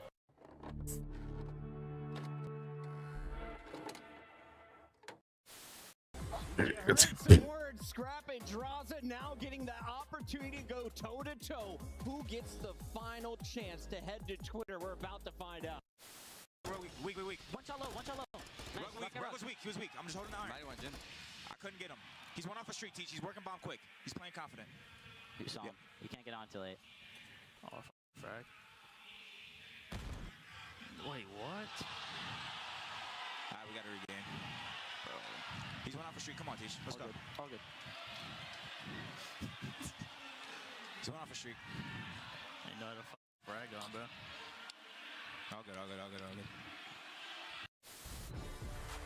Welcome home. It's the Call of Duty League, and we are down to the final battle here in our first minor of Black Ops 6. Chris Puckett alongside Alley Cat and Nameless, our experts who have been crushing the predictions. Ant is way out in front, but Alley is starting to catch up, and I have a feeling she may go with the same team in this final battle. Let's jump right into it as we take a look at our bracket. How did Atlanta FaZe get here, and why did they start with the 10 seed coming in? They started with the 10 seed because they had a really, really slow first 2 weeks, and they didn't figure out the game earlier before everybody else like we're used to, and they didn't meet any expectations. But they came to this minor tournament with a fire in them. They went up against the Miami Heretics. It was a rough map number 1, but then it was a 1v4 from Simp that gives them the catalyst and the momentum that they needed to then go on a winning run. Yeah, they look so much better in these last couple of games. Obviously, that 1v4 was a huge spark. Used that momentum to seal the deal versus the Miami Heretics, where it just looked like it was Simp carrying the load for them. And then we get to the next series, and that's when Abizi decides to spawn in. He says, he says, I'm going to start to take over. And this, Chris, I think was the statement game. It was like, are they a top team still? Like, do they know how to play? Well, they pummeled the LA Thieves. Like, they looked like the FaZe of old, and Abizi was going off. We mentioned this may be one of the most expensive roster battles when Atlanta faced off against LA Thieves. Celium chiming in with some big plays of his own today against Minnesota Rocker. Now, this was another series where Minnesota goes the distance, but Atlanta puts an end to their Game 5 runs. Yeah, and it was off the back of the ARs in the series. Celium and Draza, I felt like played really well versus Minnesota, and that needed to happen, right? They were the only ones negative on this team, which usually we find both of them leading the kill leaderboards in the entirety of the league. So for Atlanta FaZe, it's a slow but sure climb to hitting expectations. I know 2 weeks ago you guys told me you're a little bit worried about Celium. Are we still worried? Is he all right now? I mean, he's all right. They also figured it out at the end of last year, too. Like, Celium was like, I got to play a little bit more confidence. Like, you are that guy. And it took him some time once again, but he looks good.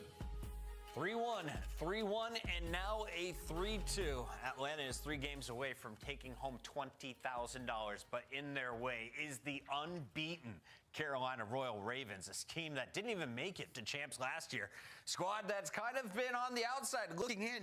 Now a front runner in the CDL. Yeah, and a lot of guys that, other teams and players in the league didn't want to team with, right? Saw Slasher have a huge break from the league, and now back on this roster, this team looks so good. And they played Atlanta FaZe and absolutely cooked them a couple of weeks ago, so they're looking to do it once again. As good as TJ and Slasher have been, it's really just been the highlights for me, especially this case. Like, TJ was not the guy I expected to be putting up these highlights. Which is so funny because he really is an overlooked player, and now that he's back on a Treyarch title, like, he has been literally unreal, and it hasn't just been in the Search and Destroy where he's rocking like a 1.4. It's been in the Control as well. He's been able to translate that to other game modes, and that's where Carolina's going to find the most success. Why is this kid eating so well today? I mean, I think it's just having like-minded individuals around him. Everybody, they have a system. I talked to you about the fundamentals, like the best team in holding and hardpoint as it stands right now, and we saw some big moments throughout it, right? Like at the end, they have to hold and make sure Optic doesn't touch, and they do just that. Yeah. I think it's all the little things with this roster. The communication, make sure we're rotating when we need to rotate, and you also have players who know how to position themselves very well. Even if there is a superstar on the opposing end of that gunfight, they're going to be in a great position to take them down. TJ dropping 40 kills in that game 3 against Cloud9, but against Optic, this was probably the biggest clutch of Carolina's tournament. And what is so unreal about this is it wasn't just the fact that it was these last couple 20 seconds on the time clock. Carolina was playing for this way earlier on in the game where there was a lot of times where they just weren't winning the trade battles, but they were keeping Optic Texas just off the hill time as much as possible, making sure that if they weren't getting points, neither was Optic Texas. Yeah, 100%. That's how this map went the entire time. It felt like for the majority of this, in the big moments, Optic was in control, and Carolina just knew, like, just get into this next position. When we get our opportunity, we'll run with it. Best part of the match against Optic, though, Shotzi and Gwyn's rivalry. We followed it from game 1 to 5 here in a mini montage of the body shots. But it's so crazy. It's like, you think he's looking at the kill cam knowing exactly whose body he's shooting? Oh, yeah, 100%. I mean, you can tell by the movement also, right? But absolutely. And right here, like, he woke up the beast in Shotzi right there, but who gets the last laugh? It's Gwyn. Double birds. Double birds. And now I feel like we have a bit of a villain battle at the end. You got Draza on one side, on the other. We've got Gwyn and TJ.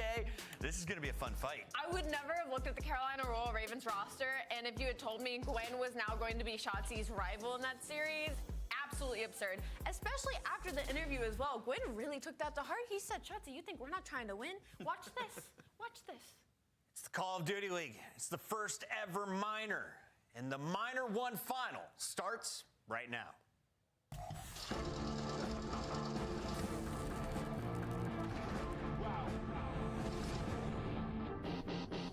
really stopping me? I did not come for apologies. I am not here for the politics. The confidence started with common sense. They gonna cry for acknowledgement. I got the team to conglomerate. Give it to Austin, not stopping it. I am the one, they not stopping him. No. It's a different situation. Black kids when I pull up in the latest 101, so they never can replace them. This is not the attic, now we live in spaces. Tell me that I can't, I'm bound to go too crazy. Tell me that I can't, I'm bound to go too crazy. Release the focus and the diamonds are canary. I try to tell them, but they didn't get the message.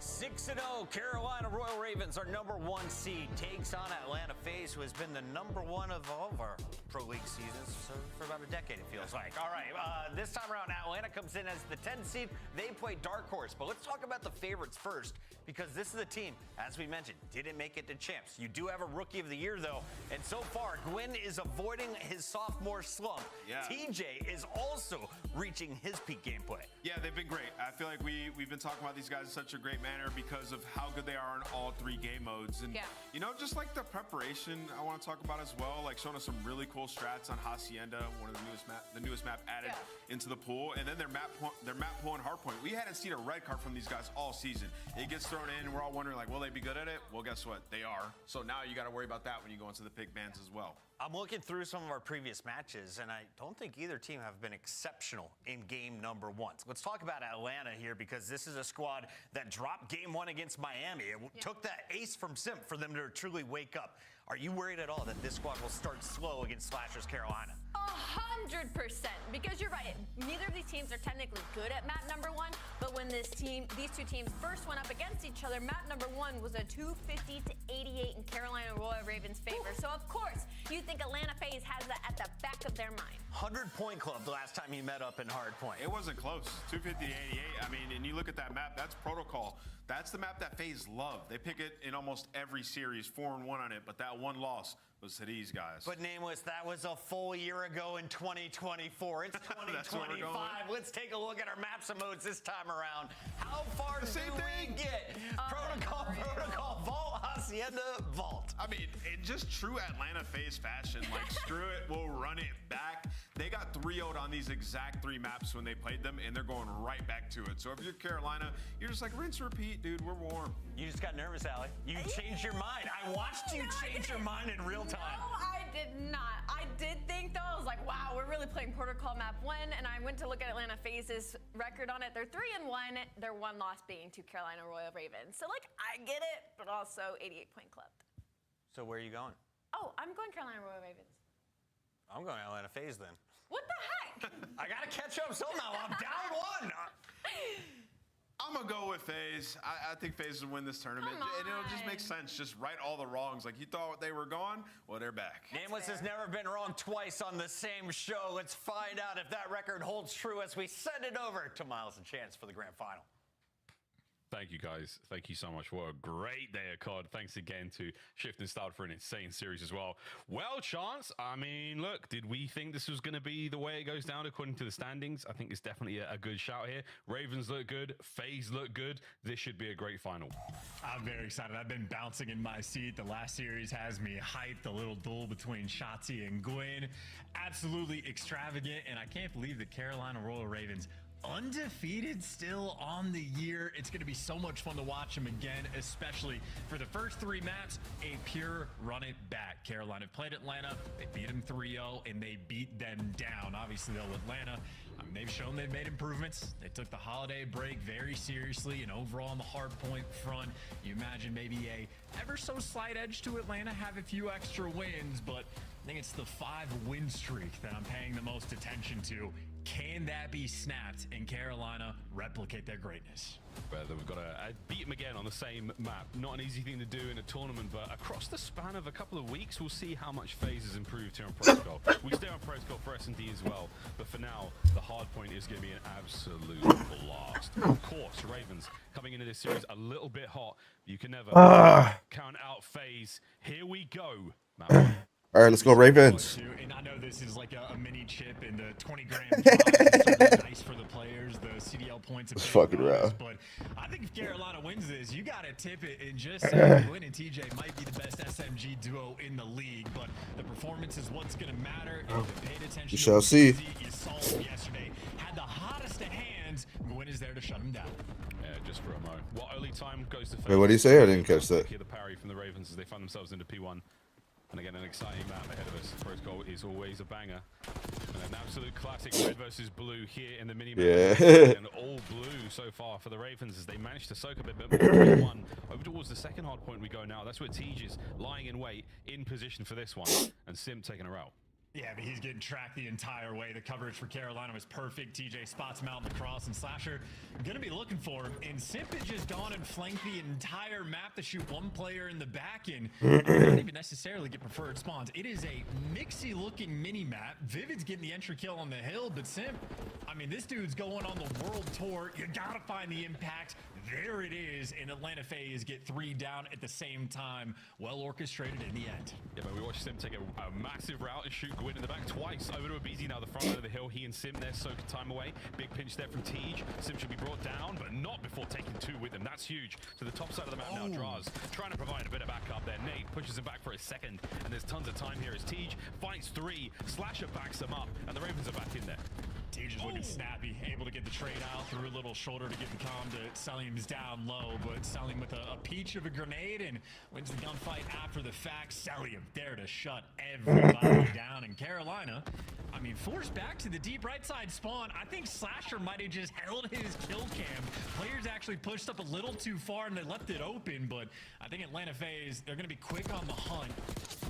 But Slasher does make his impact. He's here to block those spawns. He's blocking and he's staying alive as well. Here comes Abizi, sending it forward, trying to catch him out, but Slasher throws a shoulder, spots him, can't get the kill. Backside now, a little bit safer there for FaZe, but the front line's the problem. TJ, he was a nuisance. Gwyn, red, dead in the middle of the map, and it's all FaZe. Full control for now. Yeah, that is a fantastic handling of those spawns. A small opportunity for Carolina. And that body. But Atlanta keeping everything controlled, and they got a 100-point club on this map. They are certainly keen for revenge.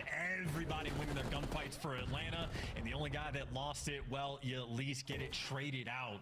This has been a effectively devastating hill for Atlanta. Yeah, I don't think so either. The actual time, and now Abizi.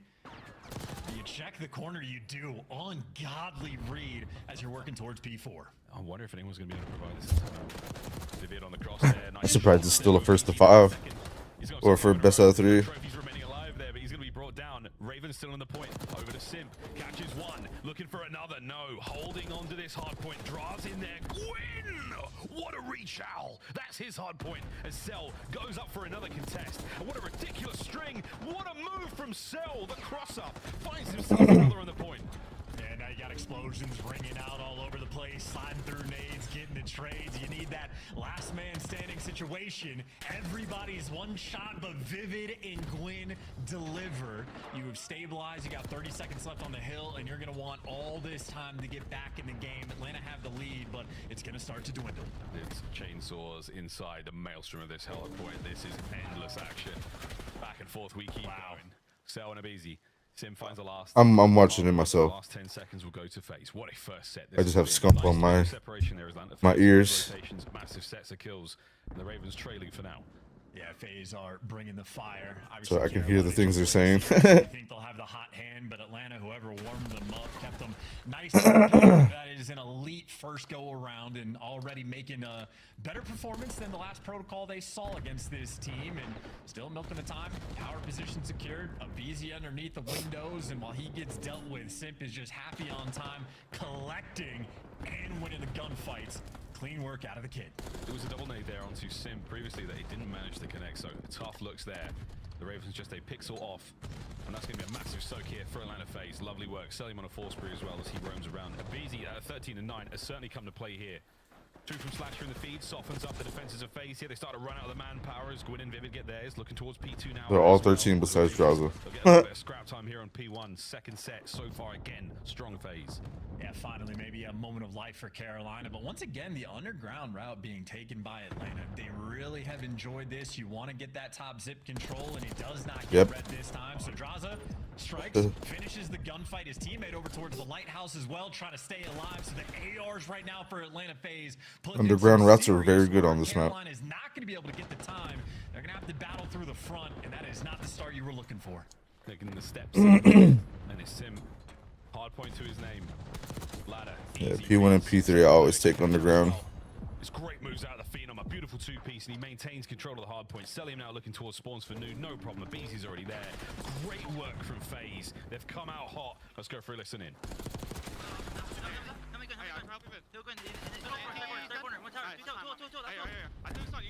Top tower, we. Tower and tower reese. Middle nade, lights in tower time. Hey, listen. He's right here. Give one tower, yeah. Reese, that one shot, reese. Listen, there's one behind the hill. One's already low boat. Behind the hill. Behind the old hill. Slow boat. I'm gonna go this guy. There's one on you. What's He's one deep behind you. Austin, what's going on? Right here. He can be deep back. I'm deep. He's in the back. I'm blocking deep. I'm blocking. Austin's on the B-bomb like gun. Deep gun. Rush one dead. Hey, done. To the back. He's one. They're spawning us. Slowly, Gwyn. Here. There's two. Austin, dead. One shot solo. Nice. Mid, Reese, one shot mid. One shot. Here. I have time. You won one shot, still there. Good time. Yeah, I get your left. Top rope challenge. Ivor left. Yeah, I'm going bigger fast. Good news. Yeah, go new. It's too old. Yeah. I have pitches. I'm gonna be at mid fast. Yeah. Middle Reese. Middle. Grandma's rope. Yeah, he's pitching. I have bigger. On team, bench. I spawned ammo too. One spawn grenade. I think parallel. Bigger dead. I'm one shot. Left corner dead. Nice. I spawned Grimm's ammo spawns. Another one spawn on me. Ammo on. Nice. Ammo spawn. One more spawn. Can you get it? I need to stay there with this. I spawned. I have a pinch. How much are we doing? I have a pinch. I'm on the pinch. I have a spiral. I want tower shot. I don't think one shot. How about yeah, pitchy big door. Stay alive. On the heady big door. Heady dead. Nice. One shot, spiral. Mm-hmm.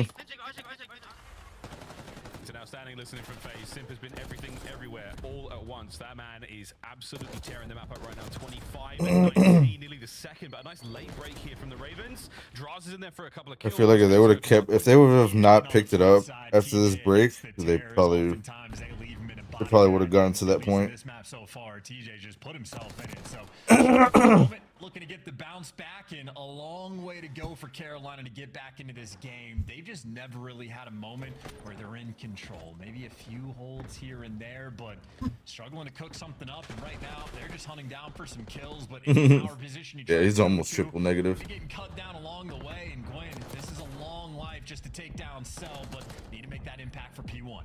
At the very least, he gets it. So that's all down now for FaZe. Spawns on the right-hand side of the minimap. We'll bring up later again, but I mean, Slasher has somehow managed to break the spawn system on these P2s. See if he can do it 3 times in a row. 3 times in a row for the Litigo. We'll see if he does it. On Teej, though. Holding these players back, holding them at bay. Massive route here taken by the FaZe boys. One dealt with. Over to Draws now on the top side of the minimap. And what a battle this is. Selim. It takes 2 to bring down Teej, but they've now got control of that side of the map. There's been elite time coming out of Carolina, but Atlanta FaZe, they the fucking 8-10 cents. Make sure you get those kills, and if Sully wins the first gunfight like that, the second one just gonna fall in his lap, and Carolina Celium. finally build themselves a little bit of momentum, but Yeah. Atlanta fans handle it perfectly. They play Yeah. so heavy for the kills, and now they're set Yeah, up he with doesn't a play even. demonic setup for P2. Draza very comfy in the hill. He doesn't play like 7'7", 6'6". On the wraps, Homie's on 8'10". Carolina, now you're just gonna have to flood into depth towards this P2. Yeah. Atlanta FaZe have this game. Oh, this is their game. Top mid, completely covered. Mhm. Celium's got that done basically alone. A little bit of pressure now, some form of suppression, and a kill from Vivid allows you to get forward now towards the hard point. Can we get a kill? No, it's over to Draz. Guns are hot and at the ready, and you're holding this one down. That should be game. That is FaZe coming out hot in the finals. Making up for their protocol loss. GG, not even close. Get the fist bumps out and enjoy the feast. DJ, unfortunate that one. Double neg against the Tears. Abe and Simp going crazy. And there's a few moments Carolina had fighting chances. As you pointed out, Miles, there's a few different times for Slasher. Just times to get that backspawn gifted to him, but never really able to capitalize off of it. Never getting full setups down P4. And I think the one true moment Carolina got. God damn it, Lion. Why are you building more PCs? Control on the P1 Atlanta FaZe. Pump the brakes. Get him out of grannies. Just get those power positions. Yeah, man. Things under control. So Give me one. Atlanta, and it is a full team effort. Everybody getting involved. Let me get a dual setup, man. Oh. That was a phenomenal game of protocol. Atlanta FaZe have stepped up. There you go, revenge. I wonder though with Slasher on this P2s, was it the Space Stone or the Reality Stone? I'm not sure, we'll have to ask him, but it was a very good look either way. Nice openers from both of our teams. Opening breaks were all good, but after that phase, fantastic runs, man. Simps routes, they were long, they were arduous, but in the end, he usually got his kills, and those were big impact moments there. It was a little quiet there, we talked about this earlier. He and Gwyn, an absolute standard, but you are coming up against two of the greatest to ever do it in the submachine gun category, and Abizi, he had himself a map.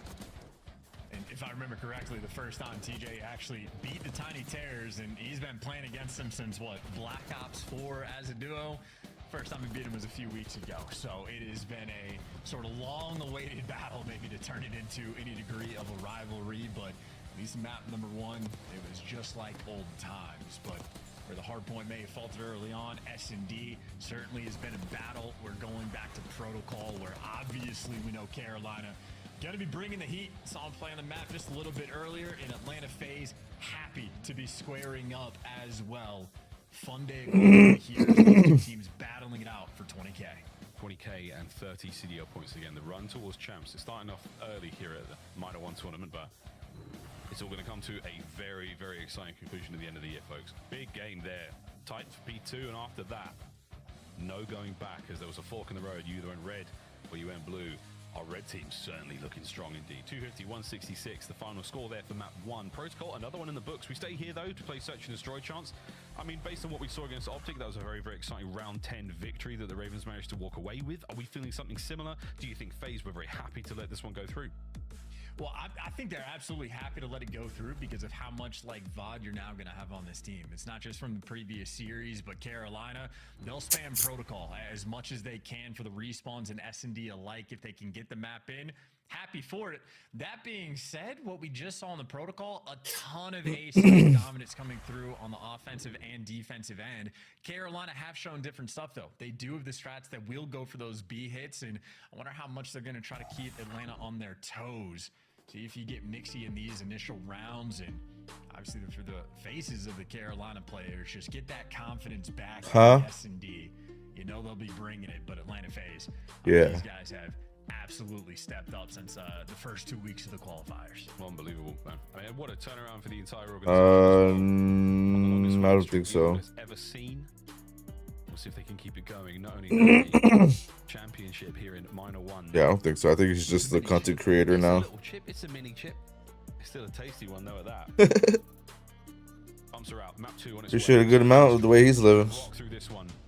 We're expecting a lot of love towards that A-bomb site download. The B-bomb And then site, though, the way the watch party goes too. The players by the back Sam site. We've seen this a few times now.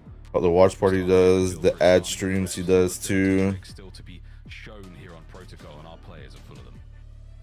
And I'm just excited for the round one. I'm personally a very big fan of the round one B hit, just to sort of set the tone. I can't remember who it was, but we watched and I think it was Toronto. Shit like this, have the boys on the couches. Again, but You just force them to respect it, and it makes that bullying out of the ace site that much easier. But we'll see what ideas get played with. It is, in fact, Carolina on offense in round 1. This doesn't look like a B hit. This is looking like if it ain't... One day, dude. One day. But if you have too much VOD review, they know where you're going to be coming from. The nades land on Slasher's forehead. TJ gets shot in the side in Atlanta phase. Not caught off guard in any way, shape, or form. That's why I'm a fan of the B hits round 1. Mix it up. Yeah, B hit round 1. When you play rock, paper, scissors, you have to remind your opponent that there are other options. You must always be afraid. I must admit, I think Sim's concussion also hit a Gwyn up top, so you've got massive intel, and I do believe, yeah, every single position made aware. Vivid hoping for a pick.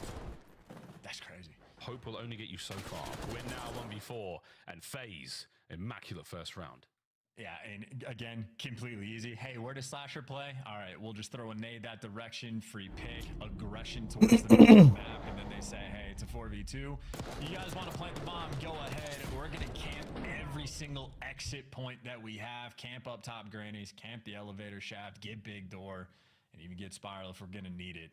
Clean and easy. Atlanta FaZe didn't really have to work for that one at all. No, well, I think they did work for it. They just made it look easy, and that's the... They worked for it before the series. Like, that's a before the map of, like, hey, what are they going to do? How do we want to counter? Yeah, most likely a nice double nade there to take care of Slasher. He's the island player there for the Ravens. So, you know, the rest of the boys should be a little bunched up, and it's a hot hit, and it's Gwyn who has been melted. Immediate trades. Oh, Tej finds 2. That really slows the play right down now for FaZe. Slasher gets away with his life. And now you rethink the move.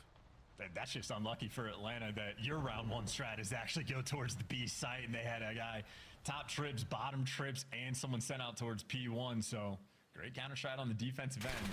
Jaws and Salim getting the work, but you're just pinned in the deepest corner of your map. There's a pick you're looking for. You got a 2v2. Now Carolina knows that the bomb is down, that the SMG players are going to be working it, and TJ's vied for position. He's got a cheeky flank potentially getting set up. Once he gets the call from Slasher, he'll make moves or a kill, falls in his lap. Just about falls into it. Close enough though, 77 HP. The timing, the shots were there. Tej is back. Nice 2-piece. Ravens find the equalizer. Yeah, I think that's an ace as well. TJ, that is 2 aces on the weekend, so he's been putting in incredibly efficient work in search and destroy, and quite literally just the perfect position at all times. If your teammate's playing out towards P1, be there with them, bottom double doors, get there for the trades, and then outer sidewalk, just waiting for the contact. But the play came to him, and he handled it. Good round there for Carolina. And 2 defensive wins as well. See what Carolina cook up for this one. If Vivid's swinging out towards outer lighthouse, standard push, but don't get naded this time. Yeah, wait him out. Oh, that looked like we could see the sort of the shell of the fragmentation they just hit. Just the outskirts of the nade. I do understand to get away with no damage this time around. So FaZe back on up. A little turtle on the inside of the Trips building. And Tej vying for information. A quick hop here might give him away to Slasher, who's down by the P-bomb side, but he's gone all the way around. He's now well out of sight of safe engagement range as Abizi finds that first blood. And FaZe are a heads up about the TJ flank as well. Salim said they're watching. If they didn't know before, well, they certainly do now. Shots being exchanged. Salim's going to get a pick on Slasher, so that's not even the guy that they were looking for. In a 2 versus 4 for the SMG duo. Good trigger discipline, but yeah, take the freebie. Try to get your boy to get this bomb down and see if you can handle the SMG gunfights or take a route. I love this play from Tej. TJ's just causing nothing but chaos. He is giving away nothing and trying to take everything. Oh my word, the timing! Tej with a gunny! Oh, yeah. God, a single bullet! But now, Gwyn has a chance to cause some more problems. But Abizi, the trap was set. And he was a bullet away from disaster. What a fantastic attempt, but a solid hold from FaZe. Yeah, so close yet so far. TJ could have stolen one away, but not able to cook anything up. And yeah, Abizi also a 6-1 start. So these are the SMG players having their duel on protocol. But defenses have been very strong so far. We'll see who can break that mold, because obviously the A hits. I mean, you can be incredibly aggressive on offense and just get full site control. So you expect the offenses to start flowing sometime soon. FaZe, they want to make it happen now. Haven't seen too many bottom mid hits here. From the outside door. Uh-oh. Strange off angle, and two-piece there from Tej, brought down. Draza now trying to pick up the pieces, trying to salvage the play.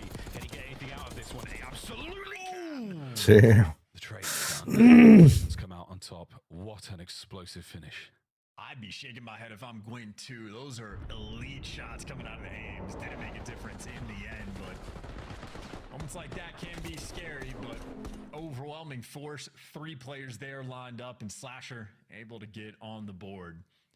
Always good news for a player. Granted, super early on in the game. It's not crazy to be on a donut, but getting that first kill, always so nice to sort of get the feel going. So another bounce back round.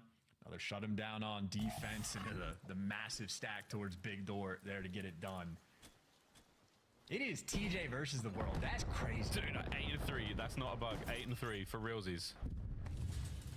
Gwyn and Vivid, you know they've got it in them. Oh, Tej so close to that one. If he checks the left corner, he's going to get himself a kill. 2 men on the outside for FaZe, 2 on the inside, as they're waiting for the bomb plant to go. I don't see trophies either, so this could be a big one. First stun doesn't connect. The next few nades might, but it's an RC car. It causes a little bit of a problem. Trade's now complete. Tej basically doing it alone on the inside now. Finds himself one. The fade away, and Yeah. with another big round. Dude, this man is unstoppable. Yo, he struggled in map number 1. That's the bounce back you're looking for. He has been dominant. In RC car, honestly, I don't like the usage a lot of the time out of pro players, but that's like the perfect spot in that moment. As long as you get out, it's fantastic. And the RC car just to shut down the Big Door push. TJ there, the absolute wrecking crew. Everybody else on Carolina, man, they're just along for the ride. It's a perfect place to use it. It's so close. You've barely got any time to react to it. That's such a target-rich environment for FaZe as well. You know you have to have the guns at the ready in case someone slides out on you, and instead it's the RC card. Guess wrong, die, guess right, and you've still got to deal with the players. That is a huge moment. A little bit of momentum now as TJ, feeling himself, sadly, Draza felt his presence. Takes care of business first blood. Yeah, it might have been a miscomm in that moment. I don't know if Vivid spotted 1 or 2 players over towards P2, but I think he was getting call out. There's a freebie, somebody's one shot, and just a little too bloodthirsty. And now Atlanta, that's your bomb carrier. So now bomb's down on the outskirts of the map. Vivid does get traded. But the bomb not over towards B yet. There's potential for this 2v3 clutch. Gwyn gonna get caught, and that dream fades away. It fades away very quickly. Prime position now for FaZe. Could go towards A. Slasher on the immediate back pedal towards the B site is not necessarily that helpful, but spots are busy, so he's got a little bit of intel now. FaZe will now turtle up. They're all on the inside of the site. Selling with the coverage there by elevators. There's simply no hope in hell here for Slasher unless he peels them, and I mean peel. This has got to be perfect now as all of them have lined up for the fight. And Slasher does what he can, but FaZe, opening advantage they do not give away. Yeah, nothing cooking there. FaZe handling that situation perfectly, giving Slasher no room to work with. And I think that literally just does come down to Carolina maybe biting off just a little bit more than they could chew.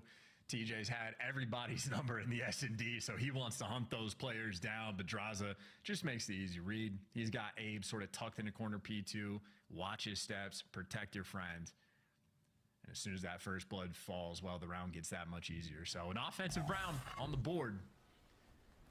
Carolina going to be looking for that response. The B site effectively left wide open, but we are squaring up down low. First blood, second blood, everything rolling through. Slayer wrote a song about this moment. It's raining. You're on protocol. Slasher looking for a big old flank. We might check back with him later. Gwyn's coming up on the P2 position now. Big Door will be his next target as FaZe. I've got bomb down on the inside of the site, and they are sitting pretty for now. But it's 2 and 9 combined fighting the entirety of FaZe. So they don't have 4 kills in 6 rounds.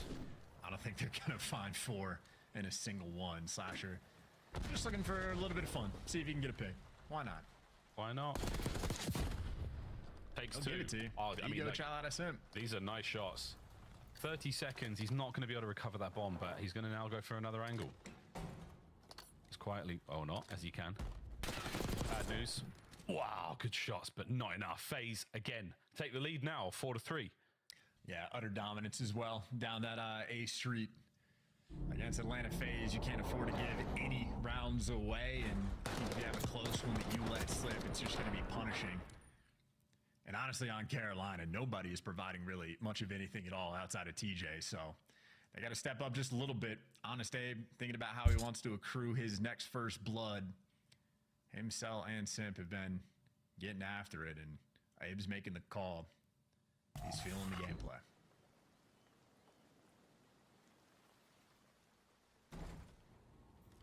Classic 3-1 look there from the Ravens every side. Nearly every time you'll see that formation off the rip. And Slasher and Gwyn find theirs opening. Immediate trade. Simp can't take care of Tej. Can Tej take care of another? Oh my God. Another ridiculous lineup and another blowout at Big Door.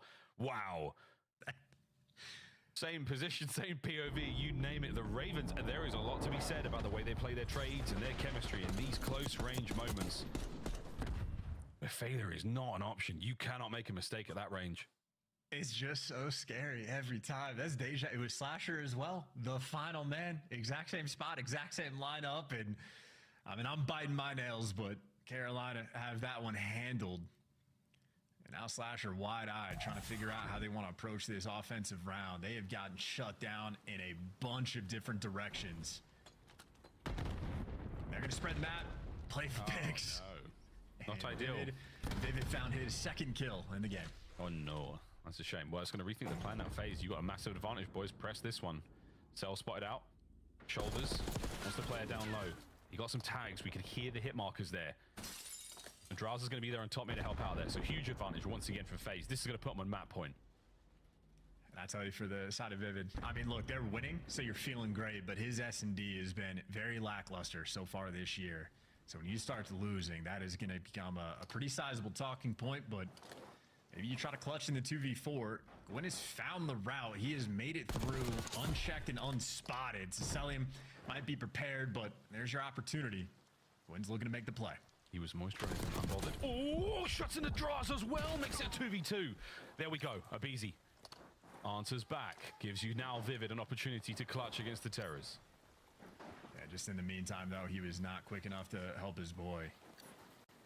They're going to let him plant the bomb, and he's got it planted for everything. So he can play the SAM site, he can play the helicopter, he can see it from both situations. And he's roaming out towards P1, so he's going to look for a pick, and then he can get the bomb checks from outer. And the Terrors have grouped up together, swinging out, clearing out their spawn, eliminating possibilities. But I love this rewrap. Oh, wow, the rewrap. One spotted. Second man spotted. Vivid. Win the fight. Win the round. Oh, Simp gets it. And that is a sensational defuse. A brilliant clutch and a missed opportunity there from Vivid that will haunt him until at least tomorrow. Yeah, that's tough. There's a bunch of different ways you can play that. I absolutely love and respect the trigger discipline. It's a tough conversation of who you kill first, or even when you wait to shoot the gun, because obviously Simp, well, he just has the coverage, and this is just Vivid screwing up the nade, by the way. It's not a teammate situation. He just bungled it. Had an opportunity to make up for it, but no execution. And a painful 2-9 stat line. Map point FaZe, and they're looking to go out with an absolute bang. And a bang it is. This time around it's just endless.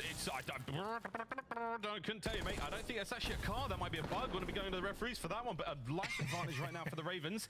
What are we watching here, boys and girls? TJ can only get the one, but it'll do. Round 11. What a map we're getting. I mean, I guess Atlanta FaZe says anything you can do, I can do better. We'll team kill in a different way, a more impressive one. It's not a car. I think it might have been. It's just it's something. Yeah. It might have been a PC in the room. I couldn't tell you, boys and girls. I couldn't tell you. We might have a replay. It's just tucked in the hallway. I don't know exactly what it is, but it's like a typical thing. But it's just unlucky. The server on the left-hand side of this room just exploded and killed Honest Abe. Get out of town. Here we go, folks. Round 11. AI is coming for us all. Tej with bomb. FaZe. 3-man stack down low. Oh, this could be a you spotted everybody, baited out the information. Maybe they're just trying to like rebait it as well, because now they're getting everybody to run back up spiral. Carolina's playing for mind games. Draz is in the deep back. He's the guy watching B for now. But yeah, if you get a single kill up here, Ravens, then you dip out. You go back over towards A, and you create a very sticky situation for FaZe to deal with. Intel on a BZ. Intel on Vivid. Oh my goodness, what a first blood. Trades are good. Cell banged up. He's going to need more than a bandage for that one. And Draza wins the big one there on the flank. Here comes the potential trade. That's a huge play out of Draza. He backs up Draz and gets away with this. Now it's a 3v2. Yeah, huge play out of Draza to get active in that moment. Slasher and Vivid. 2 AR players having to go down low. A tough spot, but maybe Slasher taking on the world tour, but Vivid's just nowhere near him. I think Slasher's gone way down. Uh-oh. That's a problem. Draza, perfect read. Vivid, it's a 1v3 and he's not even going to be able to get close enough to sort of do anything here. He might be able to get a kill or two, but it will matter not. FaZe take the lead here in your GG. What a ridiculous protocol S&D that was. Yeah, and just as a full team of 4 for Atlanta FaZe, better in the game mode. Carolina players individually just struggling. And I'll tell you, that play from Draza, we saw him posted in the depths of the map. As soon as there was activity towards mid, he pushed up through grass, got to boat, and the players mid-map, the AR players for Carolina, had coverage for Gwen out towards mid, but Draza found the one sort of opening, gets that extra kill, and breaks the round down. A tough one for Vivid. I mean, he's been bottom of the league in S&D KD in 3-11 there. And shout out to Teach for his performance. He had the team on the back from the front half, but simply not enough. And that's also 8 first bloods out of 11 for Atlanta FaZe. Their homework was fantastic. Fantastic. A+ for the homework. A star for the United Kingdom. Vault Control coming on in a moment, but man, we just, that search and destroy, we had great plays, we had some strange moments, and we had a lot of team kills as well. That was a crazy game. It's over to the Desta. I want to see the conclusions drawn from this one, man, because that was a crazy couple of maps. Pretty wild stuff going on. If you think about the first time these two teams met up, they played the exact same maps. Atlanta not afraid to run it back, and instead of being beaten 250 to 83, they let the Royal Ravens double up that score, 250 to 166. Atlanta, though, in control this time around. Yeah, in way better control and just not allowing the chunk plays. We'll talk about it here in a second. But, yeah, they just look so much better. And on the side of Carolina, though, in that game, too, you had a huge opportunity. It's Vivid, man. Honestly, looking a little bit nervous, not knowing what to do. He's behind both of them, almost pulls away with it. But, yeah, Carolina down bad right now, man. Backs against the wall. They got to come back. Going to be a rough position to bounce back from, but this team does not have a loss yet on the season. Alley Cat, you thought it was going to be the Royal Ravens up at the half. Where did they fall short? They just kept giving too many bloods away, unfortunately, especially a map like Protocol, where you're literally giving opportunities for a BZ and Simp to just go crazy in computers. It was a great A bang out, don't get me wrong. Went all the way to round 11. I have to tip the hat. Atlanta FaZe shutting down TJ was probably the best thing they could have done in that situation. You take him down, that's 13 kills under his belt, and unfortunately, Vivid having a really slow map number 2 allows Atlanta FaZe to go up 2. All right, I was looking at round 7. TJ was sitting on 11 kills. All 3 of his teammates were sitting at 1 and 4, 1 and 6, 1 and 5.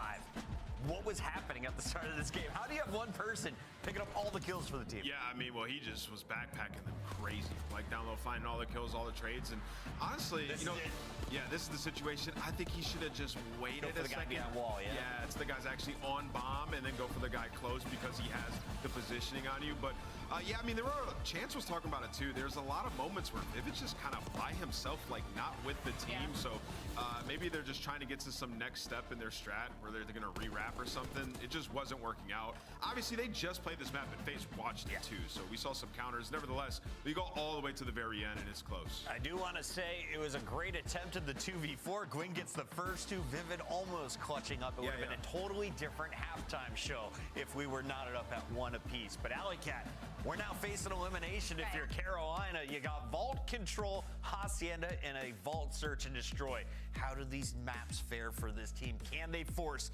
another Game 5 in this minor? Well, so the funny thing about this Since the later half of the series favors Carolina heavily, the opening two protocols were leaning towards FaZe because they were 4-1 in it. Like I said, the only loss was to Carolina, and they just won a protocol search and destroy. So they were coming off hot on that map. But heading into Vault and Vault S&D, where Carolina are 2-0 and undefeated, we could still have another Game 5. I'll keep it a buck. I want to see Carolina at least get one in this series. I think it's coming in control, but if it gets to another hard point, they got to look out for Draza. Yeah, they do got to look out for Draza. And that leads us to drawing conclusions. Let's talk about this. A lot of people were asking from Atlanta to see a little bit more from their ARs and to play hardpoint better. And that's exactly what they're doing. So if you remember, we talked about the first time these guys played each other, 250 to 88. Atlanta FaZe giving up the chunk plays left and right. So this is how they're now avoiding it. So we're going to jump into a Draza play. He's underground right now. We're rotating over towards P2. Okay, so he starts this rotation. If you can see, it's 13 seconds. He started this at 23 seconds. So early for him. It doesn't always have to be an SMG who has to take the underground route. And what they're trying to avoid is on P2, you can spawn back here and you'll just get farmed. You'll have a guy in middle gun that can see the push here, maybe a guy P1 and a guy top window who can farm over the guy in hill, right? So they're trying to avoid getting put in that blender and give up the massive chunk play. So Draza is going to flank around, get the big kill on number 8 up top, and that's going to open up the kill for this guy because he's going to turn and redirect his attention towards Draza. But there's another layer to this play, and we're going to watch it play out here in a second as to the improvement of the ARs on the side of Atlanta FaZe. So he gets the flank, doesn't always need to be a SMG, like I mentioned. He has his teammates Abizi and Celium fighting over towards the hill, but as soon as he gets this kill, it pulls the attention of Slasher, who then gets taken out by Simp. And now what I want you guys to focus in on is, let's pause and jump in here. They know that this spawn is vacant, right? So rather than Draza just like sitting up here and waiting for a guy to push him, he's gonna jump out and redirect his attention to stagger their push as well. So this is how you avoid like chunk plays getting put on you, and then also the instant re-break from a team like Carolina who's trying to get back to the hill. Incredible stuff. FaZe takes the first hard point, bouncing back after getting a 100-point club by the same team on the same map just 3 weeks ago. It's time to get back into the games, though. Game 3 loaded up now with Miles and Chance. Thank you very much, illustrious and handsome. Good looking desk. You all smell great as well. I can attest to that. I've been there. Guys, we're ready to rock and roll into control. This should be a very, very spicy one indeed. Again, Shift brought up before, 2 teams who are very, very well rehearsed on the map and mode. This is bound to be another banger chance. Looking forward to it as well, because I think we've seen like a little bit of evolution on Vault control as well from the first 2 weeks, and I mean things are going to evolve quick when you've played it 30 times, pretty much a day it feels like. But the amount of SMGs that have been being pulled out when like the battle is on this A zone has been pretty nutty to see. Everybody's getting involved. We're going to see Slasher pulled out from time to time, which is atypical given his career as a long-term AR player. So gonna be fun, gonna be mixy as well, and we'll see if anybody can sort of find those cheeky little plays, opportunities to go to that B zone, maybe do something heroic. Had a few of those moments as well, but certainly Atlanta, let's see, all the confidence in the world. Really rough start to the year. They've bounced back already, looking so much better. Here we go. A hit off rip. This time, though, Carolina do show a bit of love towards the catwalk side of things. Selling with a lovely 2-piece. 3 for MC. Outstanding work. Slasher might be able to get involved, but for now, Selim's multi-kill puts the attack to A to the end. Yeah, Slasher just wants to keep things slow so he can buy his team a little bit of space to get back in the mix. So Abizi and Simp right now just looking for Slasher. Everybody else on Carolina trying to get into position, but Slasher not making an impact after the fact, but at least his teammates are here and his teammates get chopped down. 2 incredibly successful pushes for Atlanta FaZe, and they have the spawn trap. Oh dear God, this is gonna sting. Numero uno. Nope. Oh, Vivid, you picked the right corner, my friend. I was about to get rip in there in Italian, but alas, it's over to Abe by the pool, soaking up a little bit more than Sweet Rays. He takes all those 5.56 out of Slash's aims, and now you're trying to make your way out. Simp, 4 now in a row in this single life, and he's having a whale of a time. Over towards the middle of the map. You've lost a little bit of map presence now, FaZe. Counter-attack through the front. Vivid all over it. Massive work again out of Celium. He is sensational. Here in the mid-map, so's Gwyn. Capture continues. Segment gone. Yeah, this has been a vampiric start right now for Atlanta FaZe, sucking the life count right away from Carolina, already down to 15 lives. Half of their expenditure out of the way and only 2 ticks of progress. Well, not even 2 ticks. That trade's gonna go roll through on Vivid. And Gwen, last man standing, at least gives you 2 to keep things interesting, but Carolina, they are in a hole. He is no man. He is a monster. Well, Ape, silver grenade to take care of the monster. Tej, great timing. Instant rebuttal. Lovely parry there again with the Semtex. Slow this right down. Oh, awkward moment there. That's a real bad one. That's a Beezy with a 3-2. Gwyn's going to be able to pick up at least one of these. That's 10 seconds on the clock. That's a stinger. That could absolutely cost you this round. Perfect check from Gwyn. The second not going to be there. Are you able to get on the zone slasher? Yes. Are you able to get a kill? No. And that is that, folks. FaZe. 10 life difference in round 1. Yeah, pad the stats. Why don't you sell him? Just get multi-kill after multi-kill. Opens up with just a 3-piece. And a moment like that for Atlanta FaZe, you give them the opportunity to get a stranglehold on the map and set up for the spawn traps. Things are looking good. And how good is this going to look? Everybody's supine and everybody's one shot. It is bold to try to run through those middle doors. Straight from round number 1, no trophies. Everybody has nades landing on their forehead. Carolina, maybe just a hope and a prayer that they could have made it through, but Celium closing that door. Second time we saw Celium again just bang through that central part of the map, find at least 2 or 3 kills in a row. He's 10-3 overall, folks, and moments like that are the reason why. Trophies in place now. Perfect coverage there as you now charge forward. Top catwalk side, though, that's going to be Carolina in control for now. Vivid took a lot there. He's going to be pushed back. And for now, it might be a bit of a pinch here. You've got the side doors covered, and you've got a little bit of love now from top cap, but that's a lovely hold there from the Ravens. Atlanta FaZe. Oh, wow. Wow. I'm a Crimson player. Seeing something like that, I know there's no hope for me. Can't do it. You're doing just fine, brother. Gwyn, he's doing what he can. Oh, no. Vivid managed to get the trade out of that one. Abeezy's damage was fantastic, though. Over a minute to Rock, and FaZe have not been terribly successful on the attack. Life count, fine. But the progress on the objective, not so good. Oh, you got to finish Gwyn, man. He's going to make a problem with that. Simp upstairs, finding kills all over the place. Single life differential as well, but the terrorists, oh, sugar. That is TJ Haley finding kills. Still keeping up the trades, though, left and right, but that goes for both teams. So, Simp produced a 1 HP. Gwyn, I thought was going to be quick on the trades, but he's taking a different route. Now he's back in for the chow. Trades rolling through in different directions, and Slasher wins a big one. The pressure still on Atlanta FaZe to get action over to this A zone. I don't remember. Just being a nuisance, making noise for every single flock of the Carolina players, but handling it so far, incredibly close on the I think so. This has been a slugfest of a control round. Yeah, that's a lot of work done.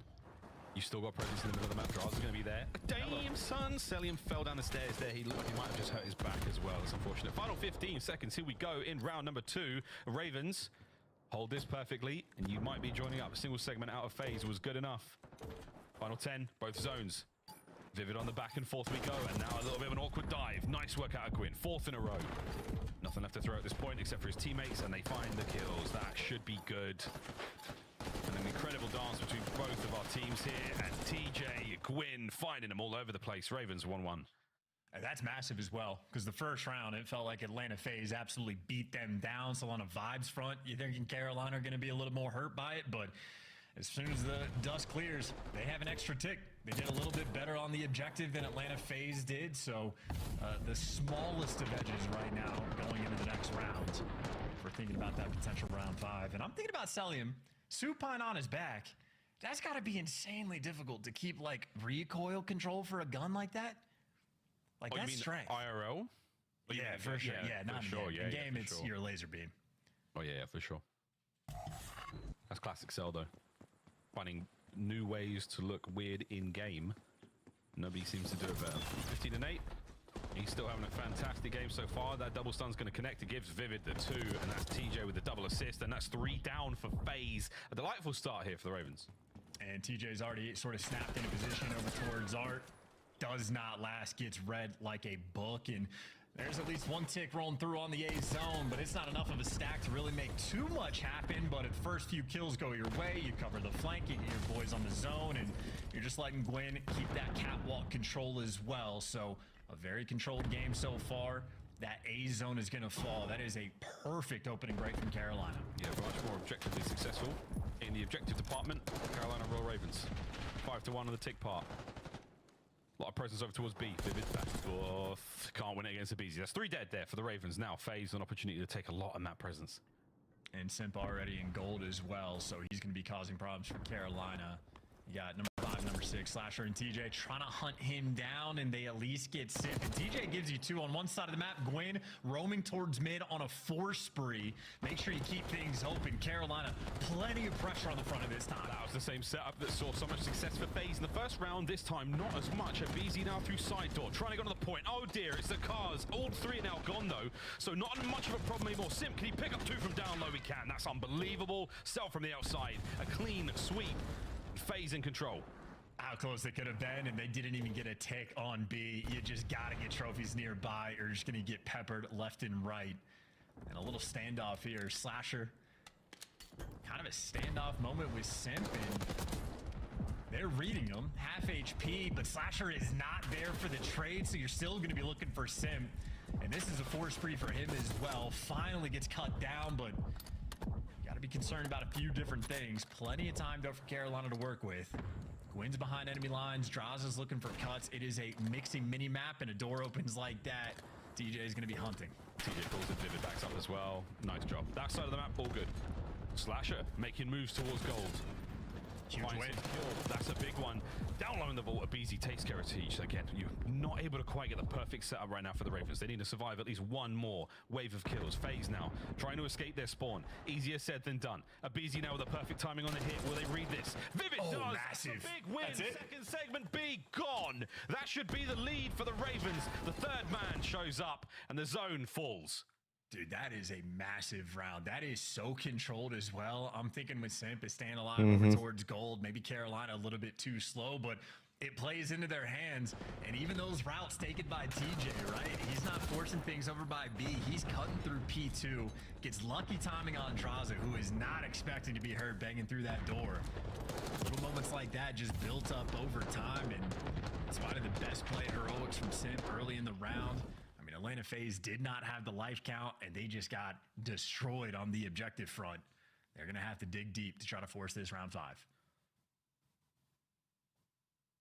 Defense was, it's basically in the bag right now for the Ravens. FaZe. Yeah, 100%. So guaranteed. Atlanta FaZe have to win back-to-back offensive rounds. It's going to be so hard. Their offensive rounds have not been that productive. Easy opportunity to turn around, and FaZe can do it. Nobody seems to do it better when you expect them not to. Nades are up and about. We're now pushing our way forward. A little bit of love, but a nice weird change up there from the Ravens. Slow down FaZe, make him a little uncomfortable. Sim keeping the play alive on the backside, and Draza, he and his boys are now on the point. A zone, they're getting work done. As long as you trade out these kills, you're going to be in a good spot. Slasher running for his life does not last. All the mixy trades towards the middle of the map. BZ gets 1, playing out over towards A. This is going to be 2 ticks of progress unless Vivid has something to say about it. Vivid, with an SMG in his hands, you feel like he's a bit more comfy, but there's the 2 ticks of progress. Slasher continually taking these routes down the B street, by the way. He's always working these flanks and doesn't get red this go around. He makes his impact, selling head on a swivel, does not pan out, trades everywhere on the map. BZ can't give you that extra 3-piece. We are just stuck around this A zone blender. It's just endless, man. The foot race, it's seemingly even. Another big 2 from Celium as he walks right through the front door. 3 dead. That's massive. A zone done. You got a lot of presence now over towards B as well as a BZ. He might be able to get a couple of kills here. Watch out though, boys. All of those cars are up and active right now. Not a single one has exploded. You thought giant exploding propane tanks were an issue in MW3. These bad boys, there were 3 of them. Slasher, by the way, that's comedy. Every single route he took through B Street, kind of struggling to get a kill here, kill there. He finally goes in the power position at the perfect moment and just snaps on 2 different people. So the traditional thing paying off. Cars continue to be a massive issue for these Atlanta FaZe players. The luck has not been on their side. 15 lives either side now. With all the cars gone, though, we'll see if the luck variable gets taken out of this equation. The Slasher still trying to find an angle on these plays. Gets at least 1. Celium watching the back so diligently. That's not going to stop the hit through the front side, though. Sim, though, wins a big one against Teach Gwyn. Can't get it. Here we go. The Phenom. Vivid up front now. Trying to cause some problems. TJ off spawn right through the middle. Can Slasher get into the fight? Look out for the feet. That's where we're seeing typically these kills coming from. And that's another 2 for the Mad Titan. You just got to get a trophy on this zone, man. You got 2 ticks of progress. Things are looking great, but you just got to get a trophy nearby. Draza does have one in hands, but that is a 4-man wipe from Carolina when they needed it most, and they got a 2-life advantage. Atlanta FaZe, though, you just need the 1 push. You got to clear out Gwyn and start getting active. And the games now between Gwyn and Cell.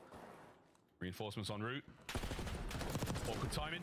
Nice turn though. Gwyn making a case for the gunfight in seemingly every situation. Slasher's corner. Will it pay off?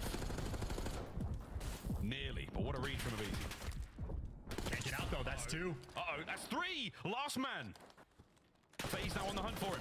They can't get it. It's Gwyn. Abizi finds it. 35 seconds to go. This could be the capture. Well, if you're Carolina, you might want to die. Like, you need to flood into death, do everything you can to not give up. Actually, the ticks don't matter. I take it back. The round's just done. Atlanta FaZe clutching it. I forgot for a second that it was already guaranteed the back-to-back offenses, but Atlanta FaZe forced the issue, making a little bit of magic happen. They were down 9-7 on the life count, and then everything fell into place. Draza was so patient on this section of the map as well. He was in hookah for a solid 30 seconds before those 2 kills came through, but I'd say for the best play system, accurate. Him finding that 2-piece in that moment, opening up the floodgates for the team to push. He might be 13-20, but he found his impact there. Final round. Another attack here for FaZe. You did the 200 IQ thing so fast and then caught yourself mid-thought. That was wild, man. Well done. No bad. All good. Sim, real good. Gwyn, also good. Nice trade. Cell, also very good. Good. Now over to the point. Slasher, quite good. Done. Draza, very good. Nice trades. This is just an absolute mix fest towards it, yeah, and you just get caught up in it, right? You just very good flowing through, flooding in, get the jackals, run forward, a selling cutness, who cares? Just sprint, just go through. Why not? Flood towards that zone. You got TJ getting some cutoff kills as well. Gwyn can't hunt him. He kills his teammates, but he makes up for it, at least for a brief moment. That's tough again. It's another car. Gwyn's going to eat that nade as well. It might not kill him, but it's certainly going to hurt. Gwyn now fighting his way through front. Sim puts himself in the lobby. Halfway through the A zone, we now go. Final attacking round. Very difficult to win back-to-back rounds. Here's the whole hop. BZ doesn't read it. Picked apart. It could be 3 down in a moment. Cell. He's so hard to kill. That is that. 1 life separating these teams right now. Atlanta FaZe have the A-zone stacking jitters, I feel like. Not many moments where you can get 3 or 4 bodies on the point because you have to give up a ton of map control to actually stack it, but maybe small windows of opportunity being missed, looking to fine-tune things because Carolina looking like they're fine-tuning their defense. That is all 4 players wiped off the map. Atlanta FaZe back to square one in their spawn. TJ and his favorite corner, Vivid, has the coverage towards mid. Slasher's got B Street, and Gwyn has the flank. It's the setup. That's the setup. That's the work done there. Massive shots out of Gwyn on the second. Final 10.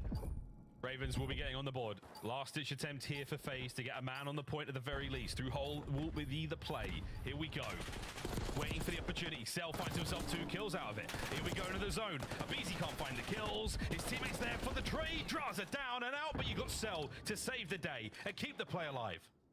This might be the moment to actually get him back in it. The nade's gonna land. Can anybody else on FaZe get in the zone to help him out? There you go. The tick secured. You buy yourself an extra minute. The problem is you get eviscerated. Carolina jump all over you on the defensive end, and they have a 4-life lead. 7-11, but there is nothing convenient about the situation you find yourselves in right now, FaZe. You've dropped another man. Abizi on the hunt. He's getting tagged up as well. TJ hops off the back. Pistol out, nearly gets both. Immediate trades. Ruthless aggression from the Ravens. As they soar now. 30 seconds to go. Any kill is huge. No one from Atlanta can really afford to fall, and Sam just caught out in between 3 players. 3 lives remaining. Last-ditch effort, and there are so many cars on this map, let me tell you. Might have to add a little car horn to the going a lot there as Cell, the last few moments roll through. Ravens push the series to our map 4. Yeah. Grand finals of Minor 1. Are you not entertained? We got ourselves a series. Carolina showing off the fight, and this is going to be a fun one. Hacienda will be the map 4. And exciting to see these guys back on hardpoint as well, because Protocol was a fun one where Atlanta certainly had their number, but it was an uncharacteristic map performance out of TJ, who since then, he has been a menace. And that vault control absolutely delivers. Each team able to win an offensive round. It's not an Albagra. It's not a Gavutu. You absolutely have potential on the offensive end, so nothing too crazy. But I'd say for TJ, again, those 10 objective kills, then Gwyn the 14 offensive one. Those guys were getting things done, especially so on that A zone. And I mean, that's just the way the map plays. You got to get your SMGs to fry for those close range engagements, those slides around the pillars. You got to be more turned than I ever am. You were worried about like watching the AR players. You're like, I'm Crimson, it's not for me. How do you think I feel around a sub? How do you think I feel watching these animals? Unbelievable, man. Wow, great map. Really, really good map. As we've seen plenty of solid vaults, that's another good one. Crazy close matchup between both our teams. FaZe take it from what, 2.6 seconds to nearly being able to win the whole thing. But that's what it's all about on these attacking rounds. It doesn't really matter about the life count. It really is about, you get those solid 3-4 dead, you make the right calls, you win the next fights, you are all good to go. Magnificent work. We saw the spawn trap for 1 or 2 moments there in the opening round from FaZe. That opening defensive round was so good. They outslayed by 10, I believe. So Ravens made the right call in going purely objective on the attempt towards that round 5 defense, because it paid off. Yeah, Atlanta FaZe certainly seemed to be one of the teams that's incredibly efficient when they get the spawn trap on the defensive end of like just holding it for such a long time and being so annoying to deal with. I think though for Atlanta, maybe not the most efficient team right now of actually capturing that A zone. It's always close on the life counts, and it's not like they're bad at it. Obviously, they get the one offensive win, but I don't know. Looking at it, my Crimson level game sense here would be that for to be the thing to Atlanta to improve on, but they're not going to listen to me because they absolutely are way too smart to do that. Oh, good men. Strong, wise men. Dude, this game, we saw some good ones here. It's fun, but we saw some good ones. Sims 2-piece from downvolt as well. I thought that was another deciding moment. And Tej, again, whether it's pistols, whether it's the submachine gun, he's had a fantastic season so far. Early days still. It feels so much the infancy of Black Ops 6. He's already looking like a superb player. Hacienda Hardpoint, though, this is going to be a very, very sound map to watch both our teams on here. Again, FaZe, here in this Minor 1 Grand Final, it's match point. This is tournament point right here and now. If they win this Hacienda, it's done. Vault, I mean, kind of feels like we're going there, doesn't it? It really does. It just feels like the way this tournament has been, so many game 5s here. If not for the technical delays on on yesterday, could have been one of the wildest days of competitive COD we've seen since, I mean, MW2 maybe, crazy stuff. But here we go, into the Hacienda. And chance players who've been on Hacienda for a really long time. I mean, almost everyone competed in Black Ops 4 outside of maybe Gwyn in this matchup. Yeah, and it's going to be a fun map as well, because when you have your maps like the Skylines or Red Cards, it is just an absolute bang out, play at a lightning pace, and it can be tough to identify what a play is. It's more or less just we're head smashing in. If you spawn up here, okay, take the flank route, and it's very sort of stock and standard. You're just getting after it. Hacienda has set plays. Like, you need to be there to execute. Your rotations have to be on point. You have to be communicating on what you're picking up to make sure players don't slip through. But if you're paying attention to the map 1s versus map 4s, you see fairly comparable. Maybe Ravens start off a little bit slower than Atlanta FaZe, but once they get going, these two teams towards the end of this series have the hot hand. 5-1 record in the map 4s for Atlanta and 4-1 for Carolina. So these guys, top of the league, so it seems. Carolina still undefeated on this year. Atlanta FaZe being the first team looking to make that dent. One map away to making it happen, but again, Hacienda, more of a traditional Call of Duty map with the set plays, and obviously some of the vets on Carolina are going to be very happy for it. I mean, some of the vets on FaZe, Simp and Abe, namely. Celium had his real explosion into the league in that Black Ops 4 year playing for FaZe. What a crazy year that was, man. Whew. What do we think of LG, chat? Not all of you might remember that, actually. I thought it. I'm just trying. I'm not going to get fired, you know? What do we think? Good times here in COD. Wow. Many more to come. Starting things off here with a Hacienda. Yep. 4. I hope Tommy's having a good day. I reckon he is. There's only one Tommy Truant. Over the top open. Trades are there and rattling a gunfire and just splinters, wood, shells, you name it. It's all going across Hacienda. shot caller open. Incredibly important. Celium gonna get overwhelmed. You stack up the extra pressure, but you got Simp here for the follow-up, but it is trades on trades, and the aims reign supreme there for Carolina. A little bit of a moment to breathe, and you see that rotation over towards P2. Atlanta FaZe are going to be crawling around this time. But DJ's got his boy covered, so honestly for Carolina, really good setup around P1. Slasher's made his way to new. Everybody else sort of controlling the hallways, and Vivid has just been collecting all this P1 time. And TJ might get caught, but Slasher wins the huge gunfight against aBeZy for these spawns. Has more work to do, though, because it's Slasher versus the world. Oh, and he took on a lot of it. Old Iron Boots there in the back line. Here comes Gwyn as he gracefully soars over the top of Simp. The spawns are fantastic there for FaZe. They're in the deep. Pinches are now on. Celium takes care of Zig. TJ's out. So is Slasher, now eyes forward.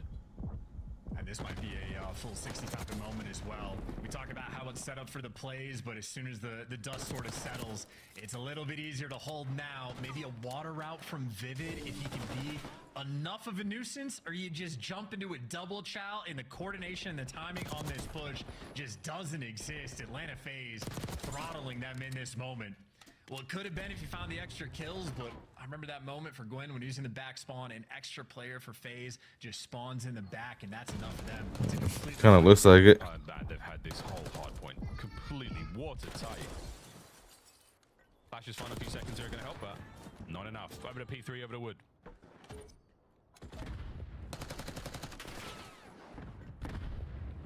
Look at this mini-map, by the way. Draza just ends up spawning back behind enemy lines off his death, so Carolina never blocked it, and they might end up feeling the pain because of it. It's going to be a scattered hill when you wanted to get back in the game, but all of a sudden it's Atlanta mostly in control.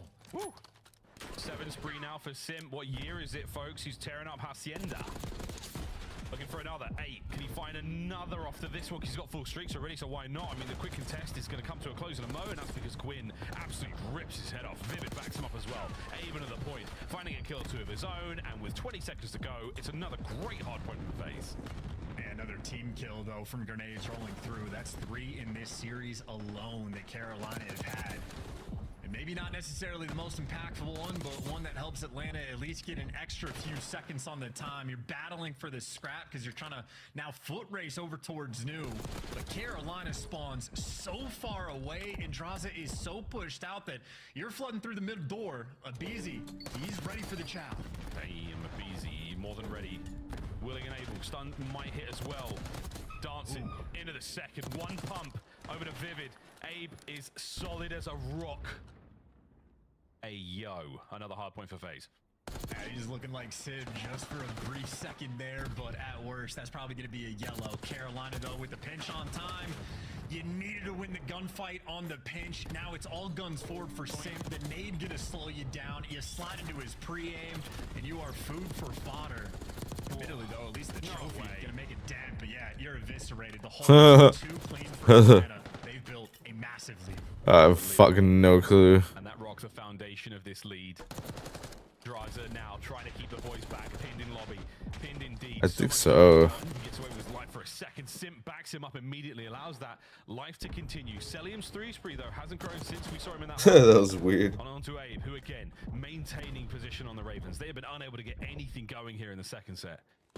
And Atlanta FaZe going to play so free as well. You got a cruise missile in the back pocket, more than likely for P4. So you can just afford to not rotate, but that doesn't mean you want to get clean 4-man wiped off the board and spawning on the wrong side of the map. So this is Carolina's best opportunity. They have control of the game. You got to deliver something. We'll try it. Head on a swivel on the hard point. TJ trying to position himself to angle out the players. He knows where they are. Cell there by Top Rock, not going to be able to pick him off unless he exposes himself, and nice teamwork there. Ravens far from out of this one yet. They've strung a lot of kills together. Abe down. Teach still holding the point and close to the Hellstorm. Yes, Gwyn, though, he's going to have a lot of work to do. 2 players working through the back, and what a good slide out from Sim just to get the intel. So bait's on point, and that is an instantaneous break. You had an opportunity to start working yourself back in this game, but now it's Atlanta's time to shine again on P2. Oh, man. 120 and climbing now. Abe's in. Gwyn finds a couple. Sim gets a couple after Gwyn's trade is completed. So now you just got FaZe locking this thing down again. First go around, it was nearly perfect. Can they do it back to back? It's just so painful. You even stun Simp, you know he's there, but you're still gonna have to have one player bait out just to get traded. You're trying to smash through the front. It is a nightmare situation. Playing around the Lambo, playing around your teammates, everybody on Atlanta FaZe thriving. Another P2 that gets completely locked down. And now for Atlanta, if you really want to, you can invest a cruise missile on the rotation. You don't necessarily have to, but with a lead like this, they just have options. Yeah, the lead, you maintain so much momentum if you cut them out here with a Hellstorm. Cell has been beaming all map long. More fantastic shots from him. He knows no fear whatsoever. Celium, 14 and 9. I mean, they just get an L trigger. They just get to let the kills fall into their lap. They're not the ones that need to force the issue, and no cruise missile needed to break this one down. They're at least shutting down TJ. Time. Hunting down BZ inside of 10. You're sliding left and right. And great sides out of Slasher, so Omni movement on point there, and Carolina maybe stabilizing a little bit, still battling for these final 25. Cell's about to pick up a couple here, potentially. Shots from Gwyn, pretty good. Not enough to kill him, though. You still got hardpoint in the hands of the boys of Ravens, and they've got plenty of time to grab here. This has been a very, very solid series of hills. Over to Rock you go, though, now, and this is the problem. FaZe fully set up. 2 players over by the point. Coverage in the top corridors. Everyone's taking hits, and now the hardpoint's open. And Atlanta FaZe and Abizi specifically, we're so far ahead of this rotation. TJ is gonna have to fly to try to work with his teammates in this moment. And you see TJ makes his impacts. Now the players on the hill have to turn just a little bit. Trade out Abizi, see what you can do. Well, you get it done, but it doesn't matter because Atlanta FaZe still just had a leg up. A 60-point lead now in full control of a hill. That can be pretty easy to hold. Draza going for some fancy moves. Abe can't stop the player on the point. Doesn't matter if teammates are there. And look at this rampage from FaZe. Slasher gets in there a little bit too late. Plenty of damage. Tracer there. Celium, though, the man of the moment. All 4 down. That is that for the Ravens. Yeah, just the chaos ensuing around him. He gets to be the turret that just gets to post up, head on a swivel, clean up every single kill. And now you're just trying to sprint through the front. A hope and a prayer for Carolina. They have been handled in hardpoint. And keep in mind, it's not just the cruise missile that Celium has. Simp still has his too. It would be an insurmountable. And he's got a harp. We'll find out. Yeah. Technically, Celium is fully streamed. No, they can't use that. They can only use the Hellstorm. Situation to be in. Abizi, perfect in and out. He and Simp find their kills. Hardpoint now in their hands. Can you bring down Tej? No, nice coverage from Vivid. So you're not out of the woods just yet, FaZe. You are close to the win, but Ravens, they've technically got the map. I mean, they've done a great job on P1. The sort of theme of P1 is you have to keep active track of spawns to know what direction the player on hill has to chow from. And I mean, they're trying to fight for this P1 time as much as they can, but long term, they've just been completely destroyed on P2, and they're losing the gunfights along the way. Gwyn picks up one over by Secret. Him and TJ trying to work together, and they're converging around this new time. You can swarm on P2. You have the numbers for a moment, but you got to get these trades. FaZe once again.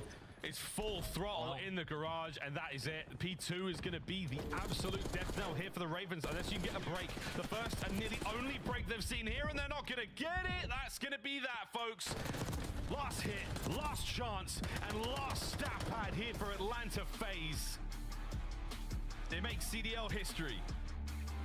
Your very first ever minor one champions. Atlanta FaZe take on all comers. It's back to the top 5. Second chances, and they fall to no one. And it's like an instant response on the criticism as well. You guys are no longer at the bottom 10.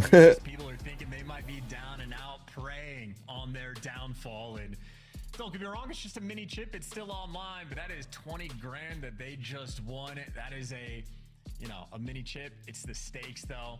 They get it done. They answer the questions. They have shown their improvement. So anybody that thought Atlanta FaZe was down and out, you got to keep waiting. 3-1 there in the finals. Minor one comes to a close. Yep. 30 CDL points richer as well. They'll put us and you guys in the top 5, and then Carolina stays on number 1. Because they get 20 points for that. Only the top 8 make it at the end of the year, folks. If you are joining us here for the first time in the CDL season, and moments like this, you GG. look back and go, my gosh, we're one more map away from netting ourselves at least an extra 10 that we sorely needed. FaZe put themselves in a great spot. Ravens, though, Chance, and no doubt about it, they're still one of the best teams in the league. Unquestionably still one of the top dogs. But FaZe certainly came to play today. Brilliant hard point. Last 4 kills, purely FaZe. Yeah, Carolina going to be extremely happy the entire year with how hot of a start they actually had, but I know for this game alone, at least the 2 hard points, it was just devastation. Like, as you pointed out, the 4-hill flat line towards the end, just a step behind, and even that protocol S&D, it goes to around 11, the type of thing that will haunt you at least for another day before you sort of knock it off and get back into scrims. But congrats to Atlanta FaZe again. The money's nice, the CDL points are nice. Abizi probably just needed a bathroom break, but like a nice little celebration before they get back to work tomorrow, because obviously for this time, there's no time to waste. They're trying to reclaim the top spot in the league, and for the standings right now, the minor one doesn't change the standings going into the major, so the points are nice to get, but Atlanta FaZe is still in a bit of a hole when it comes to the qualifying stages, so they need to make sure they stay on top of their game going into next weekend. This win helps. But yeah, qualifying stages for the next 3 weeks, folks. Plenty more COD to be played. But hey, minor one, a huge success. GG's. GG's. Desk. GG's. Take it away. GG's, casters. Well done, everybody, especially if you play for Atlanta FaZe. You got us out of here before Game 5. In this bracket, 11 matches, 6 of them were Game 5s. We saw those both in the semifinals. What was different about the grand final?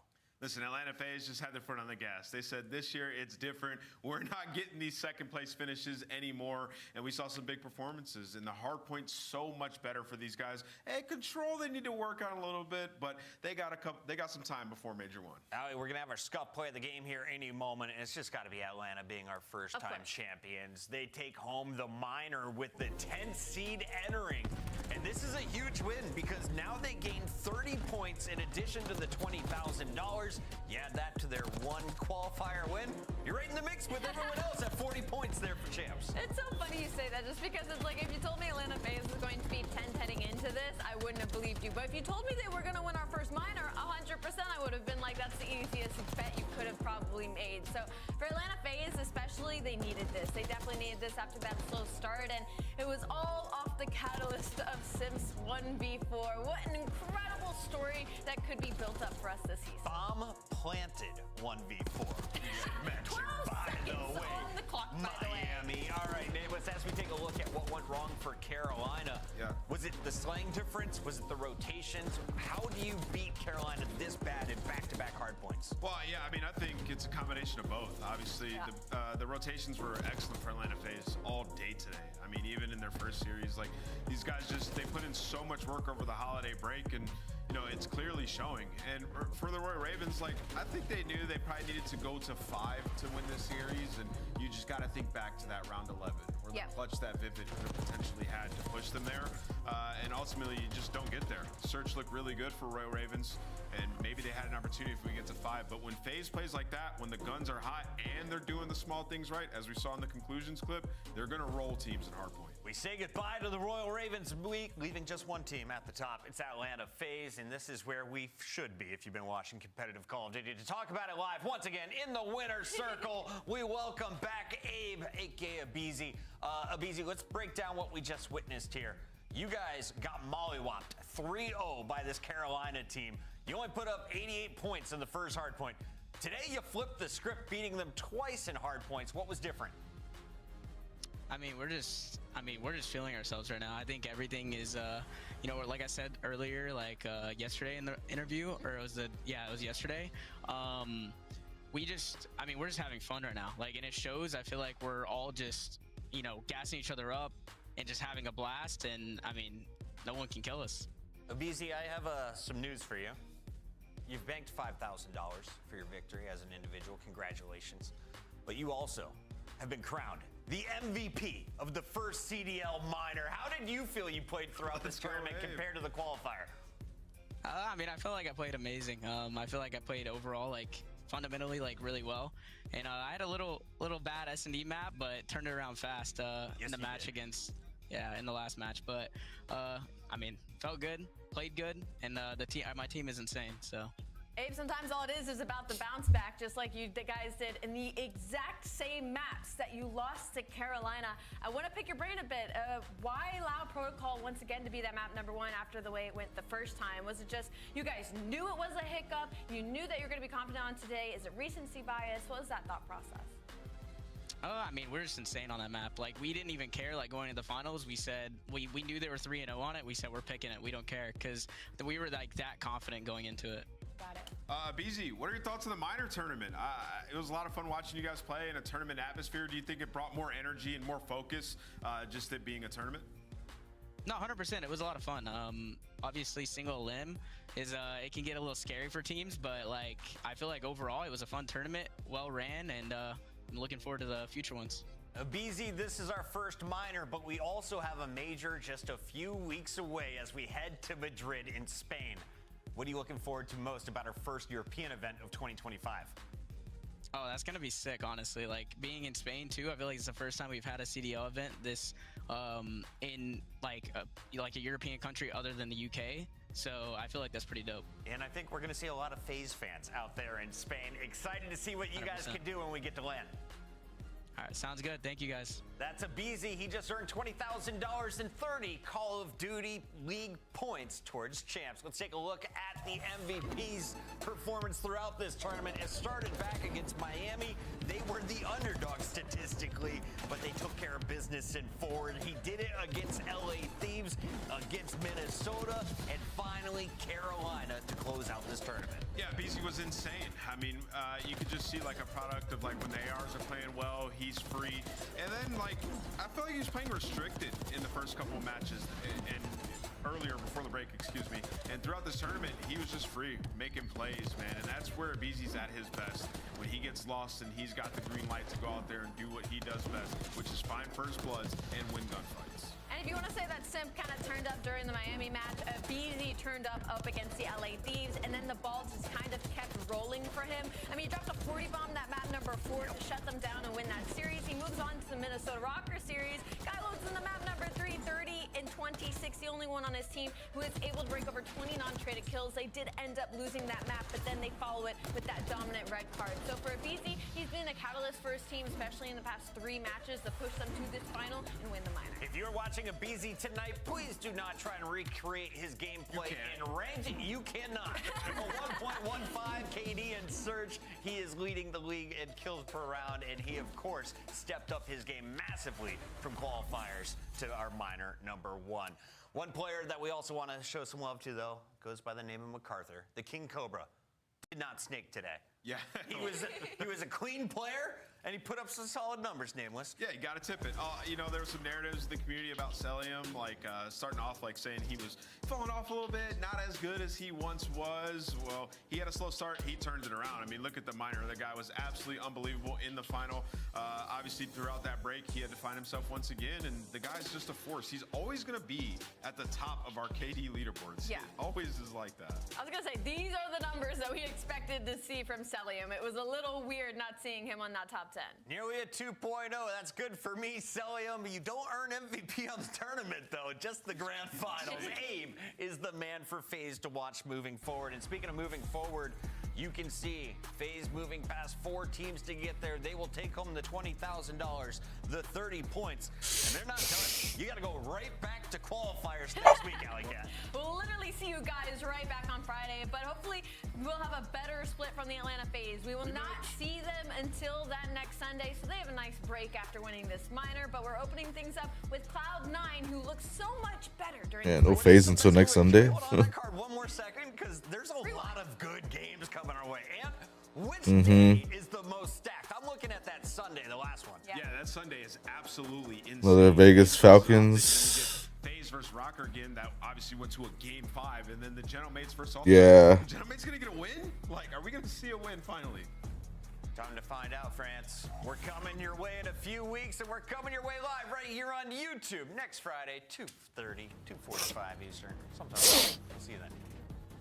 That'll be interesting.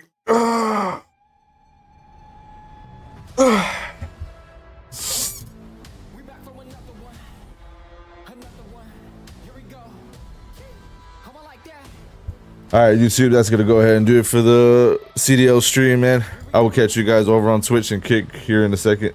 I'm going to go take my dog out, make some food. And then we'll probably do some COD and probably do some Marvel Rivals. All right, so I'll definitely catch you guys there. Appreciate y'all hanging out. Appreciate y'all showing love, man. And don't forget to leave a like on the stream and hit the subscribe if you haven't already, man. Have a good night. Peace, peace.